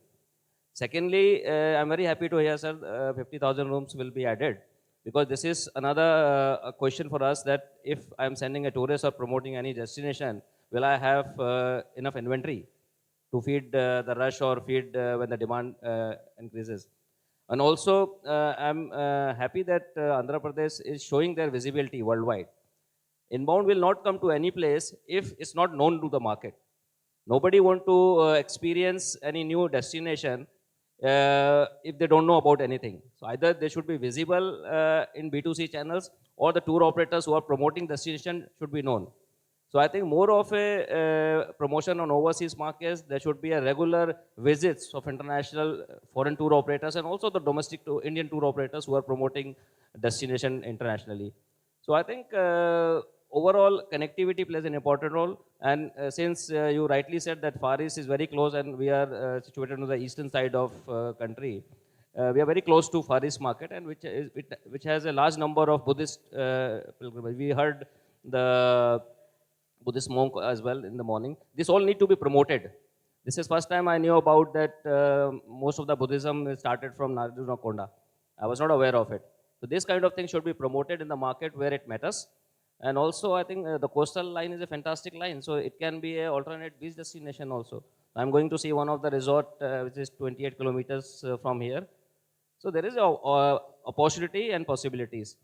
Araku Valleys, we heard about this in the budget speech also. I think there will be a trail, and this will attract foreign tourists, remember. All the rural tourism and inside tourism, experiential, rural tourism will be done by inbound only, I think. Ravi is absolutely correct. I think the fact that you are so close to such international tourism hubs, it's a very good opportunity to collaborate as well. And I think Andhra Pradesh is showing their way. अगर आप लोग बाहर जाके देखें रोज जो coastal road है, you see these banners of the IFMR International Fleet Review, IFR Milan 2026, the massive preparation which are going on. मैं उसका logo देख रहा था आज सुबह. That logo says collaboration, camaraderie, and cooperation. So if we can collaborate with the world's greatest powers on the military strength, as Ravi rightly said, Ajayji, we should also probably look at collaboration with these East Asian economies, because we have such phenomenal tourism products which you can co-develop and co-sell with these markets. Thank you, Ravi. Thank you. He never answers my question in any panel, so that's why I asked him. Thank you for staying with the question. I was bang on it. Yeah. Thank you. Thank you. हमारे साथ सतीश जी हैं, president ITTA के. ये जब भी एक बात बोलते हैं इंडियन टूरिज्म ट्रांसपोर्ट, मुझे एक बात इनकी पहली बार जब मैंने इनको सुना था मुझे बहुत अच्छा लगा था. इन्होंने कहा टूरिस्ट का पहला स्टॉप ऑर्गेनाइज ट्रांसपोर्टेशन होती है, और जब वो टूरिस्ट जा रहा होता है आखिरी स्टॉप भी वही होता है. So the first point of contact and the last point of contact. Satish, आपने अजय जी का इतना प्यारा विजन सुना अभी. आपके इतने अच्छे सजेशंस होते हैं गवर्नमेंट को. आपको क्या लगता है आंध्र प्रदेश को इस विजन को बनाने के लिए 7 थीमेटिक सर्किट्स बना रहे हैं वो, और दैट इज़ नॉट पॉसिबल जब तक आपका organise tourism transport high quality नहीं हो. आपका क्या सजेशन है आंध्र प्रदेश को कि वो अपना टूरिज्म ट्रांसपोर्टेशन एकदम रोबस्टली डेवलप करें? पहले तो सब भाइयों को नमस्कार, जय हिंद साथियों। दूसरा, आंध्र प्रदेश गवर्नमेंट और ADTOI को मैं दिल से थैंक यू कहना चाहूँगा कि उन्होंने हमें मौका दिया है आने का। और अब मैं अजय जी के पास आऊँगा। टूरिज्म की बातें हम करते हैं, सारे करते हैं, सब कुछ करते हैं। वेद जी ने कहा मंदिरालय, सोमालय, तीर्थालय, जहाँ भी जाओ, भाई कहीं भी जाओ, जाओगे कैसे? इनबाउंड हो, आउटबाउंड हो, कोई भी बॉन्ड हो, इस बॉन्ड को जोड़ते तो हम ही हैं यार। हमारी कोई बात नहीं करता। ये टूरिज्म चलेगा कैसे उन चार पहियों पे जिन पे हम तुम्हें लेके जाते हैं भाई? क्या दुर्योधन अपने घर बैठे नहीं देख पाता अगर उसका सारथी संजय उसको नहीं बता रहा होता कि कहाँ क्या हो रहा है? तो सर अपने सारथियों को स्ट्रांग करो। अगर आपके सारथी स्ट्रांग होंगे तो आपकी डेस्टिनेशन तक टूरिस्ट पहुंचेगा। दूसरा एक बड़ा दुर्भाग्य है,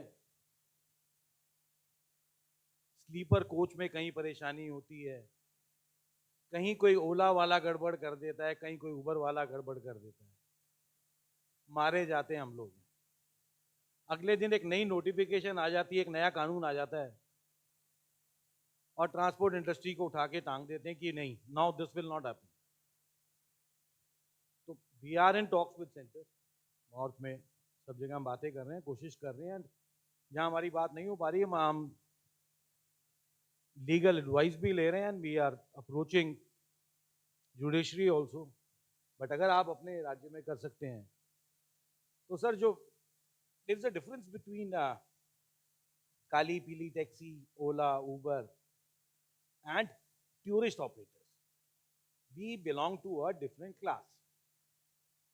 हम देश विदेश से जो लोग आते हैं, हमारे जो ड्राइवर्स होते हैं उनकी अलग से काउंसलिंग होती है। They know how to treat the customers. Ola Uber वाला आपका दरवाजा खोल के आपको बैठाएगा नहीं। हमारा ड्राइवर आपको मॉर्निंग विश करेगा, आपका लगेज उठा के रखेगा, he will ensure that कि आप स्मूथली जा रहे हैं, and he will follow all the things which he is supposed to follow, because उसके पीछे बैठा हुआ किसी कंपनी का CEO भी हो सकता है, किसी राज्य का मंत्री भी हो सकता है और किसी इंटरनेशनल स्टेट का हेड भी हो सकता है। तो अकॉर्डिंगली वी डू थिंग्स। क्योंकि मैं अपनी फर्टर्निटी को लीड कर रहा हूँ और हमारा जो एसोसिएशन है उसका नाम है इंडियन टूरिस्ट ट्रांसपोर्टर्स एसोसिएशन। तो हमारे तो नाम में और दिल में दोनों में टूरिस्ट है, तो बिना टूरिस्ट के हमारा तो कुछ है ही नहीं। बट अक्सर जब टूरिज्म की और टूरिस्ट की बातें हो रही होती हैं तो एक मेन जो पिलर है उसको हम लोग भूल जाते हैं, वो है ट्रांसपोर्टर। आप अच्छी अच्छी डेस्टिनेशंस बनाइए, आप अच्छी अच्छी चीजें कीजिए, आप सब कुछ कीजिए, बट साथ के साथ उस सारथी का भी ध्यान रखिए कि वो उसको वहां लेके जाता है। 5 स्टार्स में ड्राइवर लेके तो आ जाता है, जब तक वो पोर्च पे गेस्ट को उतारता है तब तक तो सब कुछ होता है। The moment he drops the guest, no one bothers कि उसने पानी पिया है, कि उस लोकेशन में उसे कुछ मिलेगा नहीं मिलेगा। तो हमारी जो टूरिस्ट डेस्टिनेशंस वगैरह हम बना रहे हैं, make them friendly for we people.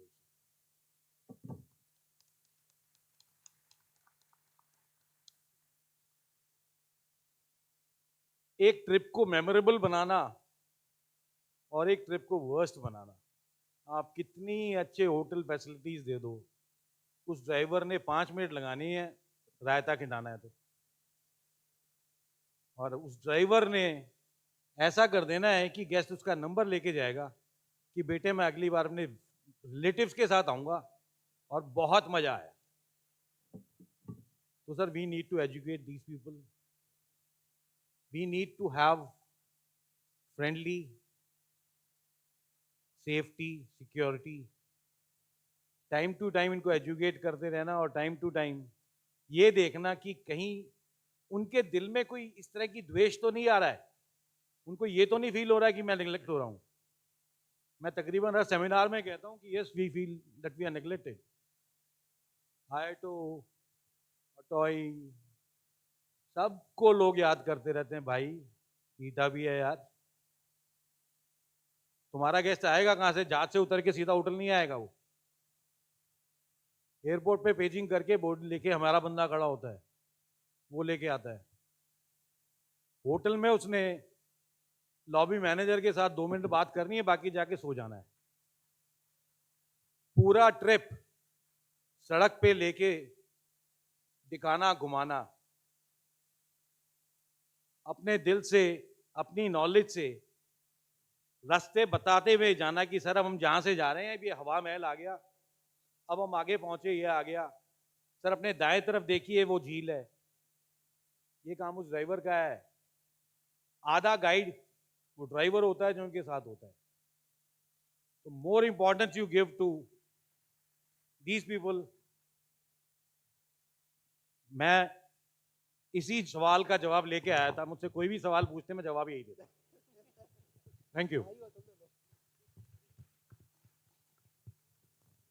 इसको बोलते हैं मन की बात। इनके मन की बात बहुत ज़रूरी है, तभी हर स्टेट सेशन में ये अपनी मन की बात बताते हैं।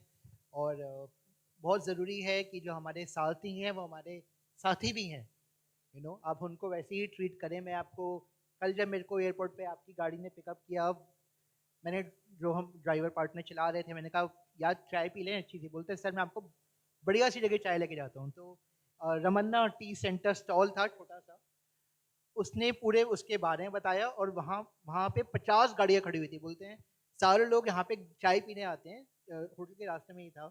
बट जिस तरह से उसने एक मन से कनेक्शन क्रिएट किया, Lufthansa used to have this advertisement many years back. They used to say, we look after the people who look after those people who look after those people who look after you. I think the fact that Satish has rightly said, let's look after all the service providers on the ground, because आपका vision implement इनके लोग ही सारे करेंगे। हमारे domestic tour operators, inbound tour operators के employees ही करेंगे, transporters के employee करेंगे, अगर हम उनके बारे में sensitivity रखें। And this brings me to a suggestion, Ajay ji. Maybe if you think it's possible in the implementation of your vision, maybe on a quarterly basis, if you can set up a task force between ADTOI, IATO, ITA, and FHRA, other members of faith, and meet them regularly, maybe a lot of ground level realities might come which will help you implement your vision better. Just an input, if you think it's possible, it might help that. Srinivas, thank you for joining us at the last minute.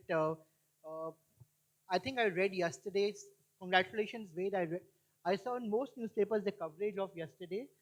I heard the Honorable Tourism Minister speaking about the industry status being announced in Andhra Pradesh. I think it's congratulations. I don't know if you are realizing the significance of this announcement. The fact that the rates to the hotels in all will be at a much lower rate will help them price it much lower. What do you think? What is in most of the states, industry status has been announced, but it's not been implemented. Do you have any being young hotelier, do you have any quick thoughts with Andhra Pradesh tourism as to how should they go about implementing the industry status and at what speed? Your thoughts, please. Firstly, because I'm from Vizag, welcome everybody to Vizag. I would like to precisely say 2 important things. One is we are bestowed with the name of being the city of destiny. Unless you are destined to be here, you will not be here. That's the first thing. Second thing is we are also known as the jewel of the East Coast. Rightly said, you can't believe what we are unless you see it with your own eyes. And I have a challenge here. You see Vizag any number of times and come back to me. I will show you a different Vizag. That's how much I worked on various parts of Vizag. That's about Visakhapatnam. But Andhra Pradesh as a whole is no less. We have fantastic Eastern Ghats, water bodies, culture, heritage, and everything in it. So tourism is a key factor that's being pushed by our Honorable Chief Minister, our Secretary Tourism, and the entire gamut of growth is currently, growth and employment is currently revolving around tourism. So at this juncture, giving it the industry status plays a very, very key role, because, you know, it boosts the confidence that you are an industry by itself. You know, you can call yourself an industrialist now. Earlier, you are not an industrialist. You are just a service provider. So it gives you a holistic, comprehensive idea. The very notion gives you a holistic, comprehensive idea that you are an industry which is supposed to cater and also predominantly service tourists. And and we have been given several incentives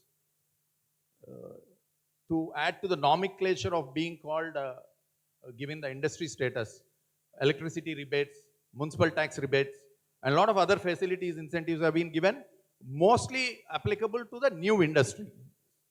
So there is a pleading that we want it for the existing industries also, but the government has its own restraints in doing so, because it is the revenue that runs the state. But I'm sure our Honorable Secretary has been contemplating on it and considering what could be done on it. एक बात मुझे बहुत अच्छा लगा ये panel में कि जो साहब कहना चाहता है वो कह दिया, क्योंकि his area of forte is that, and irrespective of what is asked, he had to say it. So I would also take that privilege, if you permit me for a minute. It's like we are on the topic of building Andhra's tourism future. So for any future, the fundamentals and the foundation should be very strong. Like we said, when we are claiming ourselves to be the third largest tourist destination in terms of footfalls, definitely because Lord Balaji's grace is with us. But frankly speaking, we are trying to rediscover ourselves in tourism and fall into actual fray of tourism rather than being carried by the pilgrimage tourism. That's been our focus, and that's why so many areas, so many circuits are being identified. So, like in one of the panels, it was said when asked, what is most important in tourism? You get the basics right. Bathrooms, somebody said today morning. You get your washrooms right. You get your parking lots right. You get your routes to the tourist destination, buses, travel, all this right. That's one of the most important thing. The fundamentals should not be defeated. Second thing is, the Honorable Secretary had done a wonderful job by emphasizing on the PPP model, private-public partnership, and we have captured a lot of investments. Sir, I deeply appreciate you on that, because it's a great effort.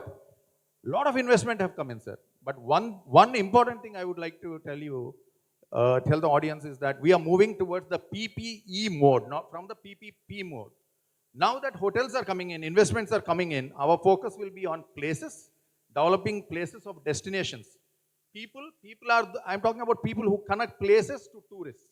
People and ease the experiences.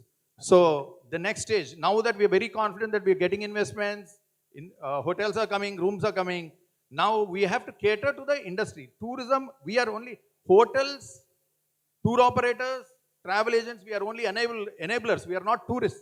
We are not tourism industry at all. We are enablers of tourism. We are facilitators. We align with the tourism industry. So importantly, the focus should be on getting places right, people, skill that connects people to places right, and experiences to tourists right. Thank you for giving this opportunity. Absolutely correct. It's tourism is going to be about experiences. Whatever you are selling, it has to be an experience. I must admit very frankly, our time was 55 minutes, but in the interest of everyone, I think it's been halved. So I think we will have to just close with Ajayji. One quick point, as the Honorable CM has said that a vision of Andhra Pradesh is to be 10% of India, but it's almost 3 trillion economy. And Andhra Pradesh vision is 15% of tourism. one of the key aspects of that is innovation. Maybe if you can have just one quick observation of how can domestic tour operators create innovation or bring in innovation in, as he rightly said, in their experience selling to promote this vision of Andhra Pradesh. Very quickly, please. Definitely now say innovation with AI coming and all. So definitely one is innovative experiences. And then like one small experiment we did, I'll just take 1 minute. So we tied up with a volunteer yatra. So they are a group of influencers, social media influencers.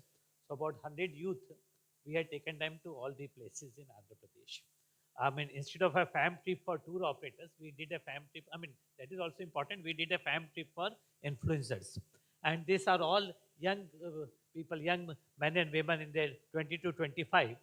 And so they prepared short reels experiencing, I mean, the beaches, the mountains, the culinary, the local handicrafts and crafts. And then just in 1 week, it has garnered more than 9 million views, more than 9 million views, and it has become so popular. So I think now with AI coming, social media coming and all, I think most innovative thing is how to promote the tourism in an innovative manner.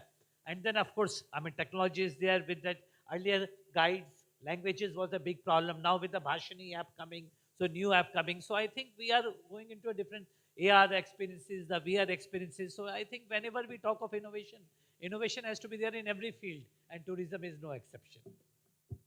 Aditi is absolutely right, and I'm personally very confident because all of you, Aditi, I don't know if you know this whole ADTOI fraternity sitting here, they have made Indian domestic tourism the second largest industry in the world, just after China. So big clap to all of you.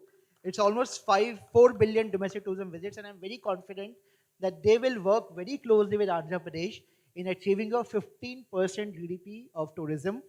इन्होंने innovation की बात करी. The world's, I want to close by saying, world's largest innovator at heart, the owner of Tesla, Elon Musk, the man who is sending rockets to Mars and Moon to help set up colonies there. उसने वो एक line सबको बोलता है, my only purpose is velocity and acceleration. If in your businesses, in your state and in your associations, you don't have velocity and acceleration, you will not move fast. If you don't move fast, somebody will catch up. So thank you very much. You've been a lovely audience. Sorry we had to cut it short. Thank you, Ajay with ADTOI EC for inviting me and this panel, lovely panel. Ravi, Satish, Srinivas, thank you. Ayushi, Thank you so much. quick clap to our panel, please. Thank you. What a panel. Give a round of applause.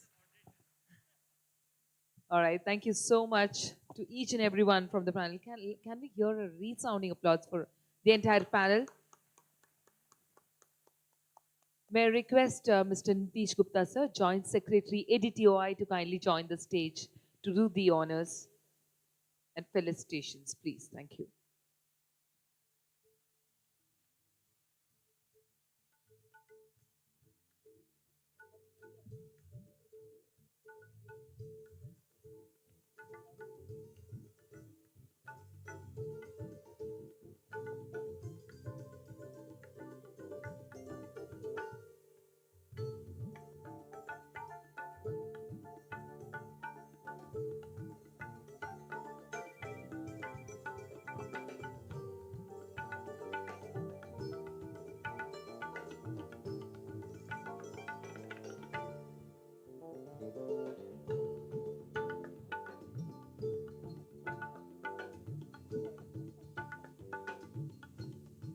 We demand your claps, ladies and gentlemen. Come on.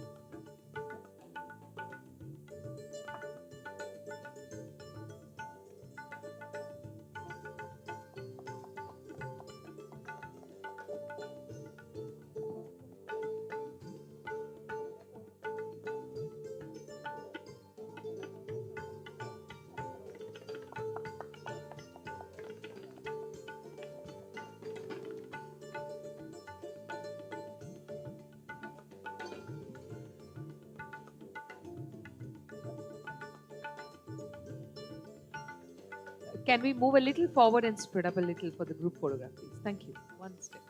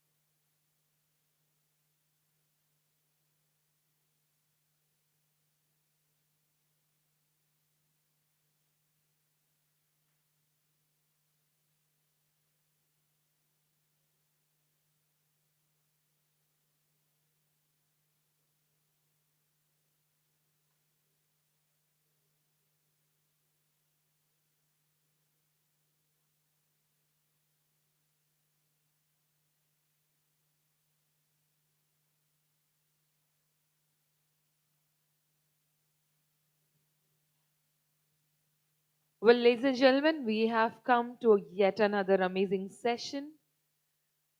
We all know some destinations are visited, some destinations are celebrated. Andhra Pradesh is ready to be celebrated. As we move on to our next session, weddings and mice, showcasing Andhra Pradesh, we step into a segment of tourism that blends emotion with enterprise, tradition with transformation, and celebration with commerce. India's wedding industry is one of the largest economy in the world.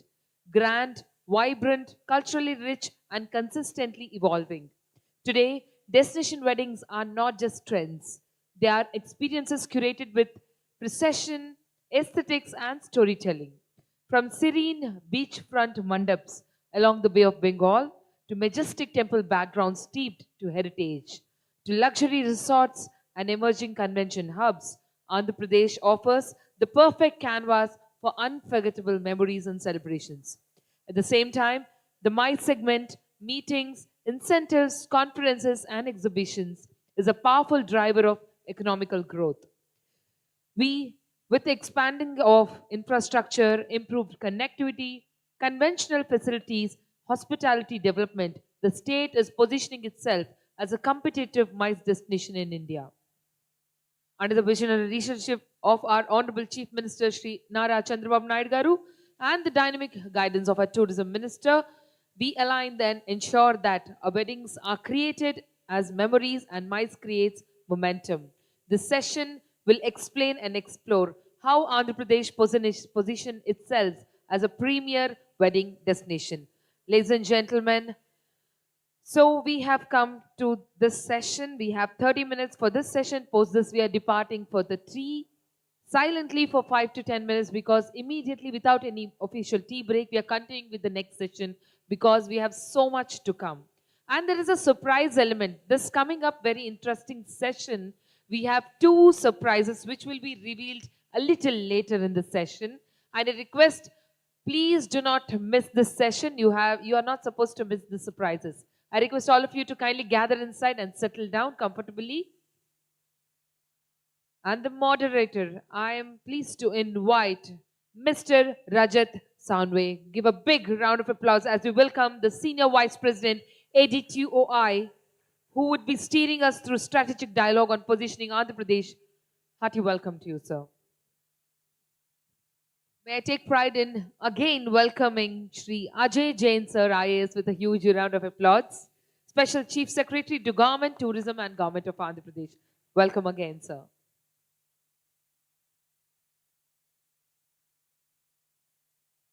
May I take pride in welcoming Mr. Sawagya Mahapatra with a huge round of applause, the Managing Director, Atmosphere Group of Hotels. Let's give a round of applause to him.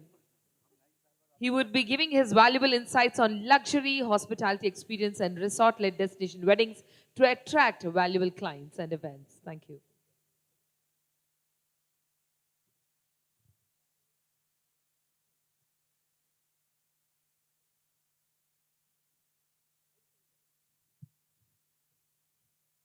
May I request Ashish Segal, sir, Vice President ADTOI, to please come aboard to do the welcome honors for our valuable panelists, please.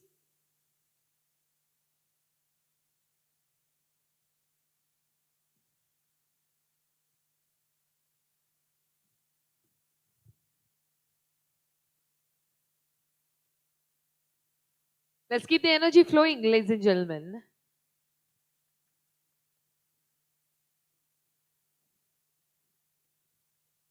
May I request the CEO, Millennium Events, give a big round of applause as we welcome Mr. Pramod Lunawat onto the stage, please. He would be helping us on insights from end-to-end event planning capabilities and innovative MICE solutions for large-scale conventions.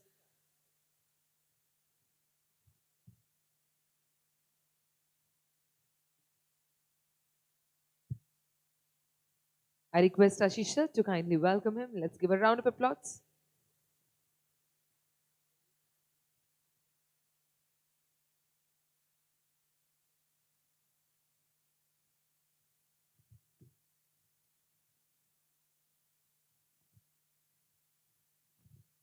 Welcoming the co-chairman ICPB. Ladies and gentlemen, join your hands as we welcome Mr. Chander Mansharmani onto the stage, please.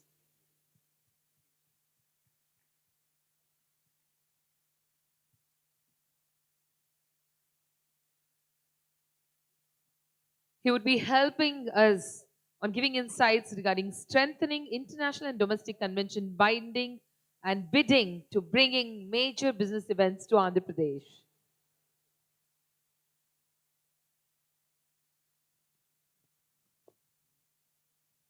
We also have with us, it's my absolute pride and honor to welcome the Director of Sales, Novotel Visakhapatnam and Novotel Bhimli, Mr. M. Subramaniam Garu, with a huge round of applause. Let's welcome him.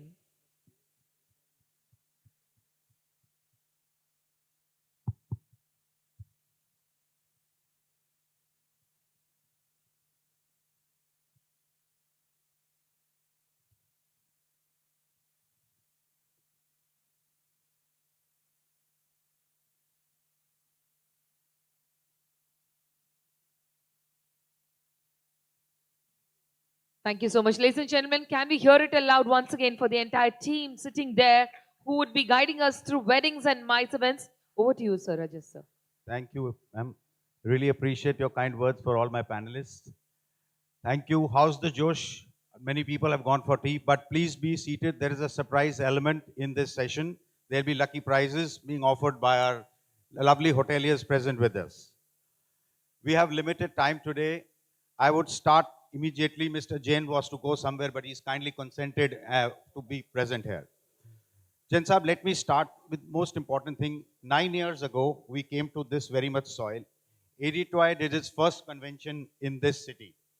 Mr. Chandrababu Naidu was present with us that time, and we are back again after 9 years. We also left when he's not there.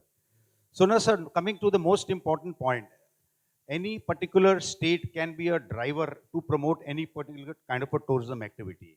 So I have two questions for you. First, how do you see state of Andhra Pradesh evolving as a preferred destination for MICE and weddings? Thank you, Rajat ji. As you rightly said, as part of our tourism policy also, we have kept provision for separate policies for MICE, which includes, of course, wedding also. The Honorable our Chief Minister is very particular that event should take place. So, like as you rightly said, for 5 years there was a gap, but now again we have started reviving various events, like Vishakha Utsav. It used to be an annual affair. We have started now. Similarly, Vijayawada Utsav just on the pattern of what Dashera festivals take place in Mysore. So similar, we want to have it there. So idea is whole this event should become an annual feature so that people should know that on specific dates these events and festivals occur so that people can plan their itineraries.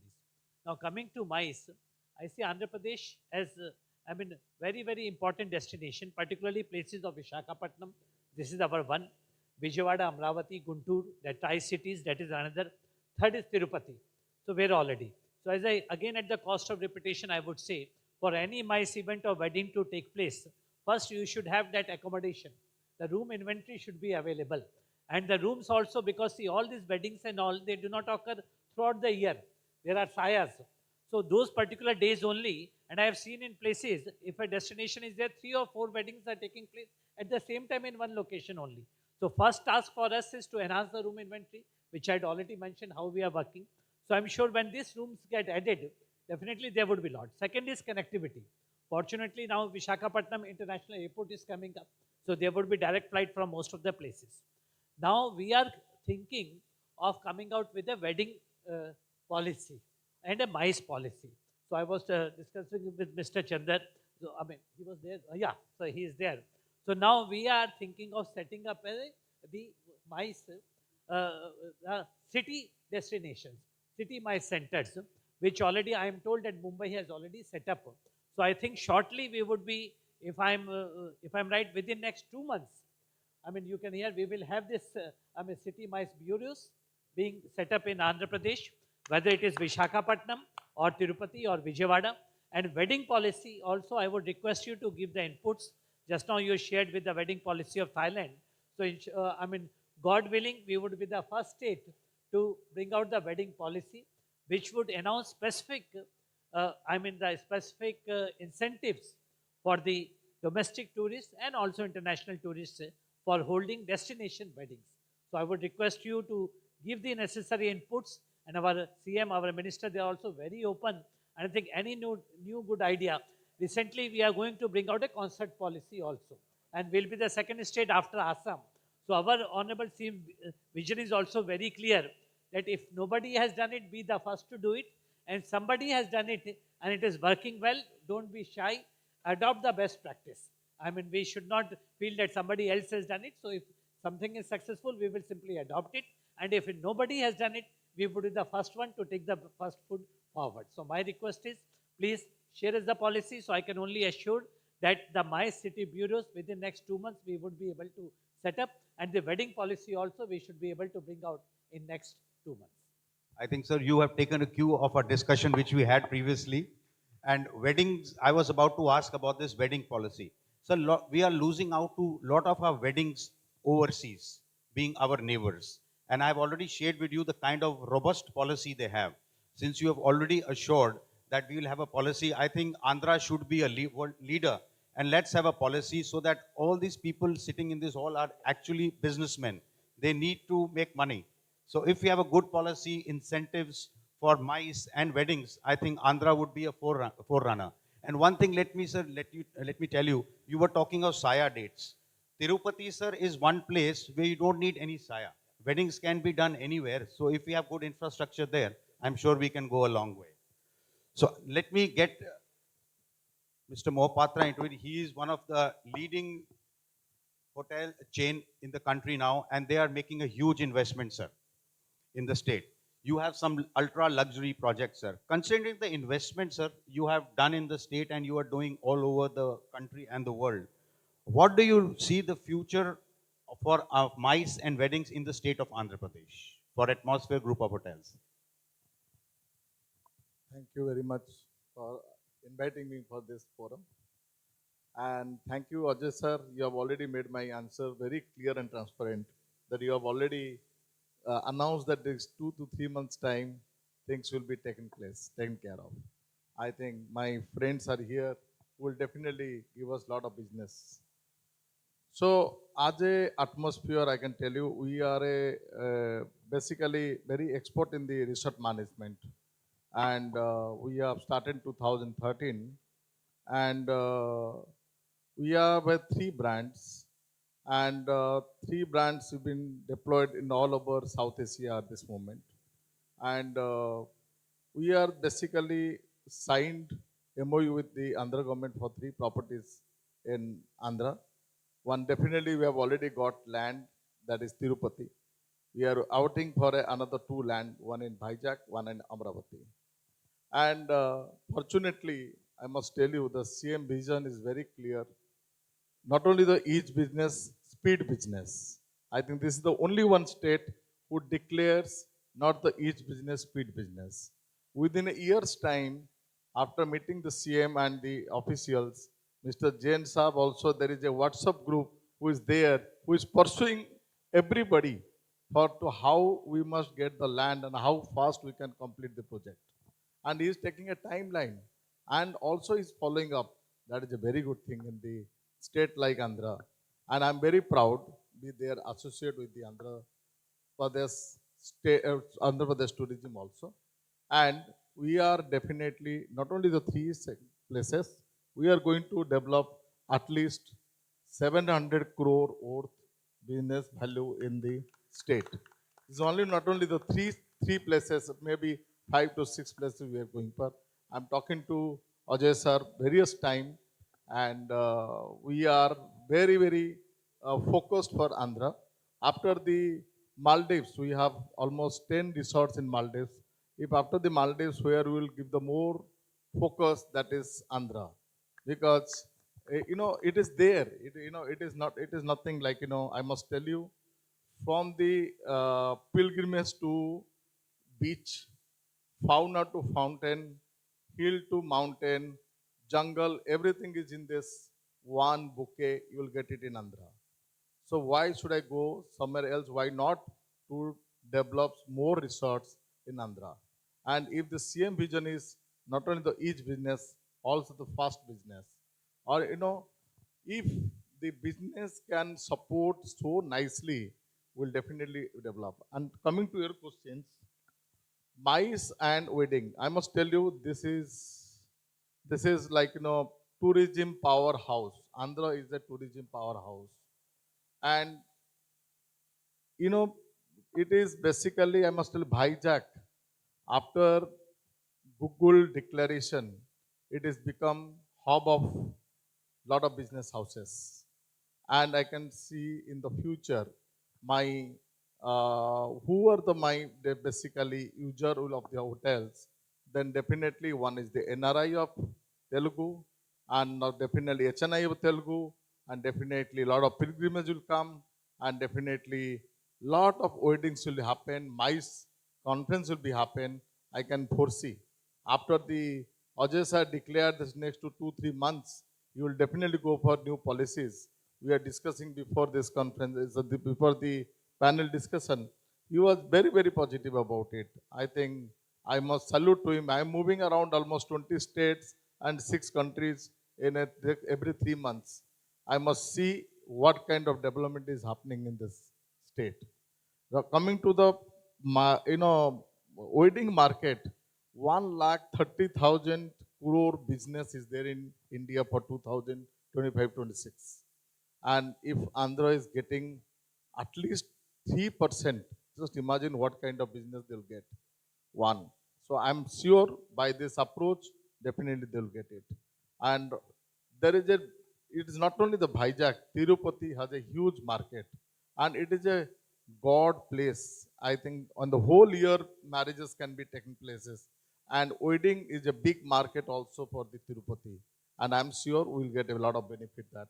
And we are developing a very, very luxury property in Tirupati, one of the luxurious property in South India. And now coming to mice. Mice is almost 30 to 40,000 crore business in India. Out of that, if at least 5% is coming to this state, and as he said, Bangalore, Hyderabad, and Chennai, here Bhubaneswar, Raipur, Calcutta, all are depending on the now, all as a tourism point of view, they are coming to this city. So definitely, I am sure MICE is going to be the next business. And I have another suggestion for this here for MICE is also a MICE that is called sports tourism. If there will be 2-3 good stadiums, like there will be a cricket stadium, there will be a football stadium, there will be indoor stadiums. I can tell you all the events will happen here. I am basically from Bhubaneswar. I am seeing there what kind of business we are getting. For a IPL match, 5 days hotels are full. From rickshawala to what you call aeroplane, all are full. And the hotels, definitely from the any 30,000 hotels are there in Puri beach itself. 30,000 hotels, all are full. So I can foresee it possible if Amravati or the Bijawada can be taken as a sports hub, and a lot of training center can be with the sports, then it will be as a part of the MICE. It is a different part of MICE tourism. That is my, I started this MICE tourism part with the government of Odisha in 2019 for South Asia athletics meets. I must tell you, within 45 days we have organized. After that, they have never stopped. Till now, everything now they have had a specialist 2 hockey stadiums. Whole year hockey is going on. So why not here, sir? Brilliant, sir. Sir, with this concert policy coming into the state in few months, Jain Sahab, you will need many more stadiums to have good concerts like this. Thank you very much, sir. Now, coming back to ICPP, Mr. Mancharmani, you championed the cause of conventions and worked all your life towards this cause. So what do you foresee the vision of ICBP for Andhra Pradesh? How do you see MICE conventions, big congresses coming to this state. And I've been told that out of the sanctioned 3,000 projects by the center, no international convention as such has come to the state. So what do you feel would be the prospects for convention congresses in the coming year? Let me first of all thank Mr. Jain. As a ICBB is a music to my ear. Hearing him saying that within 2 months of time there will be a city bureau. Thank you, sir. Thank you very much for that. And we'll also ensure we'll try and see that okay we'll have in next few days have meetings and then try and see that city bureau is operational say within 2 months times. Thank you, sir, again. As far as the industry is concerned, promoting Andhra Pradesh as a convention destination, I'll give you why should we have the preference for the MICE segment. You see, according to WTO, 52% of the travelers today throughout the world travel under MICE. $806 billion industry, which is going to grow up to 1406 US dollar by 2032. There's a growth of 9.1%. Any delegate which comes to any city for that matter, he spends 3 times more than the leisure tourism. That means average is around $650, which the tourist spends, as compared to a delegate who spends around say 1900 US dollars. Knowledge exchange, if there is a convention, say any medical convention or an IT convention, definitely there is a exchange of knowledge among the students, among the say PGs in a medical this thing, or maybe other students who want to learn from that particular international conference. If there is an exhibition, there is an exchange of business also. There are many areas which where the preference should be what we are talking into the convention industry, that it should be given a preference. Now the question here comes in, then how should we promote kind of a thing? As Mr. Jain very rightly said, there is a need of a bureau. And why I say the bureau across the world, you talk about Paris, you talk about Netherlands, you talk about any cities in the world, everything is rooted through the bureau. It's a city bureau, it is not a state bureau, and it's not a central bureau. I belongs to national bureau. We don't have any mandate to bid for any conference. It is either the individual, like I run my own business also, I go and bid for a conference, which doesn't get any kind of an importance. In case there is a bureau who is bidding for a conference, that will get a preference, because my competitors are the bureaus, not an individual. So this is one area which I'll still suggest that bureau should be created. The bureau is formed where all the stakeholders of the city, like the hoteliers or the convention centers, the tour operators, everybody connected with all the stakeholders should be a part of the bureau. The bureau is run by the state government. The Secretary Tourism is the chairman of the bureau, and then all stakeholders, like what is the national bureau is there. This is one area. The second area where you are talking about the marketing, how we promote. See, unless you go and bid for a conference, going abroad and bidding for a conference, yes, ICBB can help you doing a research kind of a thing, where we can tell you bid is open, because we are also a member of ICA, which is an international organization, where we do get an information throughout the world, which city, which is the bid open for the world kind of a thing. If that goes into kind of various segments, like various cities, where if there's in the US, in the American side, where somebody is bidding for a conference, next time has to come into either Europe or to Asia. When it comes to Asia, yes, India is also part of that. And then we can bid for a conference. So we can always come in and advise you which is the conference which can come into the city actually. The other area which most of the states and cities are talking about is the big convention centers. According to the ICA, 86% of the conferences throughout the world is less than 1,000 people. So we have an infrastructure. You talk about any city, even you talk about Vishakhapatnam, where we are sitting here today, it has a facility of more than 1,000 people, say around 1,000 people, to have a conference here. So infrastructure is there ready. Infrastructure is there already in place. The kind of the events which we have done as in India, where G20 was here also in Andhra Pradesh. So people have that kind of a confidence into India can do in a big conference or in an important international conference. That is an advantage to us. Now, as far as the states are concerned, the bureaus are concerned, our suggestion is that the bureau or the state, even now also, they can participate into all international trade shows related to mice. Like the next show is in IMEX in Frankfurt. So they must participate into showcase the whatever infrastructure the Andhra Pradesh or a city like Visakhapatnam can offer. Because many people doesn't know where the India at the moment, either you talk about Delhi or Bombay, no, where the most of the cities which has good infrastructure, still we are not promoting that way. The other area advantage is there are 1,500 associations today who bids for a conference. The conference is bid by the international association.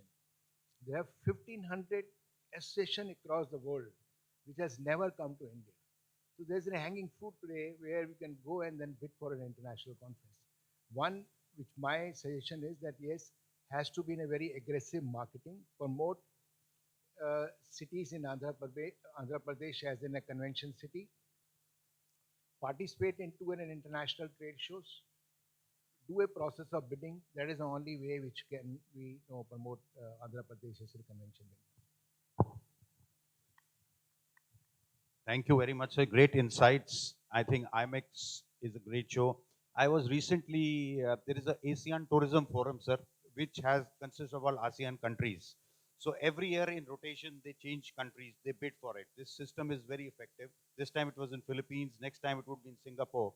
Earlier, ASEAN was part of it, but lately they have not been part of it. Now, coming to my good friend Pramodji, he's a very established wedding planner who does big fat weddings, not only in India, but abroad. Sir, your views on Andhra Pradesh, how do you foresee Andhra as a premier wedding destination? And what places do you think would be ideal to do weddings here? And do you have any expectations from the government? Please share with us, please. Thank you, ADTOI, for having me here. I think my good friend Mr. Mahapatra brought in a very good points to the table. But I would like to mention that Mr. Jain being so proactive, it's a fact that most weddings in the world happen or are wanted to be done on the backdrop of beaches, number one. Number two, heritage properties. Number three, temples or, shall I say, even wellness for that matter. Wellness weddings. These days are a big thing, So if you have the beaches already over here, why not, kind of exploit them for the purpose of wedding tourism? Because wedding tourism, for the purpose of revenue, I must tell you what domestic tour operators probably do with one or two rooms or 3 rooms being sold to various parties. If you start selling clusters of 100, 200 rooms to weddings, it will become big revenue for you as a business, and for the state, it becomes a great source of revenue because you don't have to go out selling 1 or 2 rooms, because wedding tourism also has a spillover effect. People who come for weddings for 2 nights or 3 nights also stay over for exploring the other parts of the states as well. So I think it will be great to have great inventory over here. I think that's lacking for now, but I know you have a plan already of getting more branded rooms here, because most of the people these days are looking for branded rooms, not standalone properties. Like Atmosphere is coming up here in a big way. Accor already is here. Taj can come up with more properties, but beachfront, the beach road over here is a great place to have these weddings. In Vizag, for example, Araku Valley or Tirupati can have natural weddings, natural settings if you like, or temple weddings for that matter. I know there are great wellness resorts here, like the Pema Resort over here, for example. Now, wellness weddings with, everything being organic, no drinks over there, are becoming a big draw for the newer generation, the Gen Z now. They want very sustainable weddings also. I think sustainable weddings also can be a great market ploy for you to, go out and sell there. Mr. Mansaramani also mentioned about MICE and convention. We also do MICE as well as an event companies. I think you have great potential already. The thing is that you are lacking in inventory, I guess, and that's what the sooner you add that, the better for you. Obviously, there's a gestation period. You just can't put up a building in 1 or 2 days. It takes some time. But if the plan is clear, which I already see with you, Mr. Jain, and we also interacted when you came for a Imagine convention in Udaipur as well. IMA is an association that I'm associated with as well. So in my opinion, this state or this setting over here would require about 1 or 2 years to really flourish. But in the meanwhile, if you can start using your influencers as you already are to make the state more visible and also incentivize these weddings in a big way, the way other countries are doing, not the states really in India. Thailand, for example, or Sri Lanka, or Vietnam. Even Sri Lanka started doing it now in a big way. Yes. And, if you look at Colombo, the street of Colombo, where all these major weddings are there, major wedding destinations are there, like Shangri-La, ITC, they're all on the beach road. Now here you have a fantastic beach road where Novotel faces the sea. If you have another 5 hotels, for example, on that road, I know real estate can be a problem, but it will become a hub of weddings and MICE already, the convention bureau as well. So I think a planned effort to promote, to showcase your strengths and not probably copy any other state will be a great start to this whole plan in my view. Thank you very much, Pramodji. In addition to, let me, you have limited time in Vizag. I wish you could go around. There's a beautiful property called Sunray Resort, which we went last time. It's a beachfront property on the beach, and you can have big, fat, luxury weddings there. So next time around, I think you need to come one more time to have a look, and hopefully next 6 months we have a good wedding from your side. Yeah, I think, as I said, my client said I wouldn't like to, make false promises. Look at branded hotels of the luxury kinds, actually, right? So the sooner you have those hotels, there's no reason why people will not come here. I know Novotel does quite a few weddings, but Novotel probably is not a luxury segment, honestly.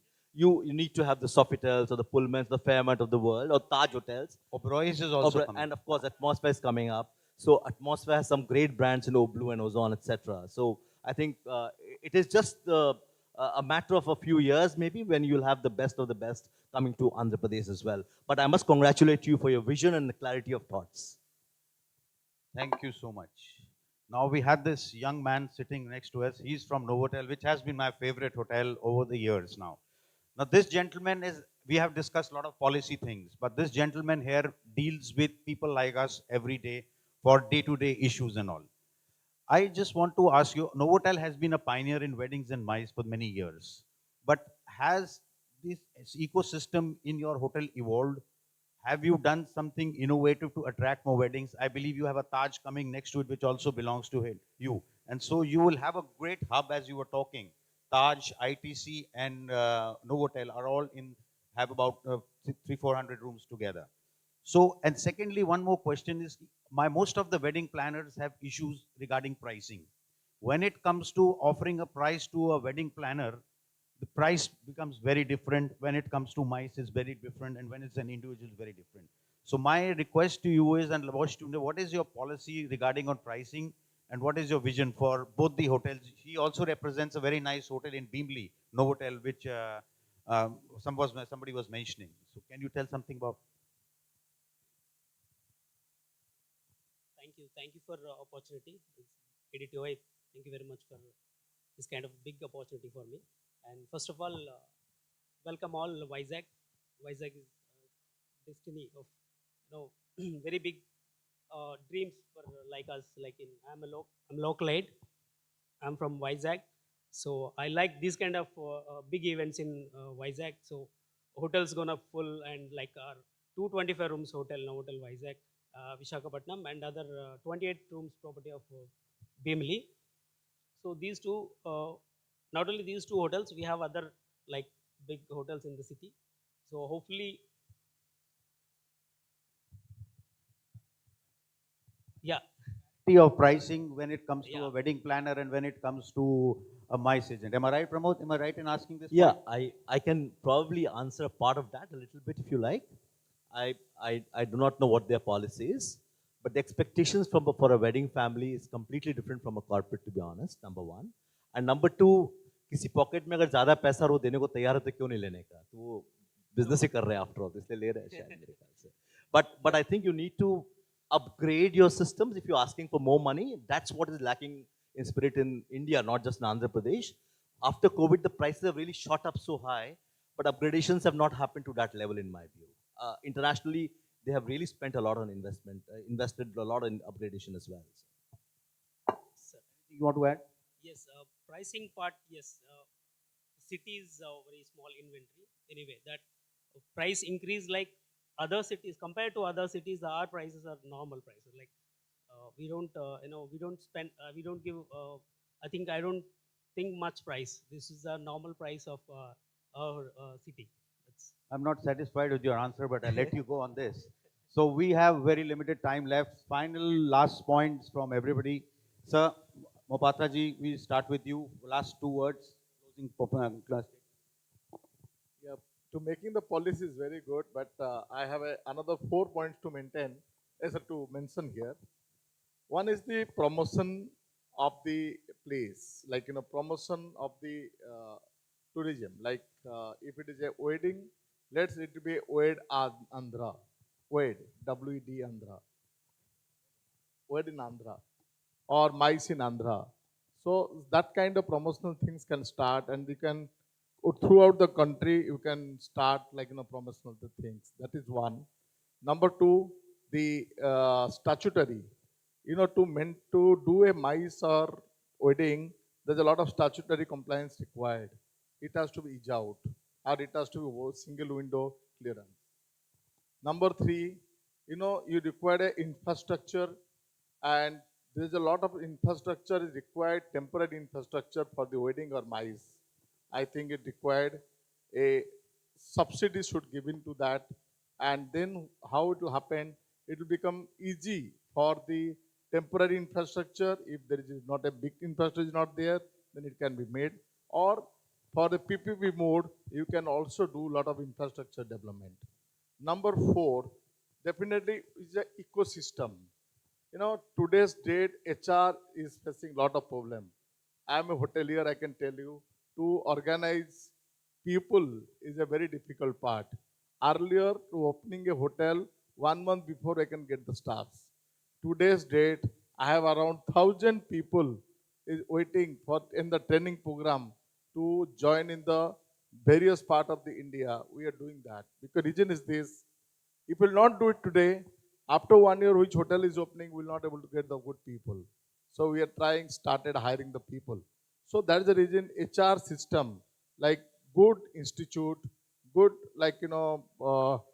ecosystem also is required to be created, by which good florist will be there, good 10 to 10 people will be there. That kind of things also is required to give a support. These 4 things required for policy. Last words from you, Pramod. I think, as I said, one has to begin showcasing the state before the inventory is ready. It's a gestation period.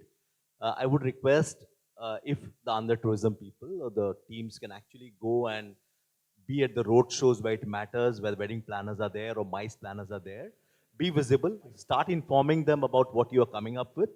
Let them warm up to the idea of Andhra Pradesh in the meanwhile. And you also strike a relationship, a chord with them in the next 1 or 2 years. When you're ready, they're also ready to come to you immediately. Sir, last.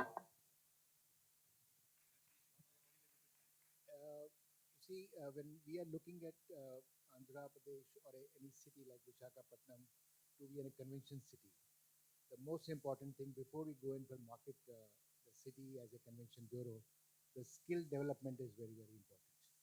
We need to have people who are really professional to handle the conference the way the international conferences happens. Thank you. Sir, the last word would be yours. But the major takeaway from this meeting and a meeting which we had earlier, one is the MICE Bureau, which you have assured that it will happen very soon, sir. Secondly, sir, ADTOI will be a nodal body and partner with you. We will present you a wedding policy. So this wedding policy will be a great blessing and a boon if we can do it immediately And I foresee that Andhra would be a leader in that. So we seek your support. So hopefully next 6 months when we meet, we have this. And one more small suggestion, sir, till the time this policy in place, and since you yourself, our Chief Minister, is so proactive, let us take a leaf out of what other states have done. Recently, Kerala Travel Mart had this wedding and mice conclave.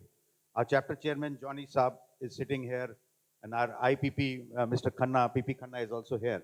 So these kind of events, small boutique events, 100 wedding planners, local suppliers focused on weddings. So these are short-term bullet measures. If we can do a Andhra wedding mart, it need not be a big show. It may be a small show, whatever city you propose. So this is my humble suggestion. If we can incorporate all this, this will be a great blessing for the state. Daniel's final last words. Thank you, Rajatji. I think excellent panel discussion, and at least we are going with a lot of clarity. I think the first point on our agenda would be to bring out this policy. The one is the MICE Bureau for City, and also the policy. You said 6 months. I think 6 months is a very long time. We'll intend to do it in 2 months' time. And so these two, so I mean, and it would inspire other states also to follow the suit. Yeah, so this would be the number one policy. Number two, what Mahapatra ji said and Mr. Pramod ji also said is the promotion. Definitely after bringing out the policy, we will be doing the promotion, because we would have something to offer. Look, this policy is there and this is the inventory already available. So those who can do it will do now, and this is the inventory which is becoming operational in next 1 year and 2 years, so that those the immediate plan, the short-term plan, and the medium-term plan. So that is number two. Number third is the single window clearance, which I'm sure will be the part of the policy for the wedding planners and all, as to how to facilitate them. Number fourth, infrastructure. Very rightly said. Ecosystem. Ecosystem, definitely. See, if the events are coming, weddings are happening, and then this is coming, I'm sure, I mean, the ecosystem will also develop, because it is all, I mean, only the question of who comes first. So if people see that this is coming, definitely ecosystem would also develop, and then inventory definitely. And I'm sure that once we come out with the policy, we'll have a smaller meet of the wedding planners, AP Wedding Mart, after announcement of the policy, so that we have something concrete to offer to the planners. So I thank you for the excellent suggestions, and definitely, but I would request you to share with us the Thailand policy, the Vietnam policy, the Sri Lankan policy, or any other policy if they have of the neighboring countries, so that we can incorporate the best. And MICE, I would look forward to Mr. Chandraji to share what Mumbai has done, so that we can come out with this immediately. Thank you.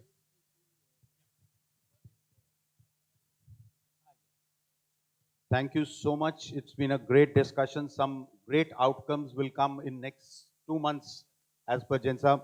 And I'm thankful for the audience. And there is a surprise element which our lovely host would announce.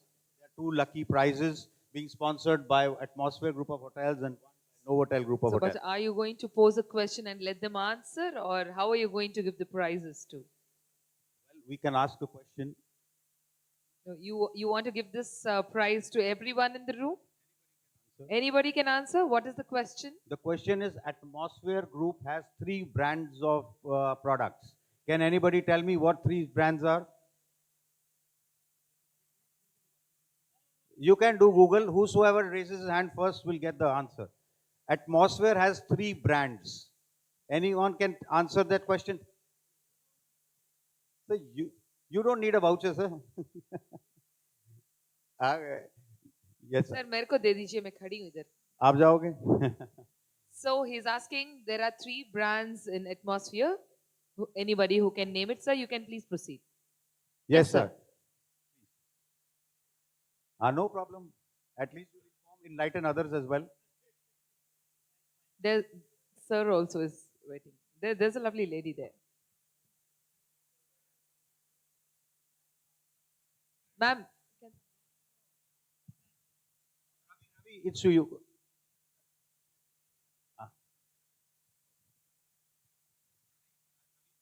Yeah, madam है पीछे, एक बार उनको दे दीजिए. Ozone, Oblu, and Atmosphere. Can you be a little louder and repeat it, ma'am? Ozone, Oblu, and Atmosphere.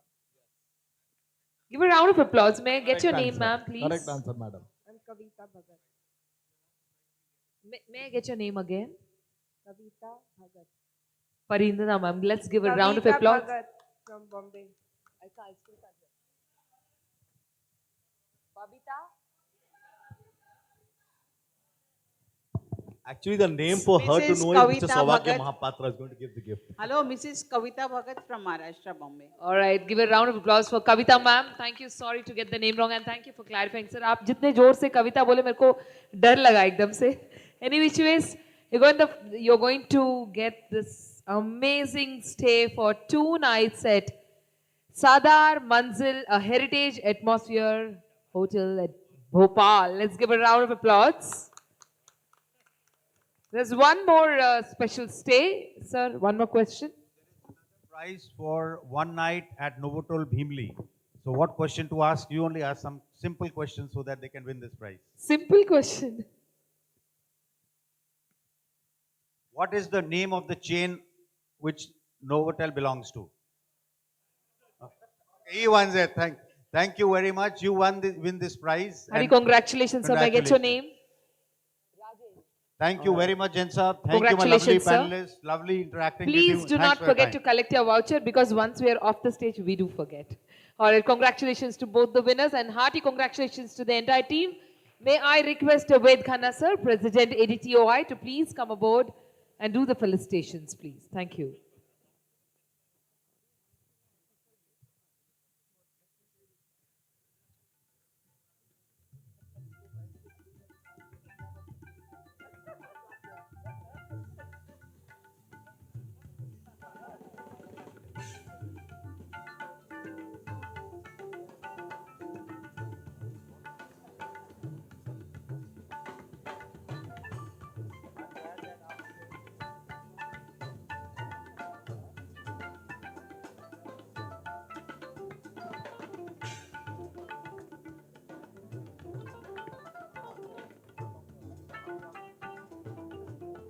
Ladies and gentlemen, let's give a big round of applause to the entire team, entire panel on the stage. Thank you so much, Rajit sir, for being such an amazing moderator. Thank you so much, panel.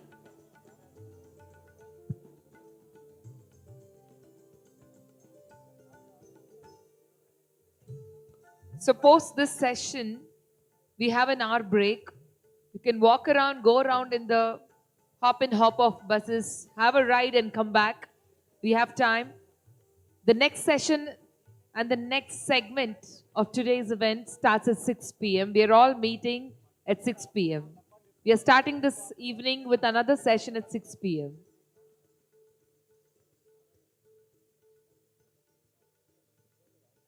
You want it now, sir? Abhi, you're ready for the session? Okay. Let me get it through. All right, all right, all right.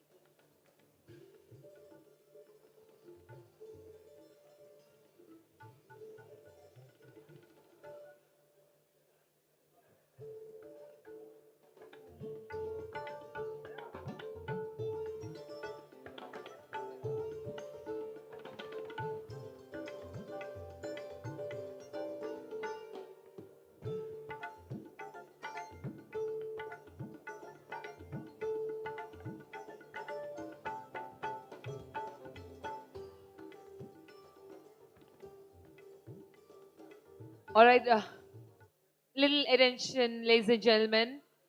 We announce a 1 hour break for all of you to have your chai, have a sip of coffee, walk around, and then we have a free hop on and hop off buses that will take you to the glass bridge. It is the largest bridge in India, largest skywalk bridge. You can see the glass bridge.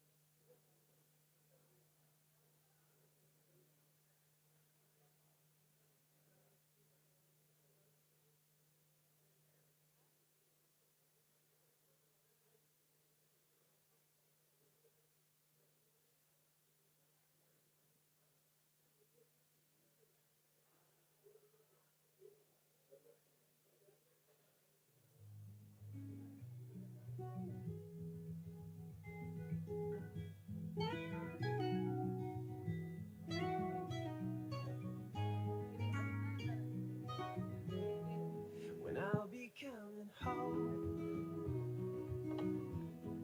and I am on my way. When I'll be coming home, I wanna see you play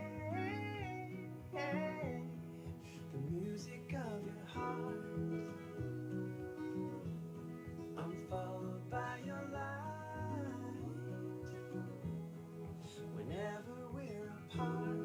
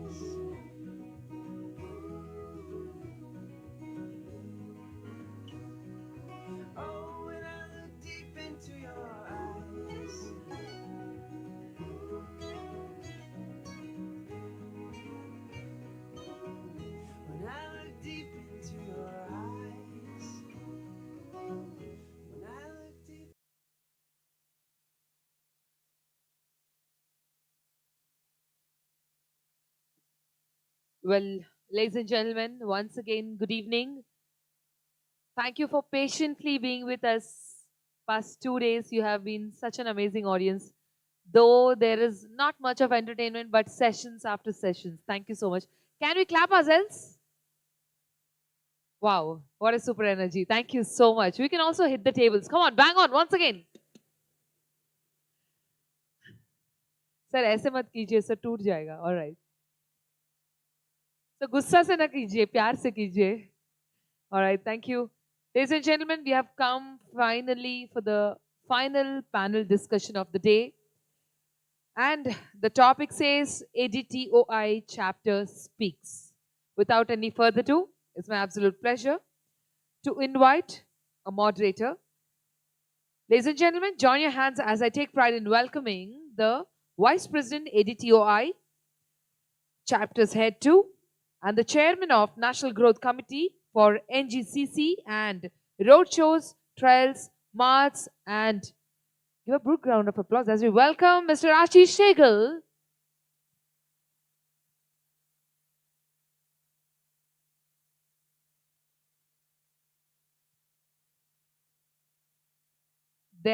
This is the largest panel, I can say, with 9 members on board. Quickly calling upon the chapter chairman, Kerala. Ladies and gentlemen, give a big round of applause. One of our most favorite cities of India, which is going to showcase Kerala's successful tourism models and replicable best practices for other states. Mr. Hem Singh, with a huge round of applause.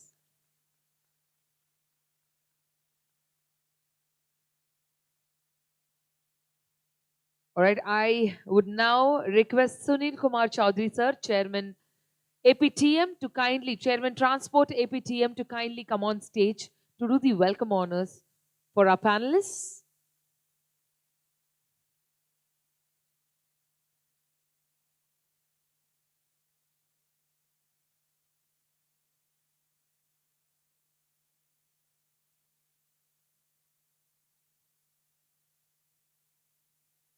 Let's give a round of applause to him. Thank you.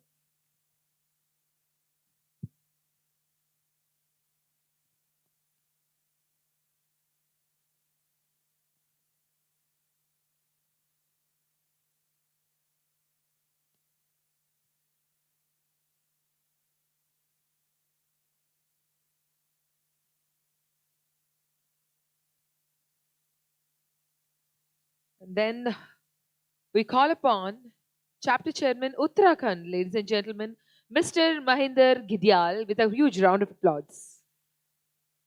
He's going to help us in understanding promoting sustainable mountain tourism and year-round pilgrimage and adventure circuits.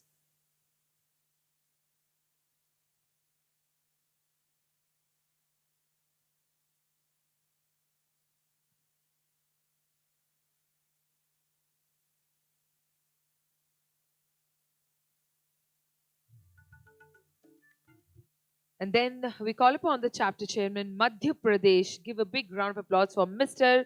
Pratul Trivedi. He's going to highlight wildlife, heritage, and offbeat destinations through collaborative chapter initiatives.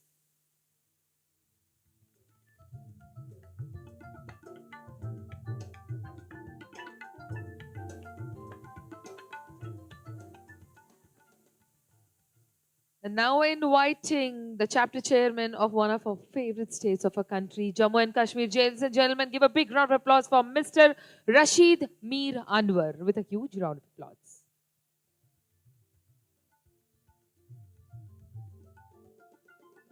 He's going to help us and insights on how to revive destination confidence and positioning J&K as a safe, diverse and high potential tourism region. Thank you so much, sir. Then we have somebody coming from Bihar. Ladies and gentlemen, give it up loud for Mr. Prabhat Kumar, Chairman, Bihar Chapter.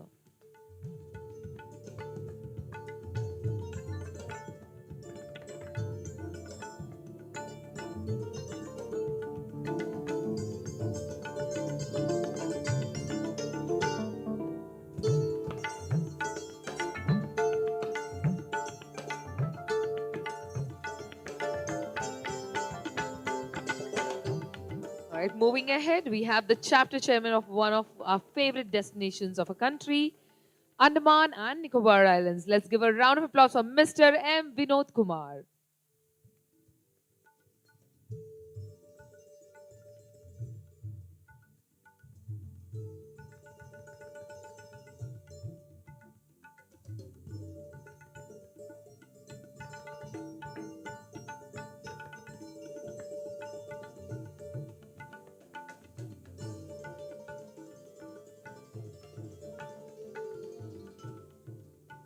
Then we have our chapter chairman, PHC, Mr. Manmeet Singh, onto the stage. Let's give a round of applause as we welcome him.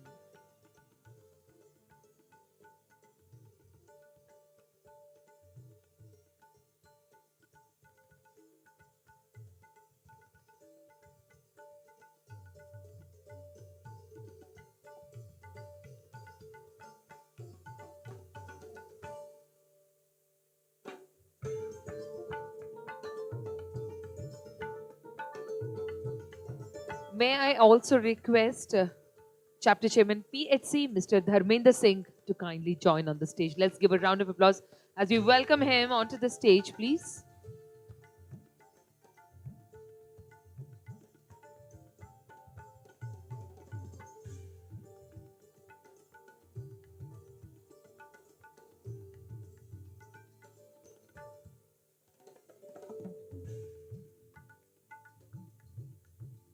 Sorry, there has been a miscommunication.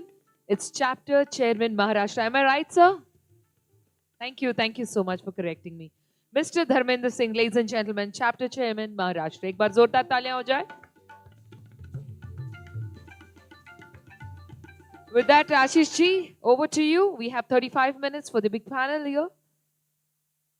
Thank you so much. Hello. Good evening, everyone. Thank you. Whatever that was your, according to you, was a mistake, it was not at all a mistake. It is, जब हम घर में बैठे होते हैं तो रामू और श्यामू दो भाई, मम्मी को अगर श्यामू को डांटना है तो रामू मान जा, श्यामू शांत, और हम ऐसे ही बुलाए जाते हैं. एक बच्चा जो होता है ना, तो इसी तरीके से we all are this is the, या आप लाइन यहाँ पे जो देख रहे हो, इसकी एक सबसे खूबसूरत चीज जो मुझे हमेशा अट्रैक्ट करती है ADTOI की, MP, J&K, उत्तराखंड, राजस्थान, बिहार, पंजाब, हरियाणा, चंडीगढ़, केरला, अंडमान, महाराष्ट्र, हम में से दो ऐसे लोग हैं, एक का नाम लेना चाहूँगा, गुजरात, जो हमारे साथ यहाँ बैठने को आज तैयार नहीं है. वो इसलिए तैयार नहीं है कि वो कह रहा है कि यार नहीं, इतना लंबा सेशन नहीं चलाना, फटाफट से सेशन को ओवर करो, और आपने जो कमिटमेंट मांगनी है वो मैंने यहाँ से अपने आप ही दे दी आपको. He already promised me many things. So, chalo, let's start with this. First of all, this is the last session of this beautiful 2 days. We enjoyed teamwork behind this show, very hard working for many people. First of all, thank you to all of them to make this day possible. Because of team, ये possible नहीं होता. And thanks to Andhra Pradesh tourism authorities, a special thanks to Vijay, who took the responsibility on his shoulder that we could be able to meet today for such a important and a big session or moment.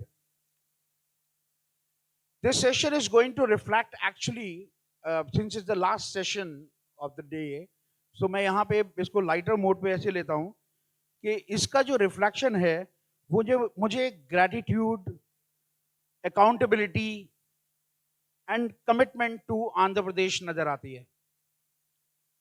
And being vice president and heading chapters for ADTOI, the responsibility which I have been given by you guys and my colleagues, ये मेरे को बहुत proud feel करता है कि जैसे I'll be a part of a beautiful family where I start somewhere. MP अजब है, MP गजब है. When I come to J&K, I have a different valley feeling. Andaman गए तो उसका एक अलग ही नज़ारा। तो ऐसा लगता है कि जैसे हम अपने एरिया के घर के 8 किलोमीटर के पास आते हैं तो सोचते हैं हम घर पहुंच गए। तो मुझे इंडिया में मैं जिस भी एयरपोर्ट पे होता हूँ या जिस भी स्टेशन पे होता हूँ, मुझे ऐसा लगता है कि मैं घर के पास पहुंच गया। तो thank you ADTOI and thank you to all of you for giving this opportunity to me. And I feel that tomorrow we all are going for a fam trip. Today we are a tour operator, travel agent, but tomorrow we are going to have an experience of as a tourist. So tomorrow we'll be a tourist. We are going to see the show around. But आज हम लोग कोई भी किसी भी तरीके के कोई ज्ञान की बात नहीं करने वाले, बिकॉज ज्ञान आप सब लोगों के पास बहुत है। हम आज आपके सामने एक ही टॉपिक पे बात करने वाले हैं कि whatever that you have seen from last 2 days, that was the learning. Tomorrow is your practical experience and being different states coming to Andhra, हम इसको किस तरीके से देखते हैं। तो as I said, the MP अजब है, MP गजब है। मैं अपने MP से ही शुरू करता हूँ। तो प्रतुल भाई, I just wanted to understand, what do you think about a state chapter of ADTOI that the other ground opening of Travel Mart means like what we have done here, and where we interact with the local DMC, hotel, transport, tour operators, which we did a 2 days session here. What should we plan? We should create some sort of target activity across, like anything, like we can create numbers of bookings to each chapter, whatever that you feel, that how we should bring business back to Andhra Pradesh. What do you think from your state, or what you feel like in this? Can you put light on this? Good evening, fellow panelists, Ashish ji, and all of you. Thank you so much for giving me the opportunity to speak and start on the same. See, last 2 days, I mean, we are all overwhelmed by the hospitality and grandeur of Visakhapatnam, and we are really, really thankful. We discussed a lot, but what we have often see, we come to the mart, we see the mart, and when we go back to our destination, we mostly forgot what next. So what I have an opinion about it, like I personally make sure that I have come with 30 travel agents and tour operators from different parts of Madhya Pradesh, especially from Indore and Bhopal. Now, this whole exercise should culminate with business, because at the end of the business, we have ADTOI and we all have put in a lot of efforts. Government has invested a lot of money. Now, there has to be accountability, there should be accountability on the return of the business. So what I come with an idea, like I will make sure and I will submit this report every 6 months on this issue to Mr. Ashish Sehgal, and I chase those 30 odd tour operators who have done what business with Andhra Pradesh. Now they know, and they know the product, they know what is the flight connectivity, what kind of product can be sellable to this place, whether it be mice or a FIT product, and there has to be a kind of numbers. And what I foresee, like if a 30 agents, if I take a minimum 20 room night as a bare minimum, kind of a commitment. So as a Madhya Pradesh, I have a moral responsibility to bring at least, being a new destination, 600 room nights. This is what I will make sure, with the help of my fellow travel agents, to sell this product. So accountability for me is foremost, and I shall be working on the same. And I will make sure that it should happen, and the result should culminate into the real business. Thank you. Very nice Pratul भाई। मैं target पे तो बाद में आने वाला था, प्रतुल भाई ने पहले ही जो है वो टारगेट ओवर कर दिया अपनी तरफ से। Thank you. Now coming to straight away Bihar, from MP to Bihar. After this 2 days meeting, in this B2B meeting, you met many of your tour operators and all these. I just want to understand what you are taking away from Andhra Pradesh. Hello. Very good evening to all of you. It's a great honor to me for here. And as a Bihar chapter chairman, on behalf of ADTOI, and congratulate to all the ADTOIs, the office bearer on this dais. In these 2 days, Andhra Pradesh showcased so many things. But I feel like spirituality, heritage, adventure. But one thing which is lacking in Bihar, that is coastline. There is no coastline in Bihar. So sorry to interrupt you, sir. I'm so sorry. Everybody of Bihar. Sorry to interrupt you, sir. Just a moment. May I request Vijay Mohan, sir, to kindly join the dais, please, into the panel. Let's give a round of applause. Pardon me to break your flow, sir. Thank you. Okay, thank you. So in Bihar, many tourists go to Mandarmani, Digha, and nearby Puri, because the connecting flight over there. But this is, I feel, this is the new destination for Bihar market. I especially congratulate my fellow ADTOI member of Bihar is presenting here. So I think the coastline of, as earlier 2 days in this meeting and so many panel discussion, I feel 1,000 kilometers of coastline is here. So this is the new destination. But one thing lacking, like no any direct flight to Patna to Visakhapatnam. So to making itinerary, these hurdles.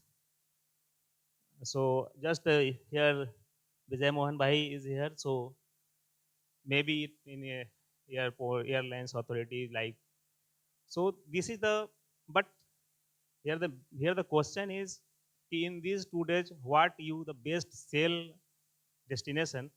Then I think this is the best selling key destination is coastline of Visakhapatnam coastline. And Tirupati is the most hot selling point, is already we have, or so many travel agents from Bihar doing this also. So thank you. One destination, that is coastal area. There are many so many miles is happening in Puri from Bihar. So this is the best destination. So guys of Bihar and my travel fraternity partners of Bihar is here. So please do this and do in your itinerary adding like Visakhapatnam. Thank you. Thank you, bhai. Why this question was, raised to you, because I got to know this was the first step of many people to this region. And I wish that now onward, in all your brochures, the one itinerary I want to see from Andhra Pradesh to sell in your state. That was I want to understand what you have taken away from this. And now over to J&K. As reviving our J&K chapter chairman, Mr. Mihit Anwarji, as a reviving destination confidence and possibility, and J&K is safe diversion, as you see, Rolf. What is the potential in tourism region put some light on this. And I also would like to ask you, one travel agent should experience tomorrow during the fam trip that can convert one into a brand ambassador of Andhra Pradesh. I just want to know that we all are a tour operator here. Tomorrow, what we should see, what we should observe, that we should understand the maximum of what we have seen. Good evening. Good evening, all. I'm. It feels proud privilege to be one of the panelists at this APTM, organized by ADTOI. So I would like to answer your question in a brief. That is, Kashmir is a world-renowned destination, and as far as security concerns are concerned, the government has taken a comprehensive security audit throughout all tourism destinations within Jammu and Kashmir. And moreover, there has been the infrastructural development as well. Around 200 hotels are coming new within next 2-3 years, which are already under construction. And moreover, all major heritage houseboats has been upgraded. And furthermore, if I put a detail on Andhra Pradesh as a tourism destination is blessed with long and beautiful coastal lines, ancient heritage sites, cultural scenic sites, and then you have wildlife sanctuaries also. I personally have been to Vishakhapatnam various times. I have witnessed a grandeur of it, and I would surely recommend my people, my tourism stakeholders from Jammu and Kashmir to promote Andhra Pradesh as a premier tourism destination within the country. And furthermore, sir, I would like to formally sign a memorandum of understanding with Andhra Pradesh tourism stakeholders for pre-destination tourism promotion and collective efforts. Thank you.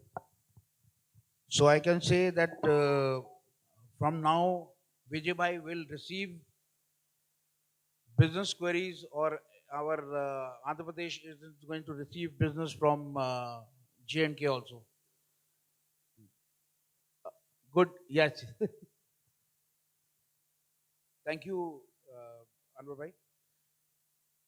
Now, Him Bhai from Rajasthan chapter, I really want to understand that what surprise you have already, conveyed that I observed in your conversation.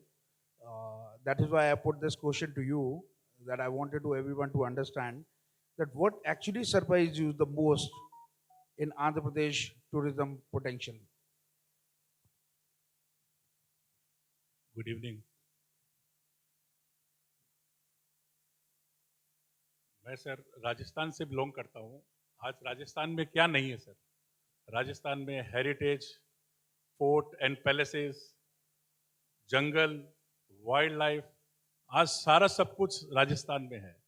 और राजस्थान को promotion automatically sir, आज ये राजस्थान पूरा highlight of the, सब जगह Rajasthan highlight of the tour है sir पूरे, चाहे वो यूरोप में हो, चाहे यूके में हो, चाहे यूएसए में हो, Rajasthan day by day growth कर ही रहा है सर।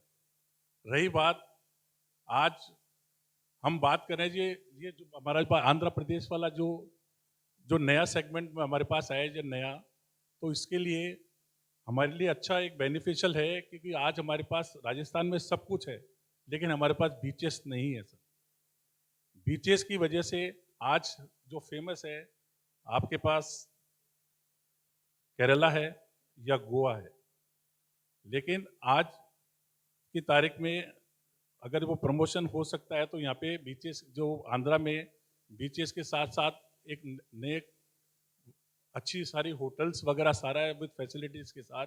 लेकिन राजस्थान से बिजनेस प्रमोट आंध्रा में तभी हो सकता है जब आपके पास कनेक्टिविटी का अच्छा एक साधन हो, चाहे वो डायरेक्ट फ्लाइट हो। अभी एट प्रेजेंट फ्लाइट बहुत वाया हैदराबाद सारा सब कुछ इसमें टाइम लग रहा है सर। तो मेरे हिसाब से तो कनेक्टिविटी होनी चाहिए sir.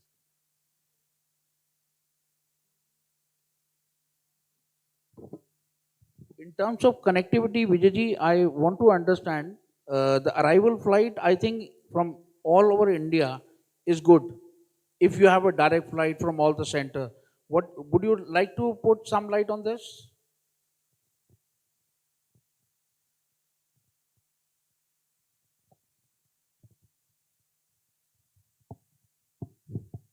Except for Mumbai, I think Chennai is well connected, Delhi is well connected, Bangalore is well connected, Calcutta to a certain extent, and Mumbai to a certain extent. Otherwise, all metros are connected via Hyderabad in the first flight. If you book quite early, you will have a good fare. But if you come very close to that, via flights will be a little expensive. That the arrival flight for the maximum stations is in the morning, maybe in the afternoon. Delhi is in the morning, Chennai is in the morning, Bangalore is in the morning. But Mumbai, via Hyderabad, you have a flight in the morning. Even Srinagar, you have a direct flight that comes, the same flight comes in from Delhi to Vizag for Air India Express. For that perspective, I saw that from Tripura, the people came from Tripura. That is also a late. But I think the via yes, connections is is all like, via Calcutta. Yeah. Calcutta at the moment is not well connected. We don't have an early morning flight. Right. But we will be having an early morning flight from March 15th or 16th. There's a morning flight to Calcutta. That will resolve a lot of issues for the eastern states. But yes, Mumbai is still a challenge at the moment. Vijay, little commercial question for the travel agent prospect to understand. When normally I get a client, they will ask me that we want to go for a holiday, suggest some destination to us. Now I would like to ask you. Normal, the first question of mine to my guest is, what is the budget? Everybody must be asking the same question, what is the budget? So in that case, when I'm calculating Andhra Pradesh as a product and categorizing that is 1 lakh budget or 150,000 per person, how do you categorize? I think this is a mix of segment, or do you tell? See, you look at 5 stars around 8,000 to 8,500 for FITs. I mean, that's the average price. You look at ITC, it is about 765 to 75. I mean, even the park falls in the same bracket. But if you're coming in a high season like what we are doing now in a marriage season, it goes to 11, 12. Correct. So, if you're doing early bookings, an average price of 8,000, that's 4,000 a person for a good 5 star. Look at food. If you go on an MAP, it would be about 10. So let's say about 11,000 with taxes at 5,500. Into 2 nights, 11,000. A day to Arku and all that would not be more than 25,000 in terms of, a wife and husband for a 2-night, 3-day package in a 5 star. It's not expensive. It is only how early you're booking and what time you're booking. You're coming in a marriage season, it's a little difficult. That is there. Thank you, Vijay, for this input. Now I would like to go to Maharashtra. Dharmendra ji, I want to understand what gap did you find? First of all, did you find a gap? And what gap did you find that if improved, then double Andhra Pradesh sales from your state? Thank you, Ashish ji. First thing I'll tell you, Andhra is a very good market for Maharashtrians. If you see, maximum people from Mumbai, Pune, they travel to Tirupati. And also they come for the Jyotirlinga, that is Sri Salam. So that is a very good market. People coming from Bombay to Hyderabad, then go to Sri Salam.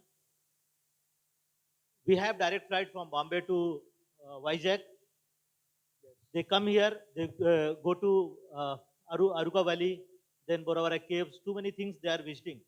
But one thing, in these 2 days, I met too many our B2B partners over here. We have seen too many things are still missing.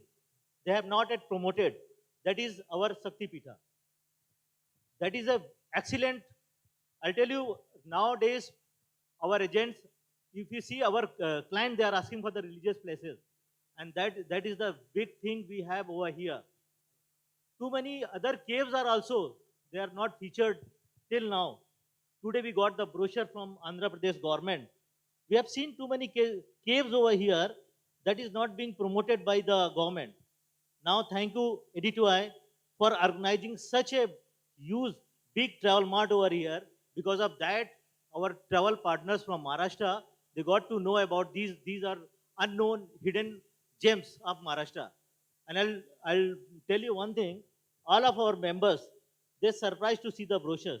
Too many things are there. We promise you, our all the members are going to registered with APTM. Yeah. Our all the members are going to registered with the APTM because too many places they don't have proper good hotels. But we have heard this thing, Harita brand of the APTM, they got the very decent hotels, same like Kerala and all. So we are going to features too many new itineraries, including your Shakti Pitas, caves and all, who are not the regular itineraries. And easily we can say, if people are coming from Bombay to Vizag, easily they can spend 3 to 4 nights over here with the other destinations and all. No doubt people are coming to Tirupati and all, they are missing these places. We are trying to convert, we'll try to divert them for the other places. And if we see, we'll try for the weddings also, because today we have seen that session about the weddings and all. I think small weddings we can do in the temples and all. If you provide particular places, like Uttarakhand, they are doing the weddings in the temple. I'll request Vijay Mohan sir, please provide dedicated places and promote that thing also. So our members, ADTOI members who are the Jain community, who are from the Gujaratis community, they can come and they can do the weddings in the temples and all. Great. Thank you. I really want Vijay Munji to revert on the first 2 points which have been raised.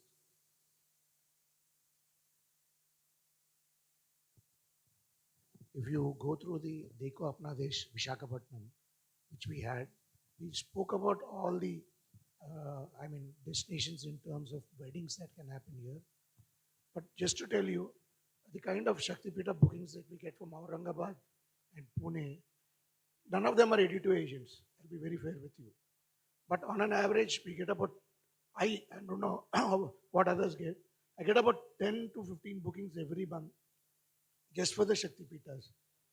Unfortunately, none of them are ADTOI members. So it is not that it is not being sold. A lot of people, I don't know why they come, especially from Aurangabad, even Gujarat. A lot of people come from Ahmedabad just for the Shaktipitas. It's just that probably we as ADTOI are not geared up to sell, or we are not selling the pilgrimage circuit of Andhra Pradesh. Probably we don't have that kind of knowledge. But people who sell Shaktipitas, we get those kind of bookings every month without a doubt. Especially during November, December, January, we get about an average of 1 booking per day from Maharashtra. That's So, great, sir. so if I conclude, Vijay bhai, आप ये कहना चाह रहे हो कि that you are still getting the, I know that the government has created a lot of stories for Shakti Pitas. They are working very well from last 1 year. I'm watching them closely. But this was the first opportunity has been given where all the ADTOI family is here. So I think after this, do you feel we'll be able to create some good numbers to this? You have almost 80 people going tomorrow. I think that will drive. Yeah, people that's to go. See, it's more like that. People who follow the 18 Shaktipitas, they will have to complete it at one time or the other in their life. So that's how it is driven. I see a lot of Maharashtra people especially who really want to, even a lot of people from Madhya Pradesh to do the Shaktipitas. That's how it goes. I just wanted to thank, I just to mention one more important thing. When I take it as a 600 room night, Vijayji, I want to make difference between the tourism and pilgrimage here. Because for pilgrimage, for Shakti Pita, for this thing, people automatically, they come. I mean, we don't make such effort or entice so much to come to the Tirupati or a Shakti Pita. That is their belief system. our tour operator, I took it as a responsibility that when we sell Vishakhapatnam, Araku Valley kind of place as a pure tourism, this thing. So I just wanted to always, for my calculation, differentiate between the tourism and pilgrimage. Thank you. Thank you. Now I would really want to go to Uttarakhand. आज सबको सारा India घुमाएंगे. उत्तराखंड, महेंद्र भाई, उत्तराखंड में मैंने बहुत सारी आपकी प्रमोशन एक्टिविटीज देखी हैं, इसीलिए एक क्वेश्चन मुझे आप ही से पूछने का मन किया. What is your perspective on promoting Andhra Pradesh as a strong tourism destination? When you compare it with your own state, I really want to understand that what successful promotion activities you have done at your place. Put some light on this, and how Andhra Pradesh, anything which you feel that Andhra Pradesh can learn what you have done in your state, that I really want to hear that. Thank you sir, मुझे chance देने के लिए और ये सवाल पूछने के लिए. पहले तो सबसे पहले ये बता दूं कि उत्तराखंड और आंध्रा कैसे दोनों कोरिलेट होते हैं, क्योंकि आंध्रा में दूसरा ज्योतिर्लिंग है मल्लिकार्जुन, तो उत्तराखंड में 11वां ज्योतिर्लिंग है केदारनाथ. अगर यहाँ पे बालाजी धाम है तो हमारे पास बद्रीनाथ धाम है, तो हम दोनों वैसे भी कोरिलेट होते हैं स्टेट में. और जो आपने मुझसे पूछा है कि हमने अपने स्टेट्स में किस तरह से इसको प्रमोशन के लिए वो किया है, तो सबसे पहले हमने अभी क्या किया था, रिसेंटली हमने एक इवेंट किया था कनेक्ट कौसानी. मेरा ऐसा मानना है कि अगर हम किसी डेस्टिनेशन को प्रमोट कर रहे हैं तो सबसे पहले उसके स्टेक होल्डर के साथ आपको उसको साथ अपने साथ ले जाना पड़ेगा, चाहे वो गवर्नमेंट पार्ट में हो या एसोसिएशन के पार्ट में हो या किसी भी पार्ट में हो. तो अभी रिसेंटली सर हमने एक इवेंट किया था वहाँ पे एडीटोआई के साथ, चैप्टर ने अपने कौसानी होटल एसोसिएशन के साथ, तो उसका हमने नाम दिया था कनेक्ट कौसानी. और वो हमने केवल सिर्फ कौसानी के साथ नहीं किया था, बल्कि हमारा एक प्लान था कि हम उत्तराखंड में बाकी सभी आगे भी और डेस्टिनेशन के साथ कनेक्ट करते जाएंगे, और वो वहाँ के लोकल स्टेक होल्डर के साथ उनके साथ एक होटल्स के साथ, क्योंकि होटल सबसे बड़ा हमारा स्टेक होल्डर होता है किसी भी प्रमोशन, किसी भी डेस्टिनेशन को प्रमोट करने के लिए. तो हमने उनके साथ एक कनेक्शन बनाया, वो हम चैप्टर के पास आया और चैप्टर से हमने अपने 1500-1300 मेंबर तक पहुंचाया था.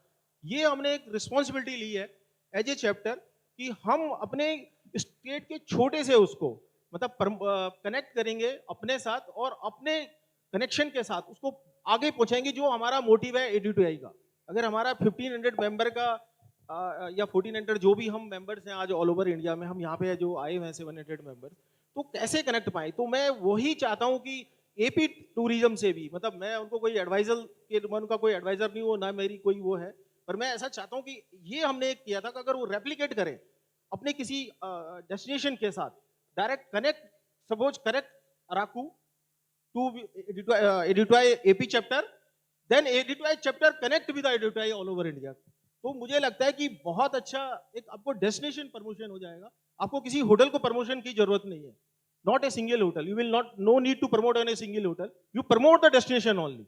अगर आप डेस्टिनेशन प्रमोट करेंगे तो ऑटोमेटिकली उस डेस्टिनेशन के सारे हो जाएंगे. सिमिलरली सर अभी last month base sir already sir बैठे हैं और आशीष सर बैठे हैं, हमने एक इवेंट किया था विंटर टूरिज्म इन उत्तरकाशी.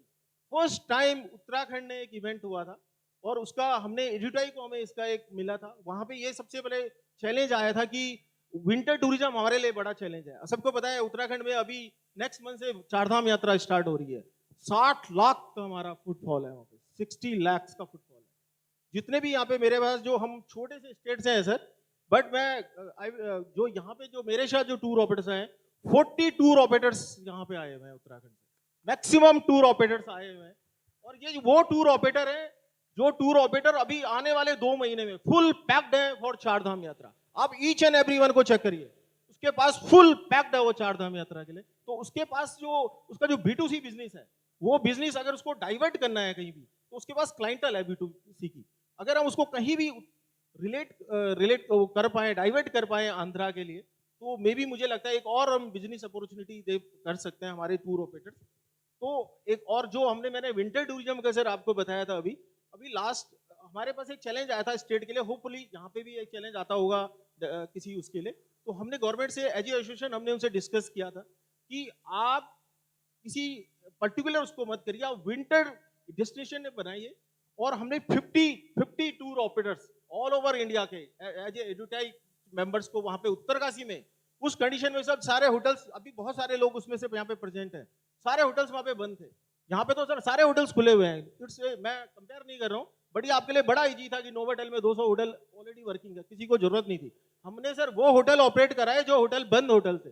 बंद होटल्स को सिर्फ ओनली फॉर एडुटाई के लिए, एडुटाई के लिए वो होटल्स खुले, एडुटाई मेंबर्स के लिए, और बाकी जो वहां पे डेलीगेट्स आए उनके लिए वो होटल केवल ऑपरेट हुए हैं 2 डेज के लिए, सिर्फ 2 डेज के लिए, क्योंकि हमें उस डेस्टिनेशन को प्रमोट करना है, विंटर टूरिज्म को। और उसके बाद वो मुझे लगता है कि वो एक केवल एक बार नहीं, वो कंटिन्यू उसमें नेक्स्ट टाइम वो दूसरी विंटर डेस्टिनेशन के लिए वो प्रमोशन के लिए मतलब वो प्लान्ड है। और मुझे लगता है कि ये सब ऐसा ही अगर यहाँ पे कुछ मतलब अगर प्लान होता है या कुछ होता है कि हम किसी एक पार्ट को मतलब वो करें, जैसे हमने एक कौशानी कनेक्ट किया, विंटर टूरिज्म उत्तरकाशी किया, या फर्दर जो कुछ और वो किया, तो शायद मुझे लगता है सर कि ये आई थिंक ये बेटर वो हो सकता है कि हम एक पूरी डेस्टिनेशन वो करें।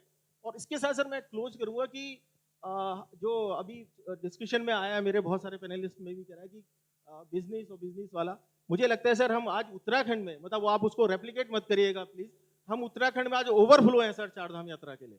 लेकिन हमारे पास प्रॉब्लम क्या है कि वो सीजनल बिजनेस हो गया है सिर्फ। हमें हमें अब हम इस तरह से यहाँ पे आए कि वो एक कंटिन्यूटी में रहे, और दूसरा उसमें जो हमारा इन्वायरमेंट है, जो है फुटबॉल है, वो थीम एक बार आए, मतलब केवल नंबर से काउंट मत करिए सर, जो आज प्रॉब्लम उत्तराखंड में भी है।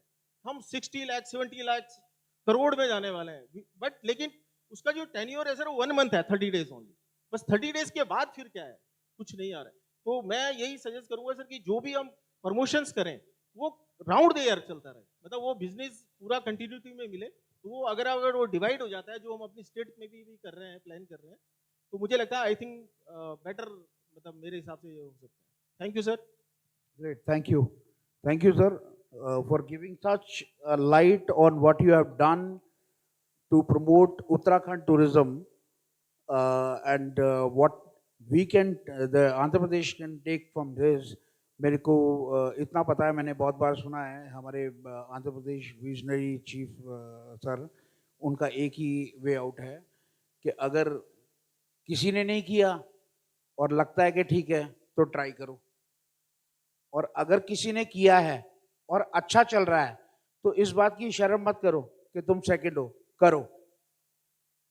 I've heard this many times, and today also in one of session, these lines came in my ear. So it's good. Manmeet ji, since you've been taking care of 3 states, and Punjab, Haryana, and Chandigarh, and this all connected very well from north, what do you think? How easy for you and your members to create good numbers? मैं सेलों की language बोल रहा हूँ, a sales person, that good numbers your state can create for Andhra Pradesh. What is your think? And if you really want to take some sort of target like MP has taken, I would love to hear that also. Thank you. First of all, I'd like to thank the AP government, the tourism department, and our honorable President Saab and the entire EC team for conducting this mega show with such a meticulous planning, which we have all seen, and we are thankful for that. Before answering the question, what I feel is, if any destination is supposed to be promoted, it can be done by the will of the government only. If the government supports any industry, we as tourism industry are always wanting that tourism should be supported. We are left behind than the other industries, which are more money driven, but we bring more GDP, more money to the country. So the right way is that government acts as an umbrella and provides the industry to work. And that is what we are seeing and experiencing here, that government supported association gave the fund to the association and gave the freedom that the industry players should work for the development of this state. That's the right approach. Uh, Coming from my region, I am really thankful that so many members from my Punjab, Haryana, and Chandigarh North India sector have come here, and they are very good at selling. We definitely, Ashish ji, assure you that we will be giving good numbers in our collective effort to promote Andhra Pradesh. We also come from a place which is religiously dominated. We talk about Punjab, we talk about Golden Temple, dominated by religious tourism. We talk about Haryana, Gita, everybody knows, Kurukshetra, everybody knows. It's again being driven by the religious tourism. So, same is Andhra Pradesh also. We have got Tirupati Balaji. The only thing is that we should keep in mind while promoting a religious destination that we do not count the people who just come for a visit to the religious place and go back. They are not the tourists. We need to promote the destination in such manner that the real tourists come and we have their stay and they avail not only the blessings of the God, also experience the various aspects of tourism. What we really need to focus is that we do not need to copy each other. In India, we are blessed with the diversity and versatility. So we should promote each other like any destination which is beach dominated, we can promote that destination in India in that aspect. The places which are hill dominated should be able to provide the experience. So we can do the selling via interstate or intercity movement. That is very important. And with the kind of experience we were having with these speakers who were from the government side, who were saying that whatever infrastructure they are going to provide to AP, AP would be really blessed. But what I feel is everything is good and everything is fine happening. We are more concerned about what is happening for the tour operators and the fraternity. Normally we see that the hoteliers are earning good. We are very happy for it. The airlines are charging good rates. They are also earning good. But we tour operators are the ones who are, hit the hardest, right? When it comes to our margins, we are squeezed by it. So if we come unitedly and we also become doctors and consultants, and we also start charging a consultancy fee, at least we be saved enough to get some earning. So that is what my take is. And collectively, we can definitely, create a good difference. Only thing is, we need to stick to one niche and create it on a different level. If we have got Rajasthan, they have their traditional niche. If we are talk about Kerala, they have their own niche in Ayurveda and rejuvenation therapies. Same should be adopted by Andhra Pradesh also, so that we are different and we can promote each other. अभी तो यही है कि मैं इसी line से अपनी बात को रेस्ट करूंगा कि अकेला चला था जानेबे मंजिल, लोग जुड़ते गए और कारवां बनता गया. Thank you. तो सर कहीं आप ये तो नहीं कहना चाह रहे कि you would be needing a tour based itineraries, schedules to promote in your state? Are you talking about this? Yes, definitely. If you are talking about this, then I'll tell you, every state, being in ADTOI, every state, हम हर state को ये बात खुले में कहते हैं और चौड़े में कहते हैं. If you are a product, we are the buyer. If you are the product, we are the buyer. So that means each and every member of each and every state who been gifted by the God of, by default, a product, because MP is gifted with MP as a product, AP is gifted AP as a product, Punjab, Haryana is the same way, Rajasthan, and same way goes to everyone. So my simple submission is this part. Every chapter is now a product. ADTOIs, every chapter is now a product. You must straight away ask product from the chapter chairman. And if they are failed to give you product, then no sale for them. It's straightforward. We are not a member no more. We are not a state. We are a product. Every state is the product.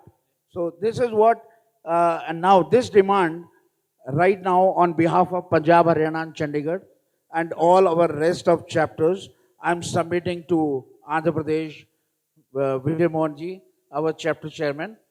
And I would like to request you to please provide us the detailed plans, those who don't have. I got it yesterday. I saw your brochures also. I met many people. So this is, I submit your point with this, but now I have to go to a very important perspective, Andaman and Nicobar. Ashish bhai, I have a small suggestion. Yeah, okay. Let's do some Zoom meetings between all our members, each state. It's not just Andhra Pradesh alone. Let's have the products as a training program. Like Andhra Pradesh as a program, let's have Zoom meetings. I mean, let's do that because somewhere we need to start. So we start with Andhra Pradesh because we have a product already. We have the presentation already. Let's start it. Let's invite, say, next Friday, the following Friday. So we do 2 presentations for, see, it's more important for the staff. I think you read most my of the agents would know, but the staff, it's very important. So let's start having some Zoom meetings. Very good point. Very good point, Vijay bhai. And before coming to your point, I would like to go to Andaman first. Vinod M. Vinodji. Sir, I really need your view how to turn Andhra Pradesh into a successful national tourism product. Thank you for making me a part of this important panel discussion. First of all, I'd like to thank the Andhra Pradesh Tourism, Andhra Pradesh government, ADTOI team led by Vedji for organizing such a wonderful national tourism event, and for special thanks to Vijay Mohanji for giving us such comfort and such a good 2 days of all his efforts, and his efforts are seen by his voice. Day before yesterday the voice was something else, yesterday it was something else, now today the voice has come down. Now tomorrow I will not discuss on that because Ashish ji has given me some restrictions. So my point, how to make Andhra Pradesh a national destination. There are a few things which Ashish ji told. For the last 2 days, we were seeing the products. We were seeing your products. Now from tomorrow we will be a buyer. I request all the ADTOI members, whatever you see tomorrow in your FAM tours, from tomorrow we are the buyers and APTM will be a product for us, Andhra Pradesh Tourism. And I totally agree with Vijay Mohan sir. It's high time ADTOI chapters, not only Andhra Pradesh, all destinations, we should have a Zoom meeting. We should have a connection between the ADTOI members and all the chapters. There should be a bonding between the ADTOI members. If I am from Andaman, if I need a package from Andhra Pradesh, my first preference should be a ADTOI member in Andhra or any state. Vice versa, I request all the ADTOI chapters, if you need a package in Andaman, your first preference should be ADTOI members. Once we have this bonding and connect, there will be definitely all the destinations will be promoted. And for Andhra Pradesh, it's an upcoming destination. I agree with Dharmender ji. We were not aware. See, everybody was, Andhra Pradesh, the USP was Tirupati temple. It was a religious destination. But after coming here, we have seen there are a lot of things. We were thinking we were the hub of adventure sports, Andaman Nicobar Islands. But you also have adventure sports. Lot of adventure sports which we don't have, you have. So there are a lot of things which the delegates have come to know.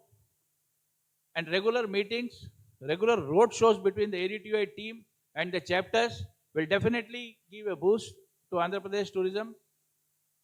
And I once again thank each and every member who made this convention, and the convention chairman, Mr. Ashish ji, for all the comforts we had. Sir, a co-chairman. Chairman And is we- next to you. And we hope that this will be a game changer for Andhra Pradesh tourism. As the minister yesterday told, the government is also coming with a lot of policies. So for development of any state, you need a simple policy, single window clearance, which we came to know yesterday that Andhra Pradesh government is giving upright decisions for the policies. So we hope this Andhra Pradesh Travel Mart, I'll not tell that today is a conclusion. I will tell that this Andhra Pradesh Travel Mart is a beginning for development of Andhra Pradesh as a national and international destination. Thank you. Very rightly said, sir. You touched many people's heart today by saying such comment. And Vijay bhai, coming to your point, that as an ADTOI, nothing for you. It's my time to give you back. I have taken a lot from you. I think from last 1 year, tomorrow we are going to miss each other. इतनी frequent call नहीं होगी जब. But it's my time to turn back what I have taken from Andhra. I myself being responsible sort of positions from ADTOI as Vice President of ADTOI, Chairman National Growth Committee for chapters, Chairman Roadshow, Travel Mart and Events, and of course the co-chairman for this beautiful 2 days with my chairman Vijay Mohanji and my president with Kanaji. I would like to say that today I am going to put my proposal to my central team in order to take their approval that ADTOI, sir, for you, ADTOI should declare 1 month in the year as Andhra Pradesh Focus Month. This Andhra Pradesh Focus Month, where each chapter hosts a webinar about Andhra Pradesh. If AP Tourism Department, sir, this is submission to you that you can put that to them, or if they can note it down, that if AP Tourism Department support with this training, we can create AP experts in other states. Why this AP experts in other state? What do we require? Frankly speaking, for a travel agent, the most important thing is his system, his office, and his office should look like some sort of,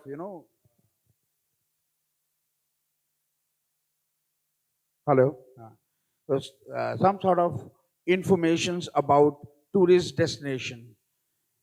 If I become an expert of any destination, my certificate is hanging back on me, or if somebody comes in, oh, you do Andhra? Please tell me something about Andhra and the training program and all this. And ADTOI, I'm going to put this proposal to us. The second, the ADTOI should organize an interstate B2B roadshow where one chapter will promote another, like Andhra Pradesh in another chapter's region.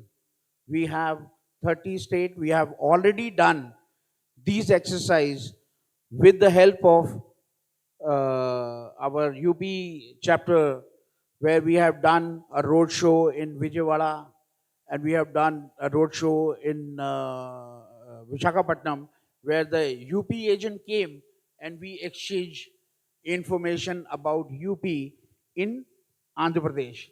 Now tomorrow we can do the vice versa also. So this is the open request and submission. And ADTOI should organize the interstate online product training session where the organized Andhra Pradesh product as an online interaction and it should be a buyers and sellers meet, because today we met, we exchange. Tomorrow we give training and we put few sellers or a tour operator, because we would, the maximum of travel agent would love to work with a tour operator, because in one basket we get the complete information and proper information. And as a vice president, I am personally committed to ensure that Andhra Pradesh remains a priority for all my chapters. That's what I can say. But as far as B2B roadshows are concerned, now we have a very good opportunity that maximum of our states are with me. I would like to ask, how many of you are offering a hosting roadshow of Andhra Pradesh in your state? This question open to all of you. If you would love to host a roadshow of Andhra Pradesh agents in your states, please. We would love to do it uh, in consultation with our Honorable President Saab, Ashish ji and Vijay ji. We like to do at whichever place convenient, either at Chandigarh or Amritsar, whatever is, we'll try and do it. We'll work it out on a personal basis and we'll do it. And one more thing, I'll really like to thanks the audience who is present here after the long sessions the entire day. So all claps to all the members who are present here. Please clap for yourself. We are really indebted and thank you to all of you for attending our session. इतना अगर हम लोग अपनी class में पढ़ लिए होते तो ट्रेवल एजेंट नहीं होते, कुछ ना कुछ और होते. So thank you, sir. Thanks. Sir, we would also like to host, after having discussion with the team and Vijay Mohan sir, we would like to invite them to Andaman. And I'd like to thank Manmeet ji for telling his Man Ki Baat, expressing thanks to all them. Man Ki Baat. Thank you. Ashish ji, Sir. Ashish ji, we also like to hold the road show of Vijay. Very nice, very nice. Sir, यही मेरे को यही चीजें चाहिए. और हमारे पास 3 city है वहाँ पे बड़े-बड़े, अगर आप बोले तो we can do it Mumbai, Nashik और पुणे, क्योंकि तीनों मार्केट जो है ना वहाँ से काफी क्राउड इधर आता है. और So immediate basis पे मेरे 3 रोड शो और 4 रोड शो आपके लिए तैयार हैं. ADTOI is ready to host the 4 road show for Andhra Pradesh agent. Now it is a time for Andhra Pradesh Vijay Mohan ji to take this opportunity.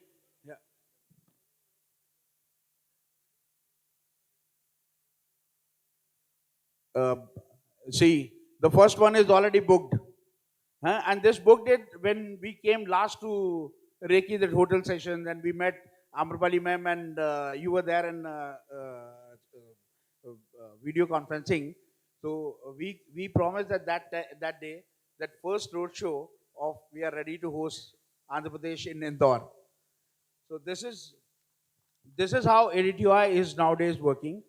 And the vision is one day, 15 states, 300 exhibitors of ADTOI, and 200 hosted buyer of that other state, and 200 travel agent of that particular state. If we can reach to that level, so we will change the meaning why one should become a member of any association. Why we are paying to any association is not that they should have money in their bucket, is what we will be contributing towards the growth of tourism in our way. The way the government plan to spend money, we also plan and give a certain amount to our association to survive and to do such kind of events. So thank you. I think Vijayji, now 4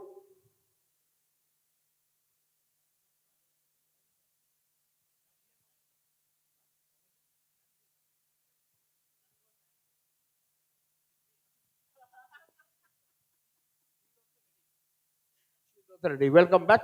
ये 4 opportunity आपने लेनी है sir. हमारा time कभी up नहीं होता था, we always B.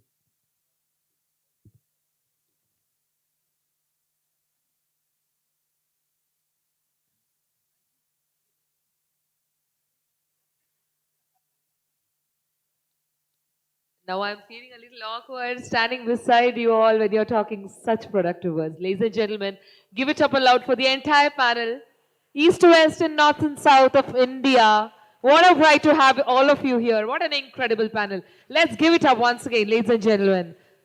Ladies and gentlemen, clap for yourself. One time, can we all stand up and rise up for the travel community, for the tourist operators, for all the people who have been giving smiles and memories across the country. This is an incredible, incredible team on the floor and off the floor. Huge round of applause to all of you. Thank you. So before felicitation, I request everyone to settle down. Thank you so much. We have an eminent personality. May I request Shri Padmarani Seela ma'am, AP Tourism Authority, Chief and Communications Officer, Chief Marketing and Communications Officer. Let's give a round of applause to her as we welcome her for her mini presentation. Thank you. Hello, please take your seats, please. I don't want to rush it. So, myself Padma, I'm the Chief Marketing and Communications Officer for Andhra Pradesh Tourism. And good evening, everyone, once again. I don't want to take much time here because we already had a very hectic, long day. But I didn't feel even for 1 second it's a long day at all. Because every session was so meaningful and the takeaways were amazing that we can't stop writing and we can't stop noting, and in our minds constantly thoughts were running behind about how much work is there to be done. Because every session, each of 7 sessions gave wonderful inputs, and each one is worth a consultant and a DPR and all the work behind it. So, and finally to sum up, Ashish ji has given targets to each and every one of their teams. And I like the way how commitment was really taken. About how many people, how many tours will you make, and which states. We already got commitment from 4 states. That's such an amazing thing. And these 2 days, it was such a pleasure hosting this huge group. And undoubtedly, from now onwards, it's a new chapter again in AP tourism, because I've heard so many tour operators from stage and also behind stage saying that we didn't knew Andhra Pradesh had so much to offer. Definitely, like everyone said, whole of India, every bit of beautiful India is in Andhra Pradesh. And time and again, Ajay sir and Amrapali ma'am has emphasized on it. And just to make this possible, and our visionary leader, Honorable Chief Minister sir, has given an instruction that the experience for a tourist should be seamless. So the seamless word itself is such a responsibility. We can easily market and promote, but without a connect, the experience or travel wouldn't be seamless. So that's where a tour operator's role is very essential. Everyone has to take Andhra Pradesh offerings to the world, and you are the bridge. And to make this possible, we have come out on CM sir's instruction with a portal. I have seen many people scanning the QR codes which were placed on the table. And yesterday, Jain sir has launched the portal as well, which is called Travel Operators Registration Portal, which is available readily on our website, and also QR codes are available. So what do we aim to do with this is just like what Ashish Garu said, Ashish ji said, and everyone here mentioned. We want to disperse the information. You have seen the brochures here, and there are many other microsites. There are so many pictures, videos, and information, whole lot of information that we want to share with each one of you. And like rightly said, Vijay Garu has been a very key role and key person in disbursing all the information. Along with that, like Ashish ji said, whenever you conduct a training, like once in a month, please include us. will be very happily contributing the whole content with you. And also once you register with AP Tourism, each month we'll be sharing newsletters and all the experiences that we are curating now. Tribal experience curated by Vijay Mohan Garu, and now he's working on Buddhist tourism along with us. And there are many other small things like cultural things that we want to present to the world. We are building over 100 plus experiences. So we want to share all the information regularly. Through this portal, if you register, we'll be able to have the data and we'll share that information seamlessly to everyone so that you connect with the ecosystem. We are building one ecosystem, and like Ashish ji said rightly, we are a fraternity and we can't work in isolation. So your help is definitely needed here. And with road shows and regular Zoom calls, we'll all connect and we'll be able to give out more to the world. So this is from my side. And I truly, this is not the closing remarks or anything. We still have events to come up. But here I thank everyone for making it to Andhra Pradesh. And also special thanks to Vedji, Vijay Garu, Ashish ji, who worked relentlessly for making this happen. And we felt so happy because from tourism side also there's one perspective. When we spend money and when we are doing one event, we just measure in terms of success, like how many people attended, what's the ROI. And I can see everyone here were very attentive and they're going to make it Andhra Pradesh more visible in coming days, and I can see that coming. Thank you so much for the opportunity.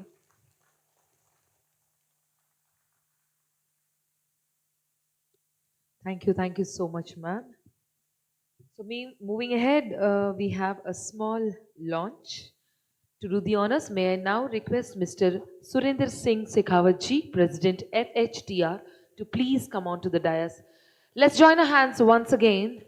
He's coming aboard for a reason, a launch of RDTM 2026, which means Rajasthan Domestic Travel Mart 2026 launch. Let's give a round of applause.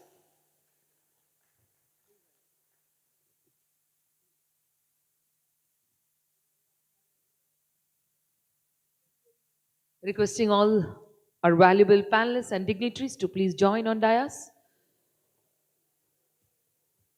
The Rajasthan Domestic Travel Mart 2026 launch by Shri Mr. Surinder Singh Shekhawat, President FHTR. Namaskar and Khamagani, Vizag. मैं राजस्थान से आता हूं और I have attended the 2-day show here. I want to thank the entire team of ADTOI,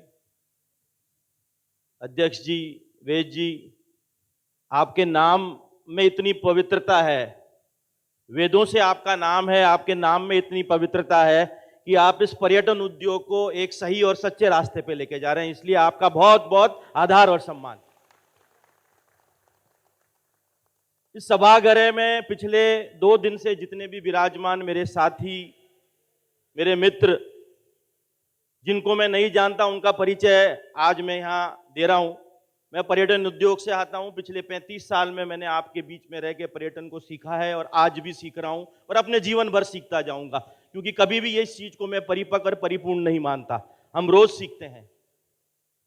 पिछले 2 दिन से जो मैं यहाँ पे वार्तालाप सुन रहा था ज्ञानी लोगों से, एक चीज समझ के आई कि हम अलग अलग प्रदेश से आते हैं, अलग अलग राज्य से आते हैं, मगर एक जगह आके हम एक हो जाते हैं, वो है हमारा हिंदुस्तान, हमारा भारत।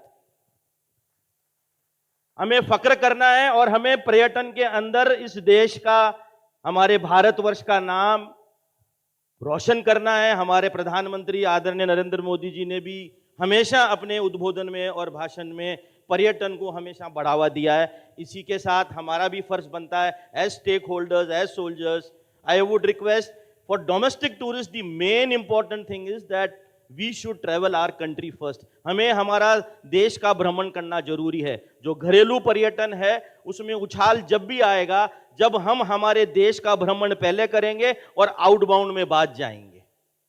इसलिए मेरा सबसे हाथ जोड़कर निवेदन है, विनम्रता से मैं आप लोगों से निवेदन करता हूं कि अपने मित्रों से, अपने दोस्तों से, अपने सहपाठियों से हमेशा कहिए कि आप राजस्थान गए कि नहीं, आप यूपी गए कि नहीं, आप बांसवाड़ा गए कि नहीं।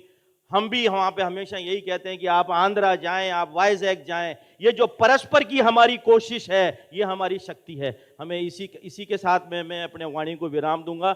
आप लोगों का बहुत बहुत धन्यवाद, मीडिया का, मैगजीन वालों का। जय जय राजस्थान।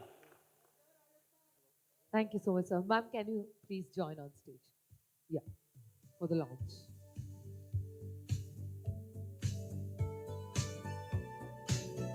एक बार जय बोलो राजस्थान की। जय जय Rajasthan. Thank you.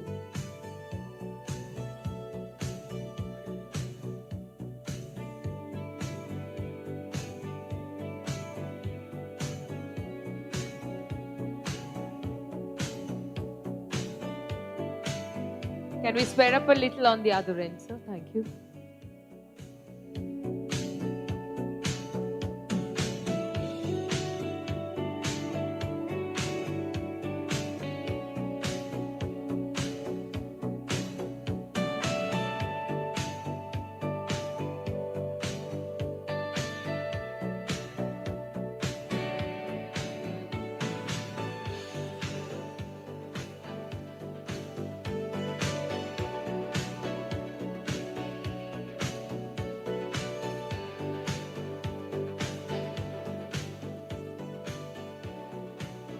Thank you so much, everyone. Thank you. Thank you so much. I request the panelists to kindly remain on stage for the felicitation. Thank you so much, everyone.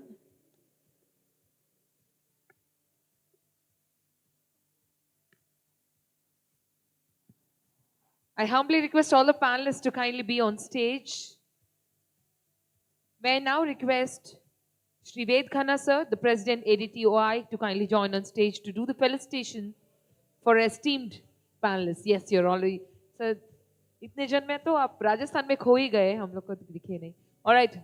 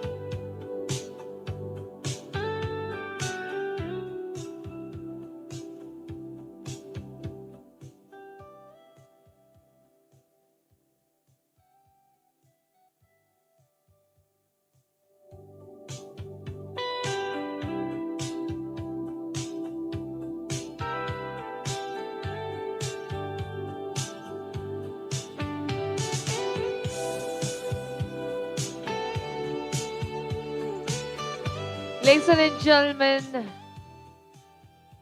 from Rajasthan to Kerala, from Goa to Delhi, everyone give a big round of applause. Entire India on stage.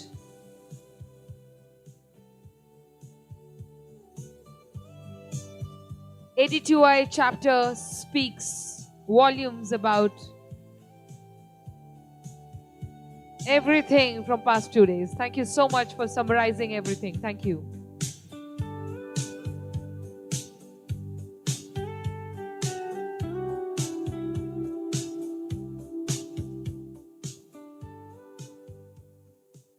May I request Padmarani Seela, AP Tourism Authority, to kindly come on dais, Chief Marketing and Communications Officer.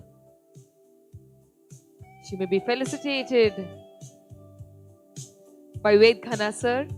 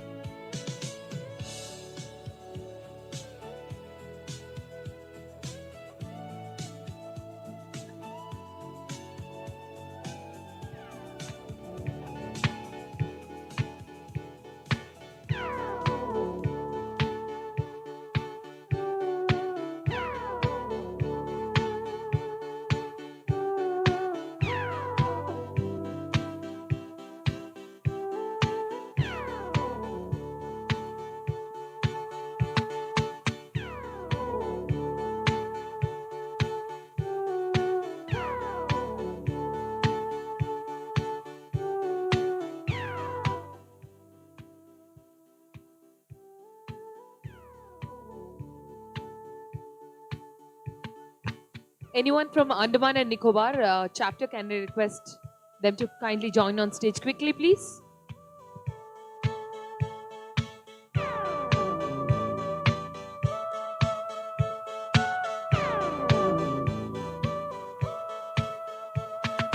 Neon lights, shimmering neon lights, and at the fall of night. May I request Mr. Pinkle sir to kindly join on stage? From Gujarat, yes, thank you. Also some representative from Andaman and Nicobar.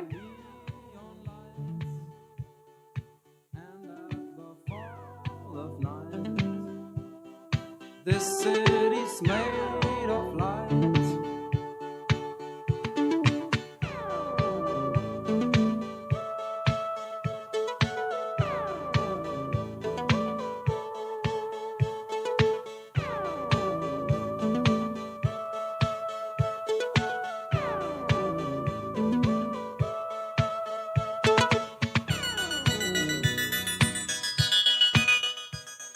Now it's time to felicitate our chairman, APTM 2026, Shri Vijay Mohan Garu.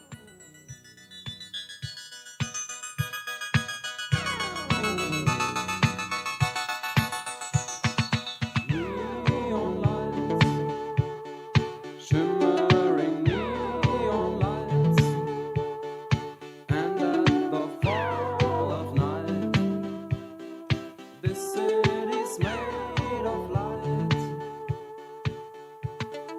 Neon lights,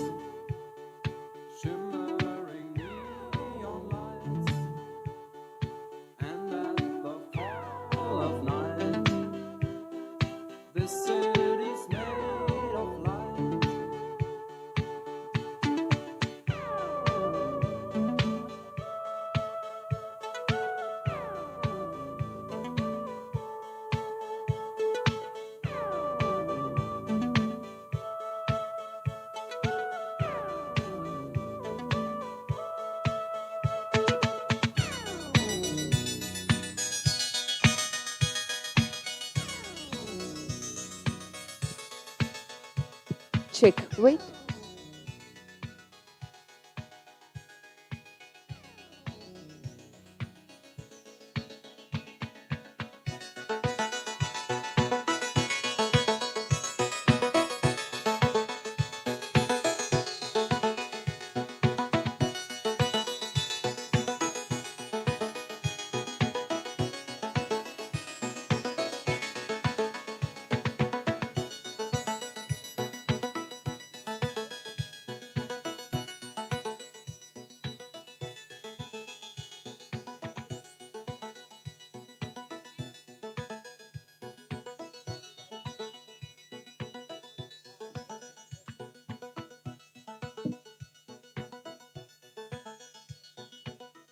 Ladies and gentlemen, first of all, look at those tiny faces, those innocent faces who have been waiting since afternoon to perform only for the stage for all of you. Let's give them a round of applause for the commitment, for the passion that they carry.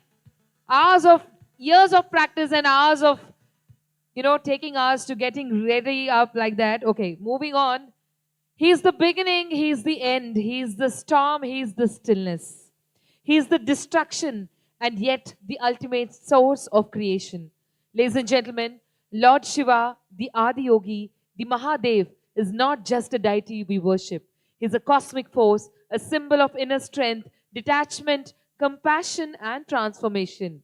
We worship Lord Shiva because he teaches us balance, to remain calm in chaos, to destroy negativity within, and to rise beyond ego, and to embrace both power and peace. As we approach the sacred festival of Mahashivratri, today we celebrate the divine night that signifies spiritual awakening, the union of Lord Shiva and Shakti, the triumph of light over darkness, and the elevation of human consciousness. On this auspicious occasion, Sri Sai Surekha Music and Dance Academy, under the dedicated guidance of Guru Rekha Sisters, humbly offers us a devotional tribute, Manjunada Charitam. Ladies and gentlemen, give a round of applause as the kids settle down for performing for all of you.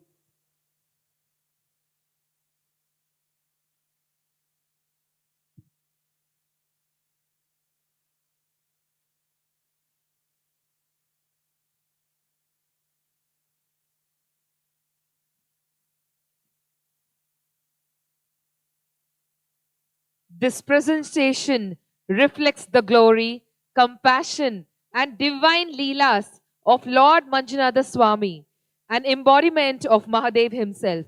Through expressive and expression moments, rhythm, and devotion, our dancers seek to bring alive the power of Shiva, his Tandava, his grace, and his boundless blessings. May this performance awaken devotion in our hearts and fill the space with divine vibrations. Ladies and gentlemen, for all the lovely kids there, let's give a round of applause. Om Namo Namah Shivaya.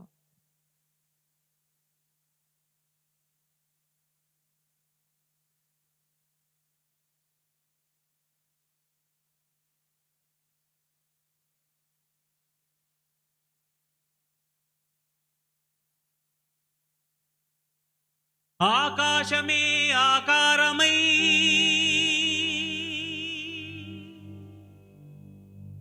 భూమియే విభూతియై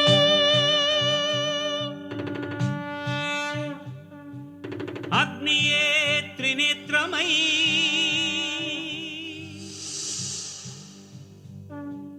వాయువే చలనమై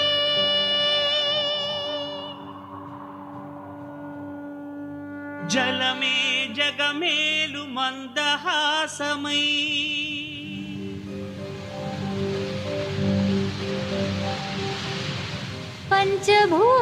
పంచభూతాధారా ప్రపంచేశ్వరా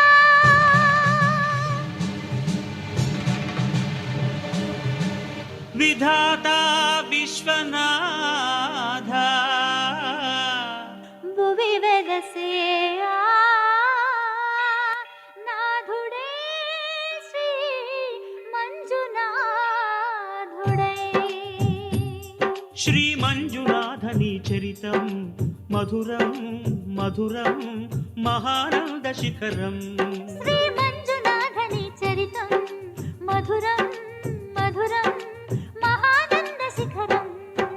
Manjunatha చరితం శ్రీ మంజునాథ చరితం మంజునాథ చరితం శ్రీ మంజునాథ చరితం.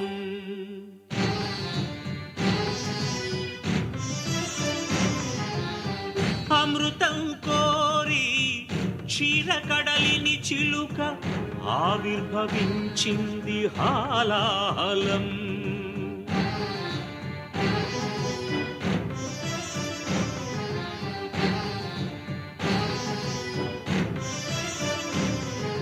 శంకరుని శంఖమున శుభకర తీర్థమైనదీ విషం.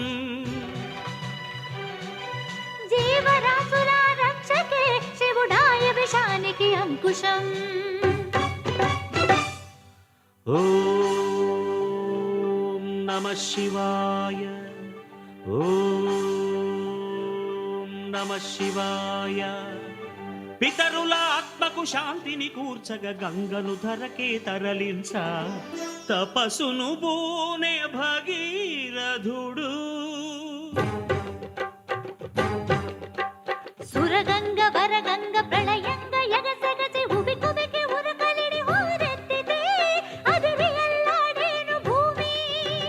కాపాడు రావయ్య స్వామి.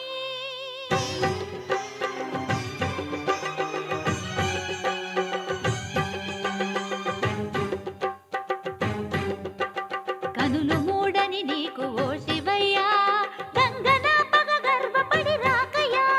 తుళ్ళి పడకే చాలు చల్లవింకా గంగ వెర్రులు తెలుసు దూకు ఇంకా. పాతుకో కైలాసలింగా దూకవే ఆకాశ గంగా.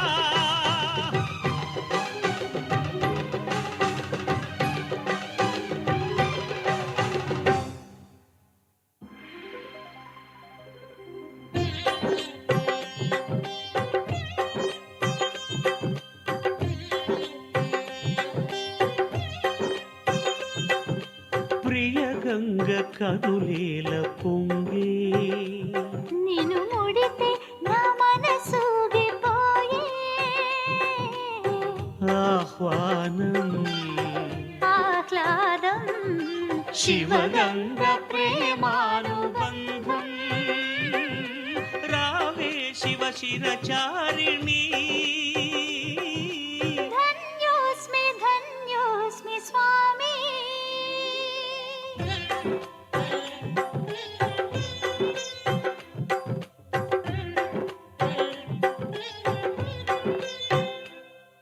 హరా వరా ఏలరా సదా శివా బ్రోవరా. సఖీ సఖీ పార్వతీ ప్రియే ఇదే సమ్మతి.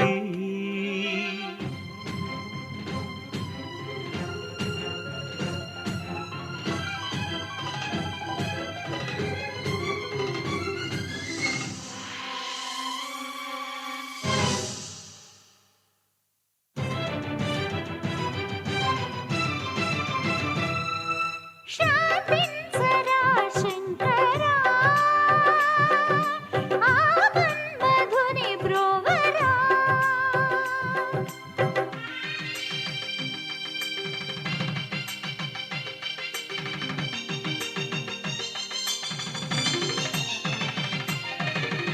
లోక కళ్యాణమును కోరి శివుడు పార్వతీ కళ్యాణ వరుడాయను. సతికి తన తనువులో సగభాగము సగి అర్ధనారీశ్వరుడాయే. నాద శివుడు వేద శివుడు నాట్య శివుడు.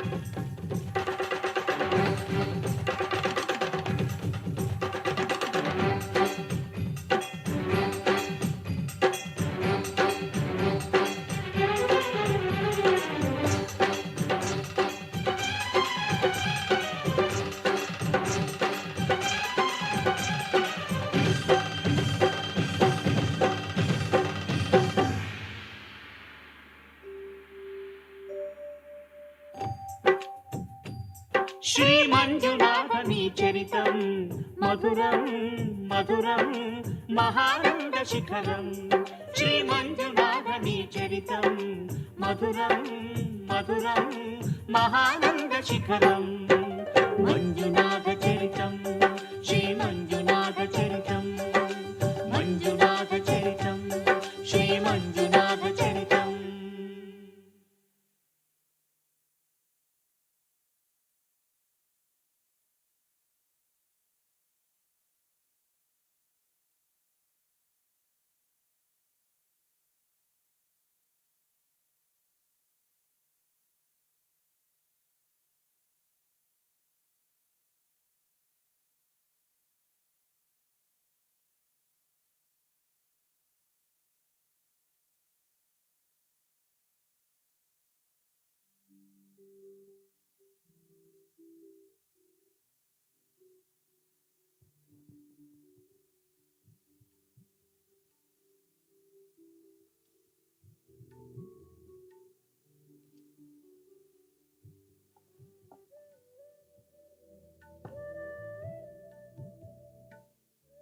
చూసారు కదా ఎంత ముద్దుగా ఈ చిన్నారులు అందరూ పర్ఫామ్ చేశారో. ఒక్కసారి మీ కరతాళ ధ్వనులతో గట్టిగా చప్పట్లతో సత్కరిద్దామా? To get ready in this traditional Kuchipudi attire, it takes at least 2 to 3 hours. And the kids have been waiting here since noon to perform.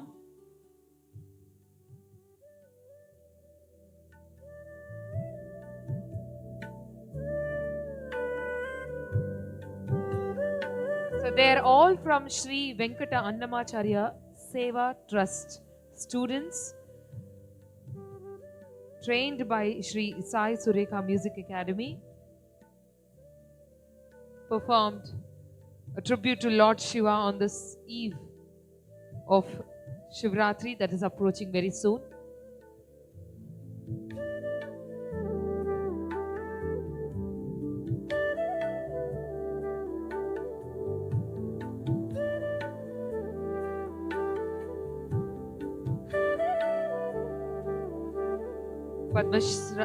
Padmarani Seela ma'am and Ved Khanna sir.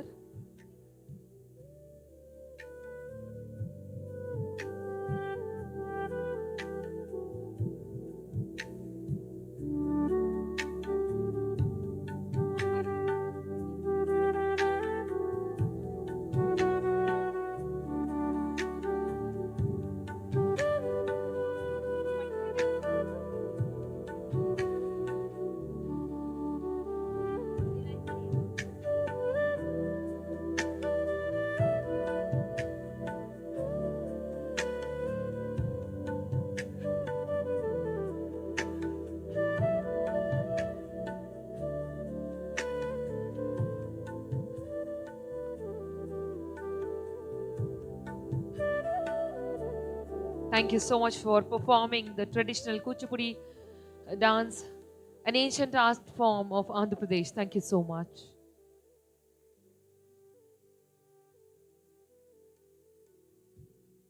Thank you, ma'am. Thank you for doing the honors. Thank you. Thank you, kids. Thank you. May I request all the kids to kindly clear the stage, please?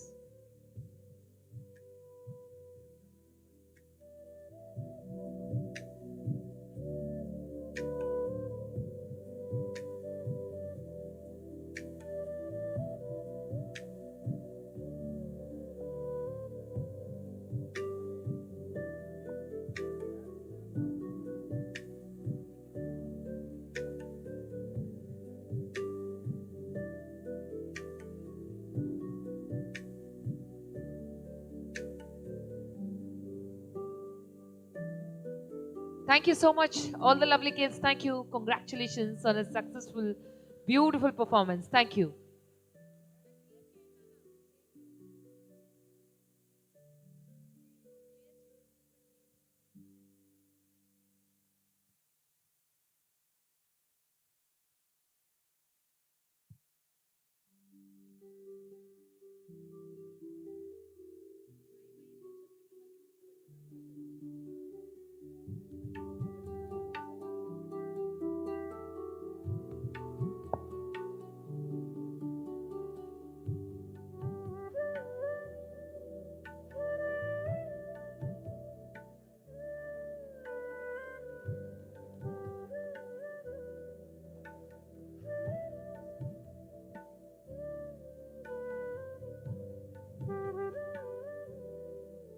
Ladies and gentlemen, finally,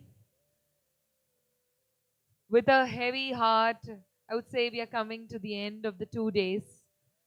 What an amazing evening. What an amazing 2 days session it was. Let's give a round of applause for everyone who have been an incredible part, little or more, all the event team who have contributed. Give a round of applause. The technicians, the artists, each and everyone, especially for all our valuable guests, dignitaries, all the delegates from all our country who have been associated. And today we feel a family at Andhra Pradesh. We are so happy and proud to welcome you. We'll be very happy to host you once again. Allow us to host you once again. Let's give a round of applause to the entire team. Thank you. So we have come to the awards time.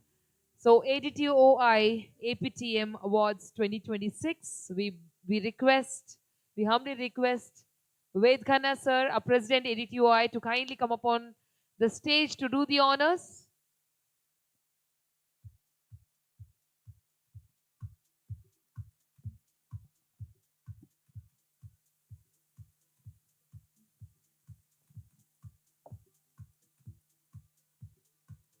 Undoubtedly, I'm sure,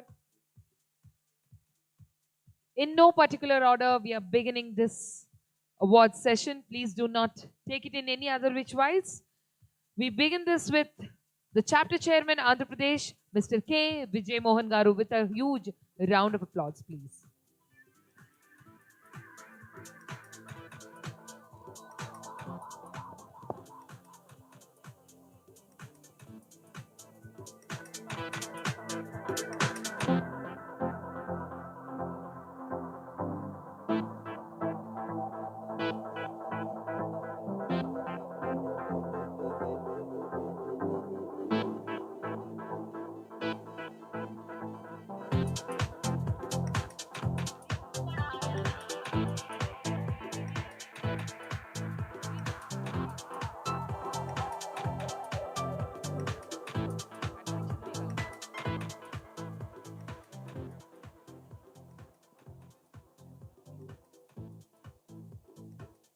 May I request Mr. Pinkal J. Shah, Chapter Chairman, Gujarat, to please come aboard. Mr. Pinkal.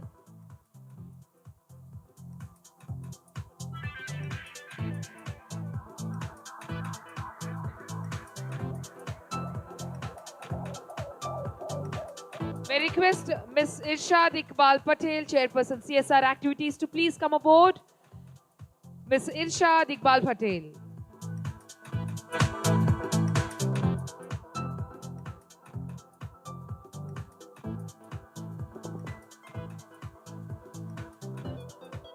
Mr. Haim Singh, Chapter Chairman, Rajasthan. Let's give a round of applause as we welcome her. Welcome him. Mr. Haim Singh, Chapter Chairman, Rajasthan, is coming running to save 30 seconds.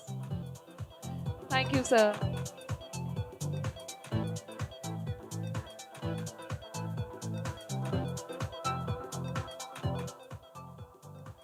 May I request Mr. Surinder Singh Jaryal, give a big round of applause, Chairman, Hotel Help Desk, APTM 2026.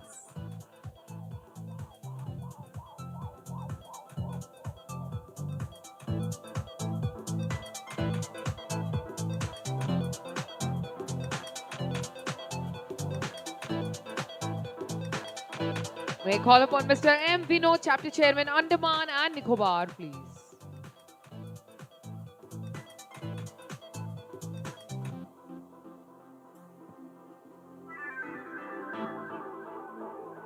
Then we have Mr.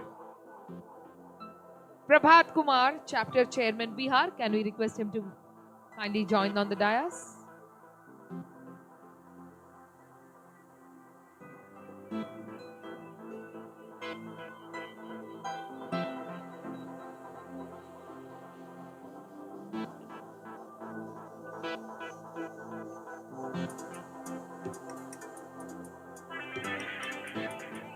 May I now call upon Mr. Mahendra Gidial, Chairman Registration APTM 2026.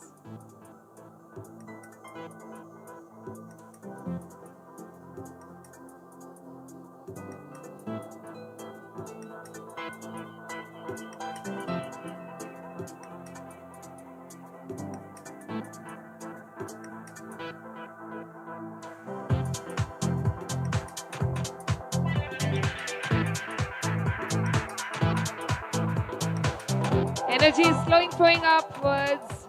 Mr. Ashok Chanchalani, Chairman Airport Reception, APTM 2026.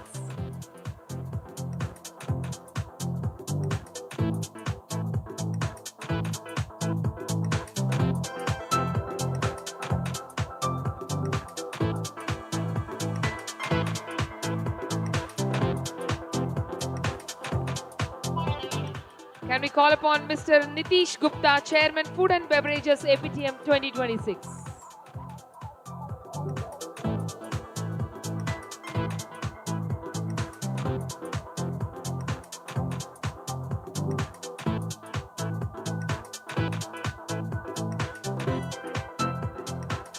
Can we call upon Mr. Padhi Srinivas, Chairman Airlines, APTM 2026.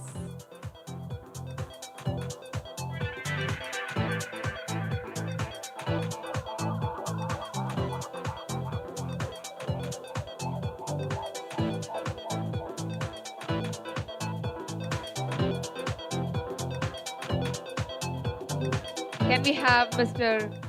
Dalip Gupta, Co-Chairperson, APTM 2026, please?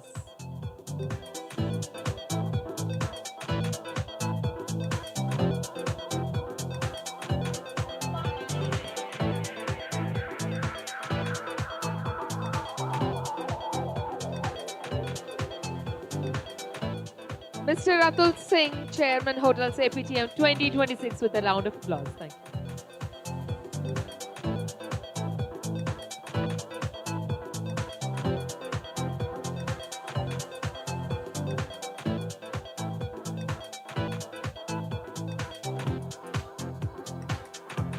Can we call upon Mr. Pratul Trivedi, Chapter Chairman, Madhya Pradesh?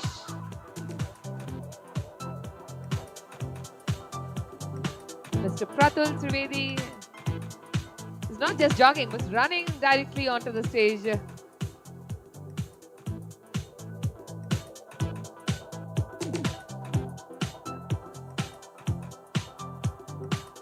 May I call upon Mr. Arijit Purkayastha, Chapter Chairman, Northeast.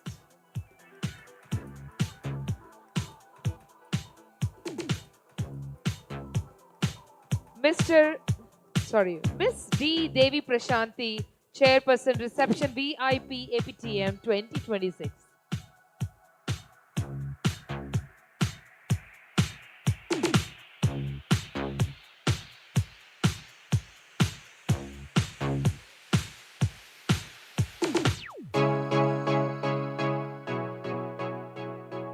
Can we call upon Mr. Sunil Chaudhary, Chairman, Transport, APTM 2026.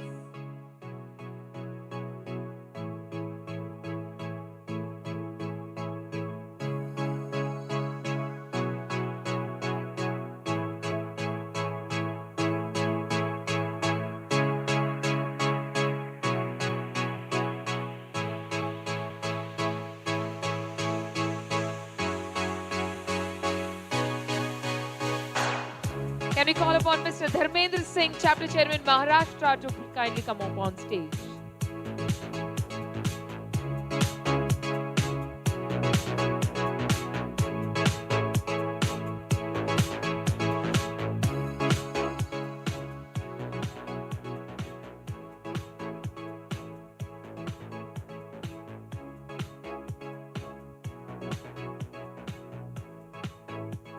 May I request Mr. Bashir Ahmed, Chairman, Feedback, APTM 2026, to kindly join on stage. Thank you.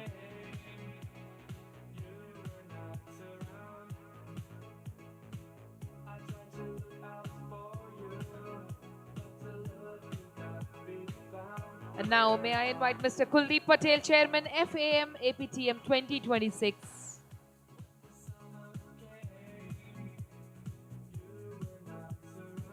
Mr. Kuldeep Patel.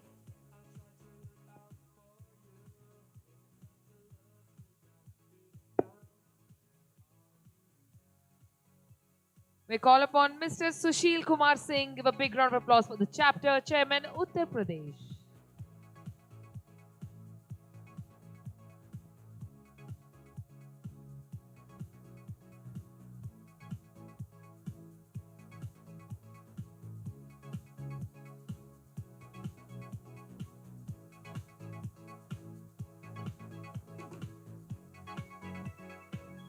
May I call upon Chapter Chairman Kerala, Mr. Abraham George.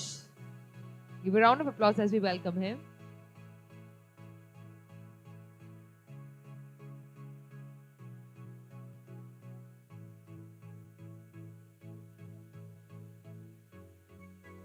So on behalf of Abraham, sir.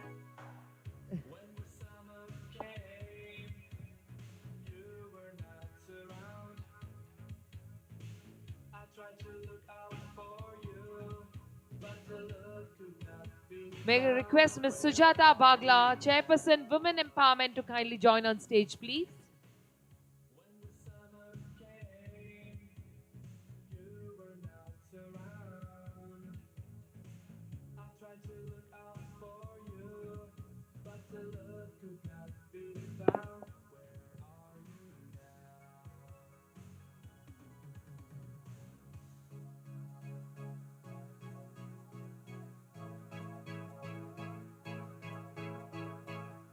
Can we have Mr. P. Ashok Kumar, Chapter Chairperson, Tamil Nadu, kindly please join the stage.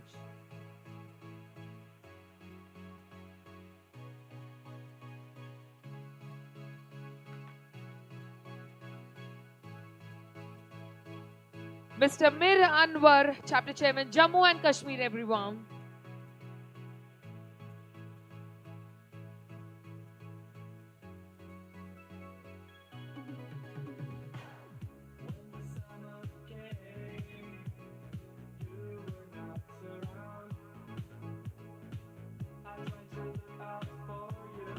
May I call upon Mr. Manoj Varshne, Chairman Finance APTM 2026, onto the stage, please.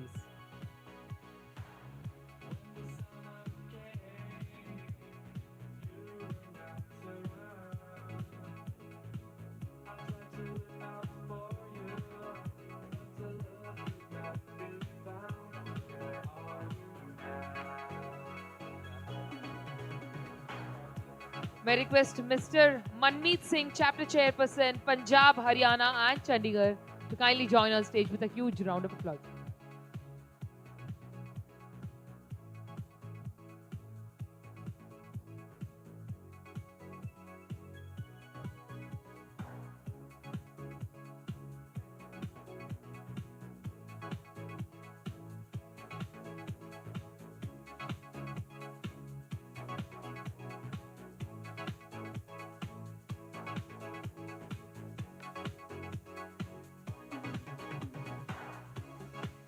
Request Chairman APTM 2026 to kindly join on stage. We begin Mr. K. Vijay Mohan.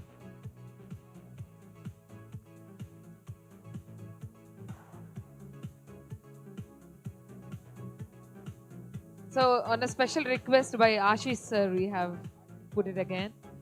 May I request the co-chairman APTM 2026, Mr. Ashish Segal sir, to kindly join. Ladies and gentlemen, loud round of applause, please.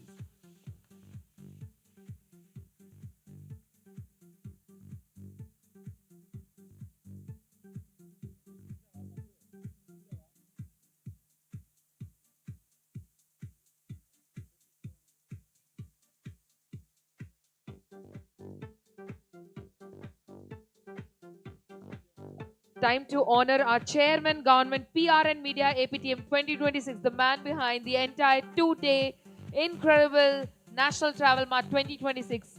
Ladies and gentlemen, put your hands together for Mr. Ved Khanna, sir. A huge round of applause.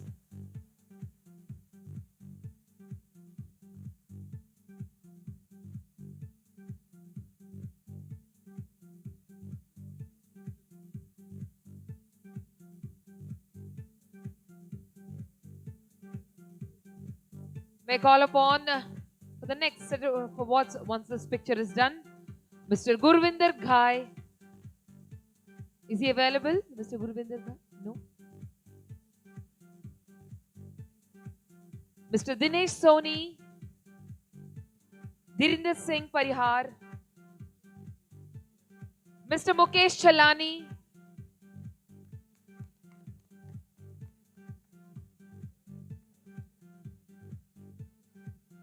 yes.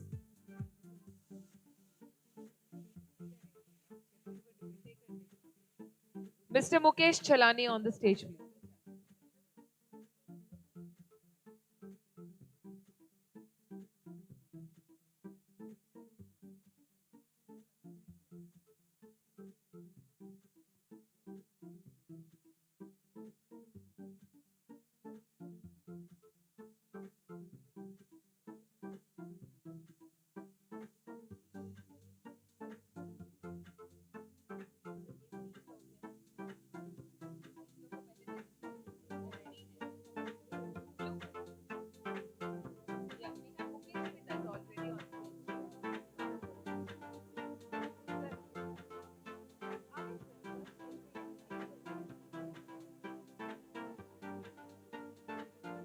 All right.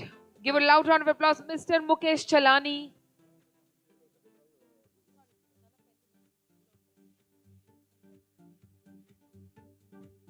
Mr. Akshay Namdev.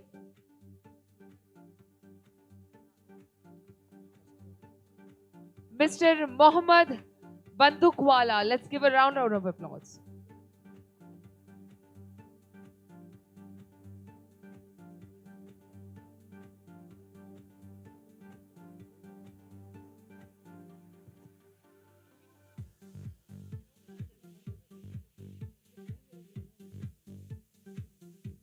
Mr. Govind Khandelwal, sir, kindly join on stage.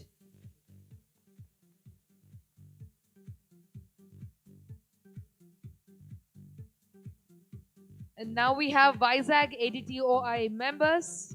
Can we call upon Mr. Ravi Garu, the CEO, MD of Race Entertainments, the man behind this 2 days entire show. Let's give a loud round of applause.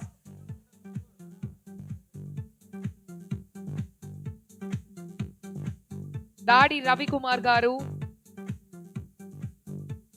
founder and CEO of Race Entertainments. Ladies and gentlemen, the man behind the 2-day incredible show today. Loud round of applause to him. Thank you.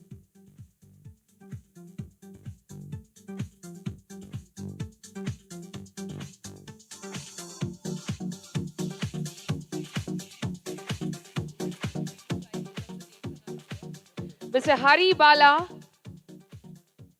BB Raj, all of them have been ADTOI members. Mr. Abhishek, Mr. Lal Chand, whoever is here, quickly come up on stage. Mr. Sagar, Mr. Shiva, also Mr. Raja Ramesh, the senior member, Vizag chapter. Chalapathi Rao గారు are Chalapathi Rao గారు దయచేసి వేదికపైకి రావాల్సిందిగా కోరుకుంటున్నాం. అలాగే mister Shyam, mister Truman, mister Sandeep alias Sandy, mister Mohan Rao garu, అలాగే సత్యబాబు గారిని కూడా సవినయంగా వేదికపైకి ఆహ్వానిస్తున్నాం.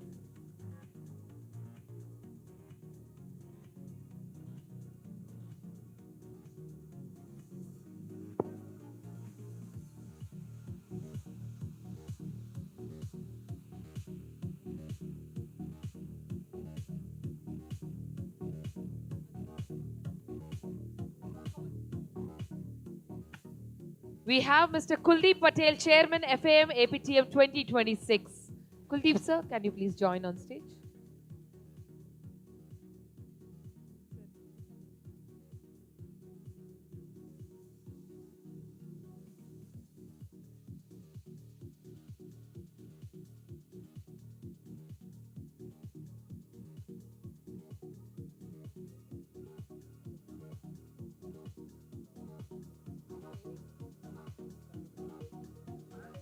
ఆర్ చలపతి రావు గారు,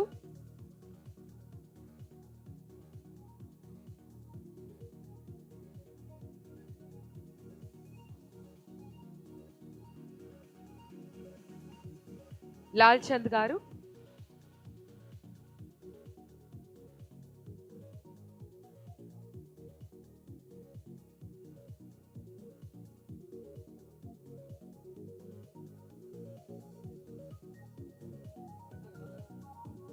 శివ గారు,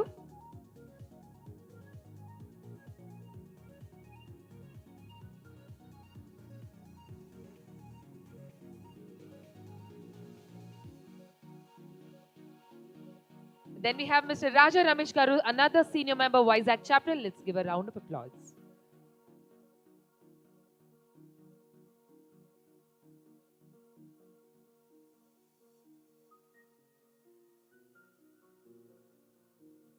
We have Mr. Sandeep,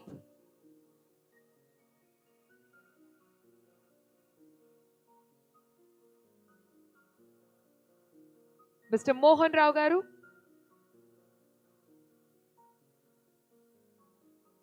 alage Satyababu Garu,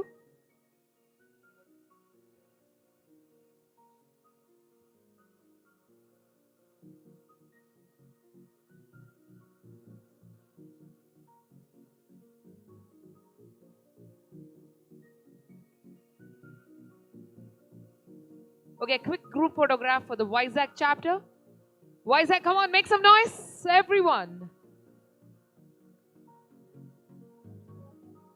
Everyone, Ashish ji is insisting for resounding claps for Vizag chapter for being an incredible support system for the ADTOI Andhra Pradesh National Travel Mart 2026.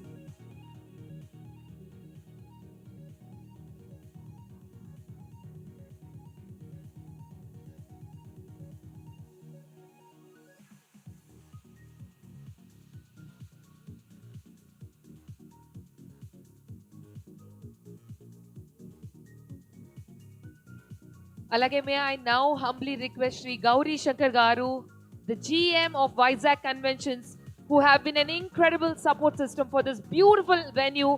He supported us through these 2 days. Let's give a round of applause as we welcome him. Namaste, sir, please.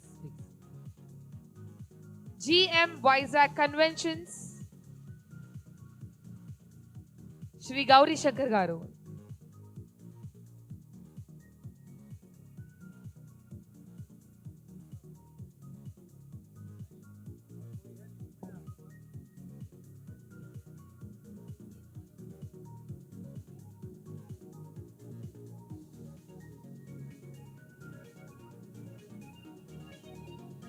So may I request JNK members, they wish to. Mir Anwar sir, JNK chapter, from JNK chapter, can you please come up on stage? They now wish to felicitate the entire team here. Begin with the Aveji. Let's give a round of applause. Mir Anwar sir is on stage.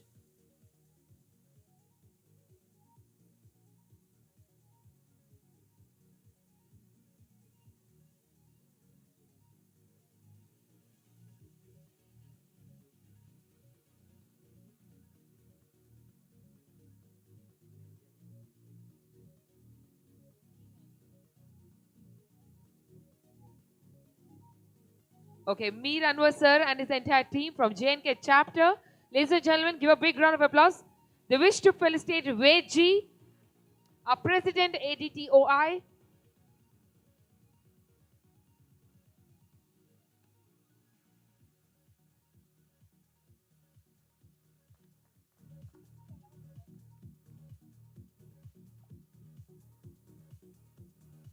Next, may I request Ashish ji to come up on board.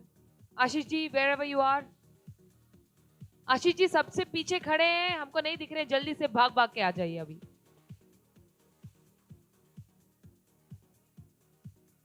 किसने बोला मेरे को पीछे है करके? मेरे पीछे थे sir. Okay.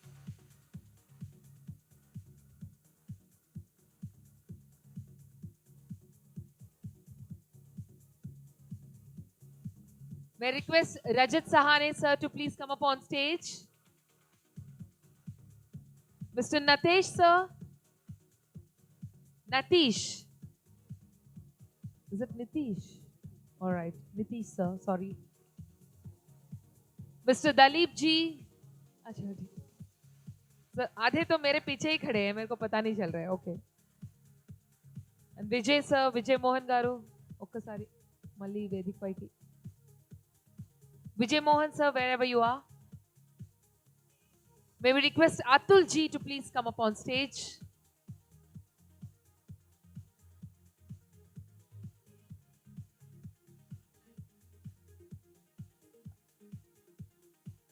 Mr.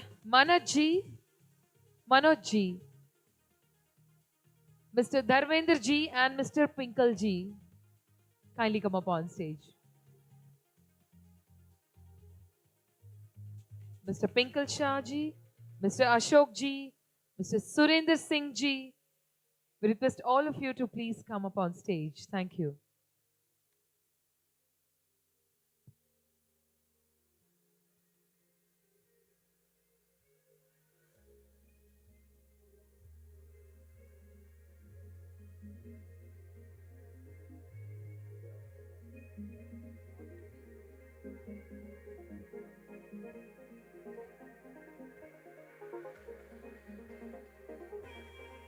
A felicitation by J&K chapter team.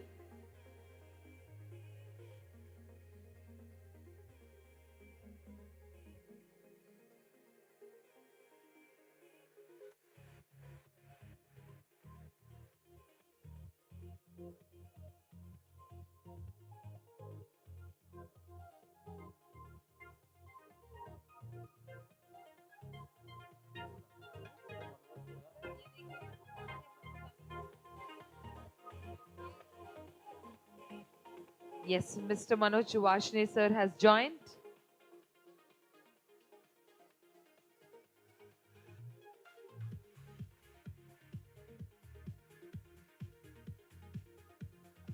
Yes, can we spread up a little for a group photograph, a nice picture with all the gentlemen. Sweet token of love and appreciation from the J&K chapter team.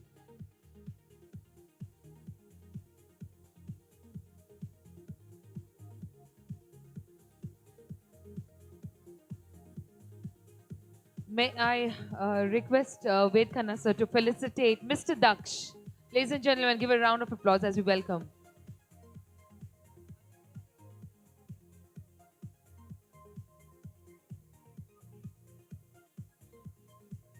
Can we have on stage Mr. Daksh?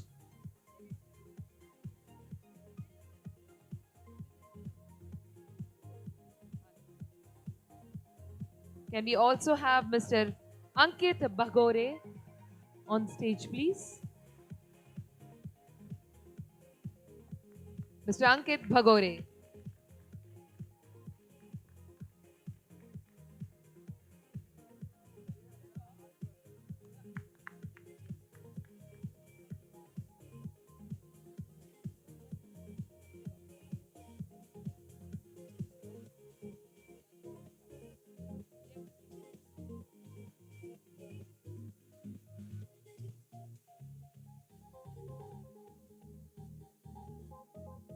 May I request Mr. Rafiq sir and Mr. Sai sir to kindly come up on stage. Mr. Rafiq Garu and Sai Garu to please come up on stage. Thank you.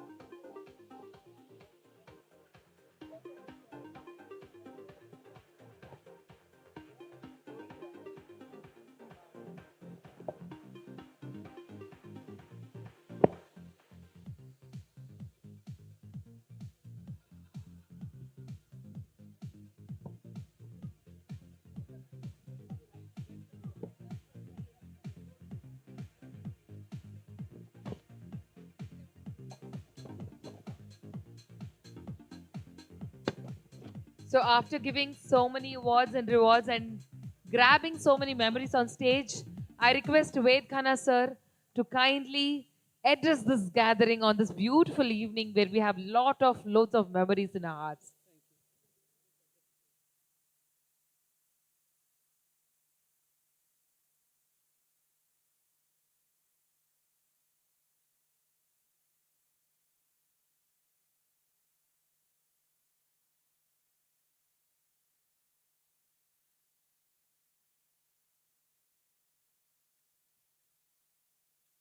I can only say, had I not been a travel agent, I would have been a field director.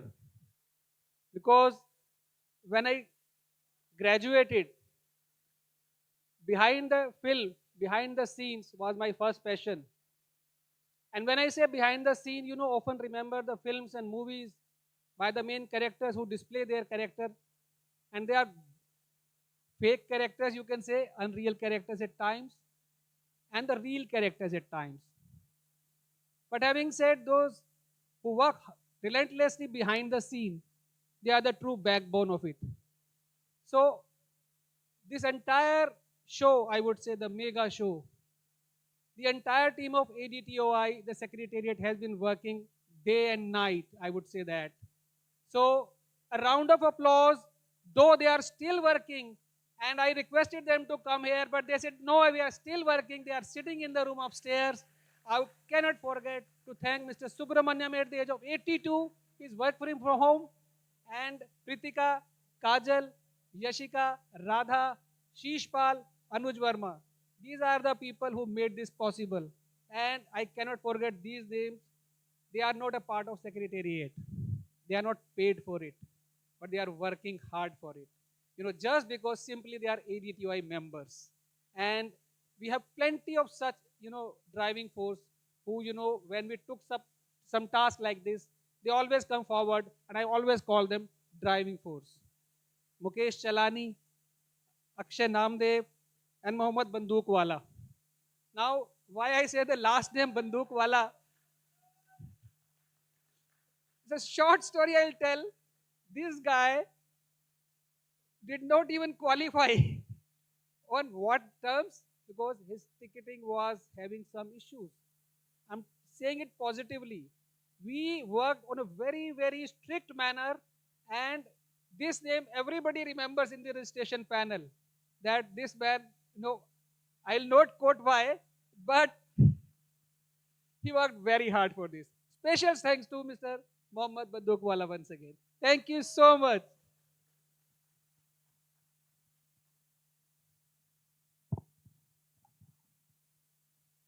Ladies and gentlemen, for the formal vote of thanks, without any further ado, may I now request Mr. Dalip Gupta, sir, General Secretary, ADTOI, to kindly join on stage. Let's give a round of applause.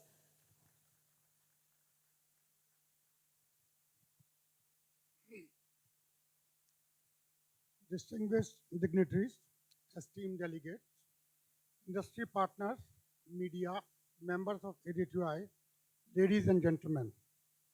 As we come to the close of the APTM 26, organized by the ADTOI with the support of Andhra Pradesh government, it is my privilege and honor to propose the vote of thanks. First and foremost, I extend our heartfelt gratitude to the government of Andhra Pradesh and the Department of Tourism for their unwavering support and partnership in making this Mart a grand success. I express our sincere thanks to our honorable chief guest, distinguished speakers and panelists who enriched these sessions with their valuable insights and vision for the growth of domestic tourism. To our hosted buyers, sellers, exhibitors and delegates, and media from across India, thank you for enthusiastic participation and for making this platform vibrant, productive, and meaningful. I would also like to acknowledge the relentless effort of the organizing committee, the ADTOI national team, our local chapter members, volunteers, and every individual working behind the scene. Your dedication, coordination, and teamwork have truly reflected the spirit of collaboration that APTM stands for.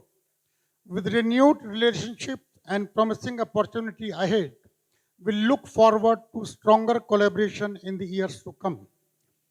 Thank you all for your presence, participation, and support. Wishing you safe travel and continued success. Jai Hind!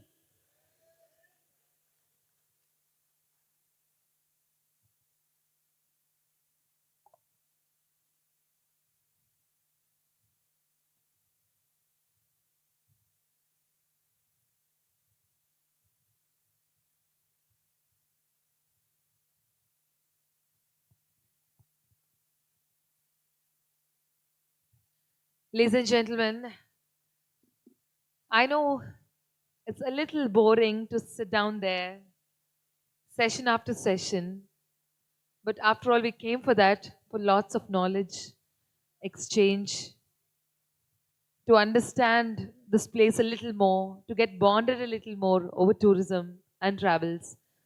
And after this incredible sessions, I know we are empowered. I'm sure we're all empowered with much more of knowledge. Coming up is an array of entertainment set up for all of you, ladies and gentlemen. A musical, melodical tone. Quite a far place from here, not so far. From Orissa, there's an amazing talent who is going to steal your breath, swipe you out of your shoes. Ladies and gentlemen, let's welcome the amazing singer within a short time. Meanwhile, if you can just walk around this place, have a sip of coffee, and just loosen your feet, you can. Next couple of minutes, we are about to welcome the lovely lady singer here on this stage in this platform. Just prepare yourself a little for the movement to enjoy with and to sway along with lovely songs and melodies. Thank you so much. Until then, enjoy this amazing musical vibe. Thank you.